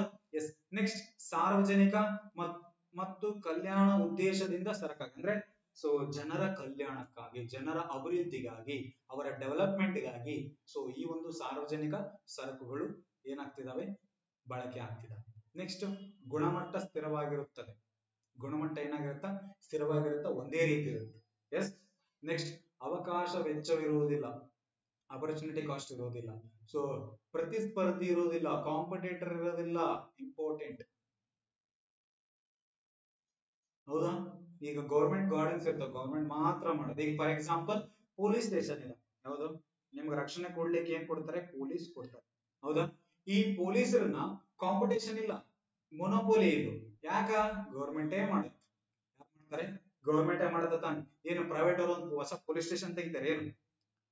ಅವ್ರು ಗೌರ್ಮೆಂಟ್ ಅವ್ರ ಒಂದು ಪೊಲೀಸ್ ಸ್ಟೇಷನ್ ತೆಗದಾರ, ನಾವೊಂದು ಸಪರೇಟ್ ಪೊಲೀಸ್ ಸ್ಟೇಷನ್ ತೆಗೋಣ, ನಾವ್ ಏನ್ ಮಾಡೋಣ? ಕಾಂಪಿಟೇಷನ್ ಕೊಡೋಣ ಅಂತ ಬರಲ್ಲ. ಇಲ್ಲಿ ಪಬ್ಲಿಕ್ ಗೂಡ್ಸ್ ಅಲ್ಲಿ ಕಾಂಪಿಟೇಷನ್ ಬರೋದೇ ಇಲ್ಲ. ಎಸ್. ನೆಕ್ಸ್ಟ್, ಮಾರುಕಟ್ಟೆಯ ಸರಕುಗಳಾಗಿರುವುದಿಲ್ಲ. ಅಂದ್ರೆ ಮಾರ್ಕೆಟ್ ಅಲ್ಲಿ ಏನ್ ಬೈ ಅಂಡ್ ಸೆಲ್ ಮಾಡ್ತಾರಲ್ಲ ಅಂತಹ ಏನು ಪ್ರಾಡಕ್ಟ್ಸ್ ಇವಾಗಿರೋದಿಲ್ಲ, ಮಾರುಕಟ್ಟೆಯ ಸರಕುಗಳಾಗಿರೋದಿಲ್ಲ. This is purely free for the ಯಾರಿಗಪ್ಪ ಅಂದ್ರೆ ಸೊ ಪಬ್ಲಿಕ್ ಗೆ ಫ್ರೀ ಆಗಿ ಕೊಡ್ತಾರೆ. ಉದಾಹರಣೆ ಪೊಲೀಸ್ ಸೇವೆ, ಅಗ್ನಿಶಾಮಕ ದಳ, ಹೌದಾ? ಸೊ ಫೈರ್ ಸ್ಟೇಷನ್ ಆಫೀಸರ್ಸ್ ಅಂತ ಕರೀತಿರ್ತಾನೆ. ಸೊ ರಾಷ್ಟ್ರೀಯ ರಕ್ಷಣೆ, ಸಾರ್ವಜನಿಕ ಸಾರಿಗೆ, ರಸ್ತೆಗಳು, ಅಣೆಕಟ್ಟುಗಳು, ನದಿಗಳು, ಇವೆಲ್ಲ ಯಾವ್ದಪ್ಪ ಅಂದ್ರೆ ಪಬ್ಲಿಕ್ ಗೂಡ್ಸ್ ಗೆ ಎಕ್ಸಾಂಪಲ್. ಪಬ್ಲಿಕ್ ಗೂಡ್ಸ್ ಗೆ ಎಕ್ಸಾಂಪಲ್ ಆಗ್ತವೆ. ಸೊ ಎಕ್ಸಾಮ್ ಅಲ್ಲಿ ಕ್ವಶನ್ ಕೇಳಿದಾನೆ ಇದನ್ನ ಕೆಎ ಒಳಗಡೆ. ಯಾವ್ದ್ರೊಳಗಡೆ? ಕೆಎ ಒಳಗಡೆ. ಯಾಕಂದ್ರೆ ಇದು NCERT ಒಳಗಡೆ ಐತಿ. ಇತ್ತೀಚೆಗೆ NCERT ಅಲ್ಲಿ ಏನ್ ಮಾಡ್ತಾರಪ್ಪ, ಎತ್ತಾಕ್ತಿದ್ರೆ. ಅದಕ್ಕಾಗಿನೇ ನಿಮ್ಗೆ ಪಬ್ಲಿಕ್ ಗೂಡ್, ಪ್ರೈವೇಟ್ ಗೂಡ್ಸ್ ಹೇಳ್ತಾ ಇದೀನಿ. ನೆಕ್ಸ್ಟ್ ಬರುತ್ತಾ ಖಾಸಗಿ ಸರಕು. ಯಾವ ಸರಕು? ಖಾಸಗಿ ಸರಕು ಅಂತ ಕರಿತೀವಿ. Just a minute.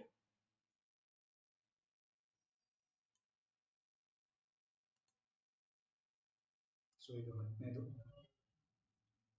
ನಿಮ್ಗೊಂದು ಐಡಿಯಾ ಇಲ್ಲ ಅಂತ ಹೇಳಿ.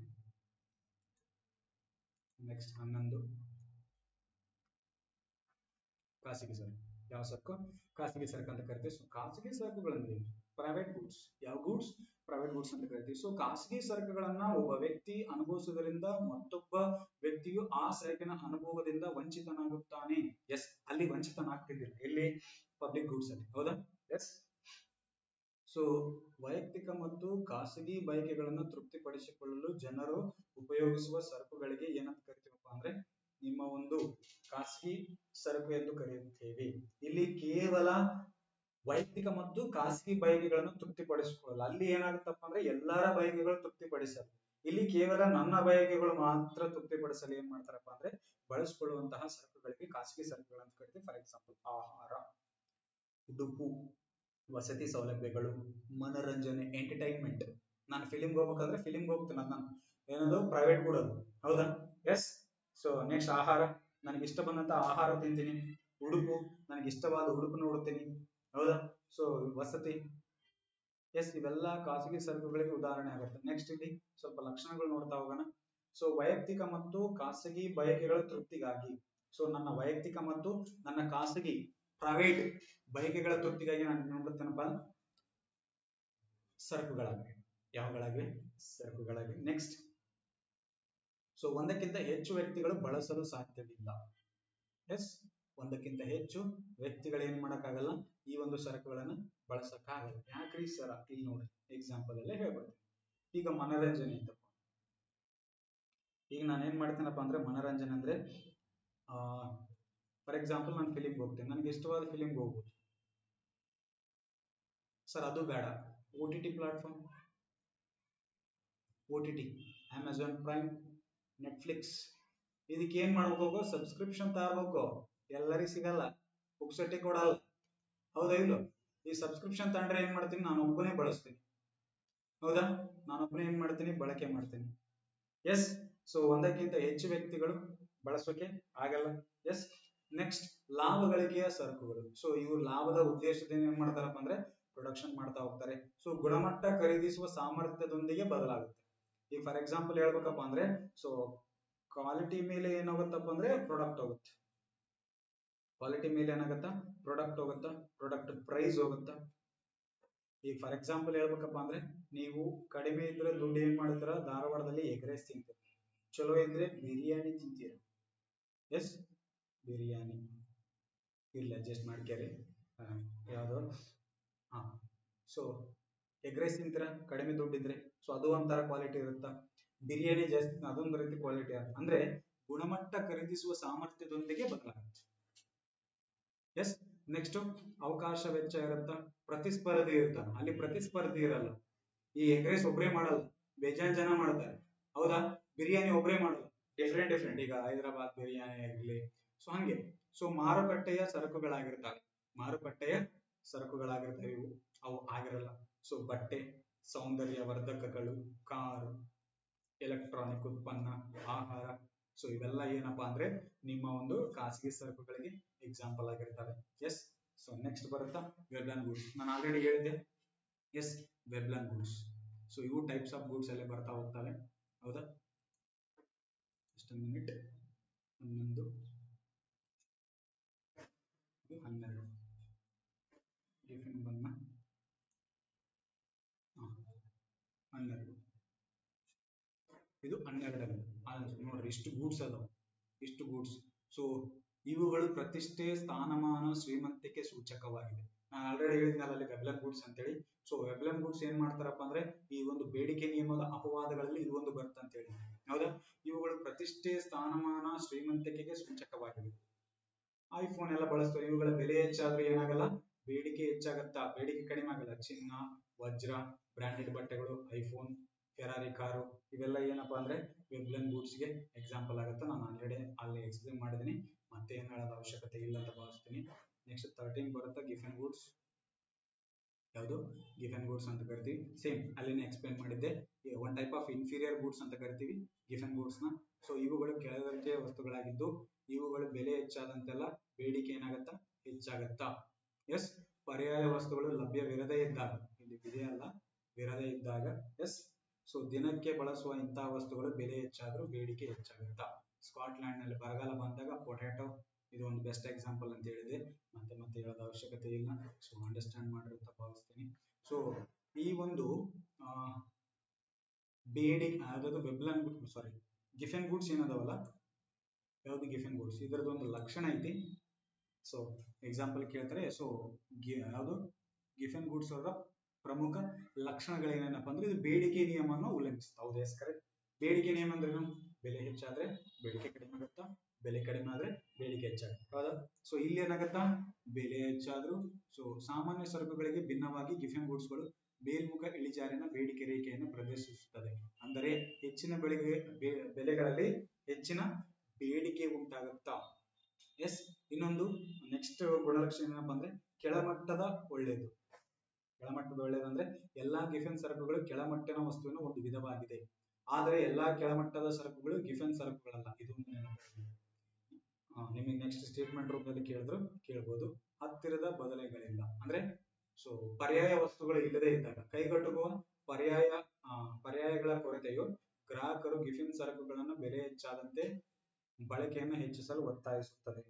ಸೊ ಆದಾಯ ನಿರ್ಬಂಧ, ಬಡತನ ಮತ್ತು ಆದಾಯ ಒತ್ತಡದಿಂದ ಈ ಪರಿಣಾಮ ಉಂಟಾಗುತ್ತೆ. ಬಡತನದಿಂದನೂ ಉಂಟಾಗುತ್ತೆ, ಸೊ ಆದಾಯ ಒತ್ತಡದಿಂದನೂ ಉಂಟಾಗುತ್ತೆ. ಯಾವುದು ಗಿಫೆನ್ ಗೂಡ್ಸ್. ಎಸ್, ಸೊ ಗ್ರಾಹಕರು ತಮ್ಮ ಬಜೆಟಿನ ಹೆಚ್ಚಿನ ಭಾಗವನ್ನ ಅಗತ್ಯ ತುಲನಾತ್ಮಕ ಅಗ್ಗದ ಗಿಫೆನ್ ಸರಕುಗಳಿಗೆ ಮೀಸಲಿಡಲು ಒತ್ತಾಯಿಸಲಾಗುತ್ತದೆ. ಹೌದಾ? ಸೊ ಅವರ ಆದಾಯ ಕಡಿಮೆ ಇರುತ್ತ, ಪರ್ಯಾಯ ವಸ್ತು ಇರಲ್ಲ. ಎಸ್, ಬಡತನ ಕಡಿಮೆ, ಬಡತನ ಏನಾಗಿರುತ್ತೆ ಜಾಸ್ತಿ ಇರುತ್ತೆ. ಸೊ ಇವೆಲ್ಲ ಏನ್ ಮಾಡ್ತಾವಪ್ಪ ಅಂದ್ರೆ ಗಿಫೆನ್ ಗೂಡ್ಸ್ ಅನ್ನ ತಗೊಳ್ಳಿ ಅನ್ನಕ ಒತ್ತಾಯ ಮಾಡುತ್ತಾ, ಪ್ರೆಸರ್ವ್ ಮಾಡುತ್ತೆ. ಏನ್ ಮಾಡುತ್ತಾ? ಪ್ರೆಸರ್ವ್ ಮಾಡ್ತಾ ಹೋಗುತ್ತಾ. ಎಸ್, ನೆಕ್ಸ್ಟ್ ಪ್ರಧಾನ ಆಹಾರ ವಸ್ತುಗಳು.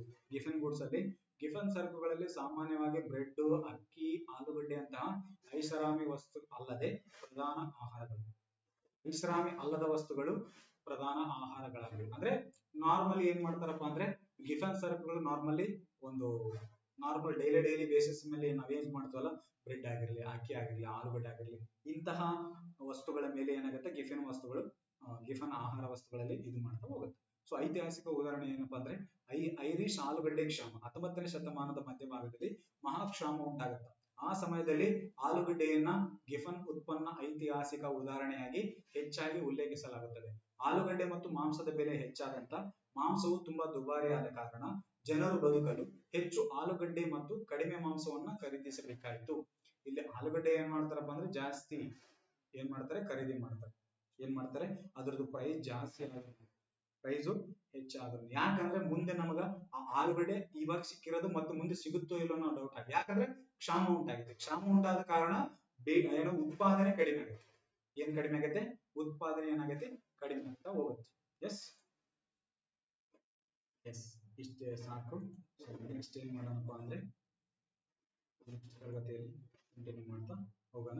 ಎಸ್, ಸೊ ಕ್ಲಾಸ್ ನೋಡೋದಕ್ಕಾಗಿ ಎಲ್ಲರಿಗೂ ಧನ್ಯವಾದಗಳು. ಎಸ್, ಸೊ ಚೆನ್ನಾಗಿ ಸ್ಟಡಿ ಮಾಡ್ತಾ ಹೋಗಿ. ಎಸ್, ನೆಕ್ಸ್ಟ್ ತರಗತಿಯಲ್ಲಿ ರಿಮೈನಿಂಗ್ ಕಾನ್ಸೆಪ್ಟ್ ನ ಮುಗಿಸ್ತಾ ಹೋಗ್ತೀನಂತೆ ಎಲ್ಲರಿಗೂ.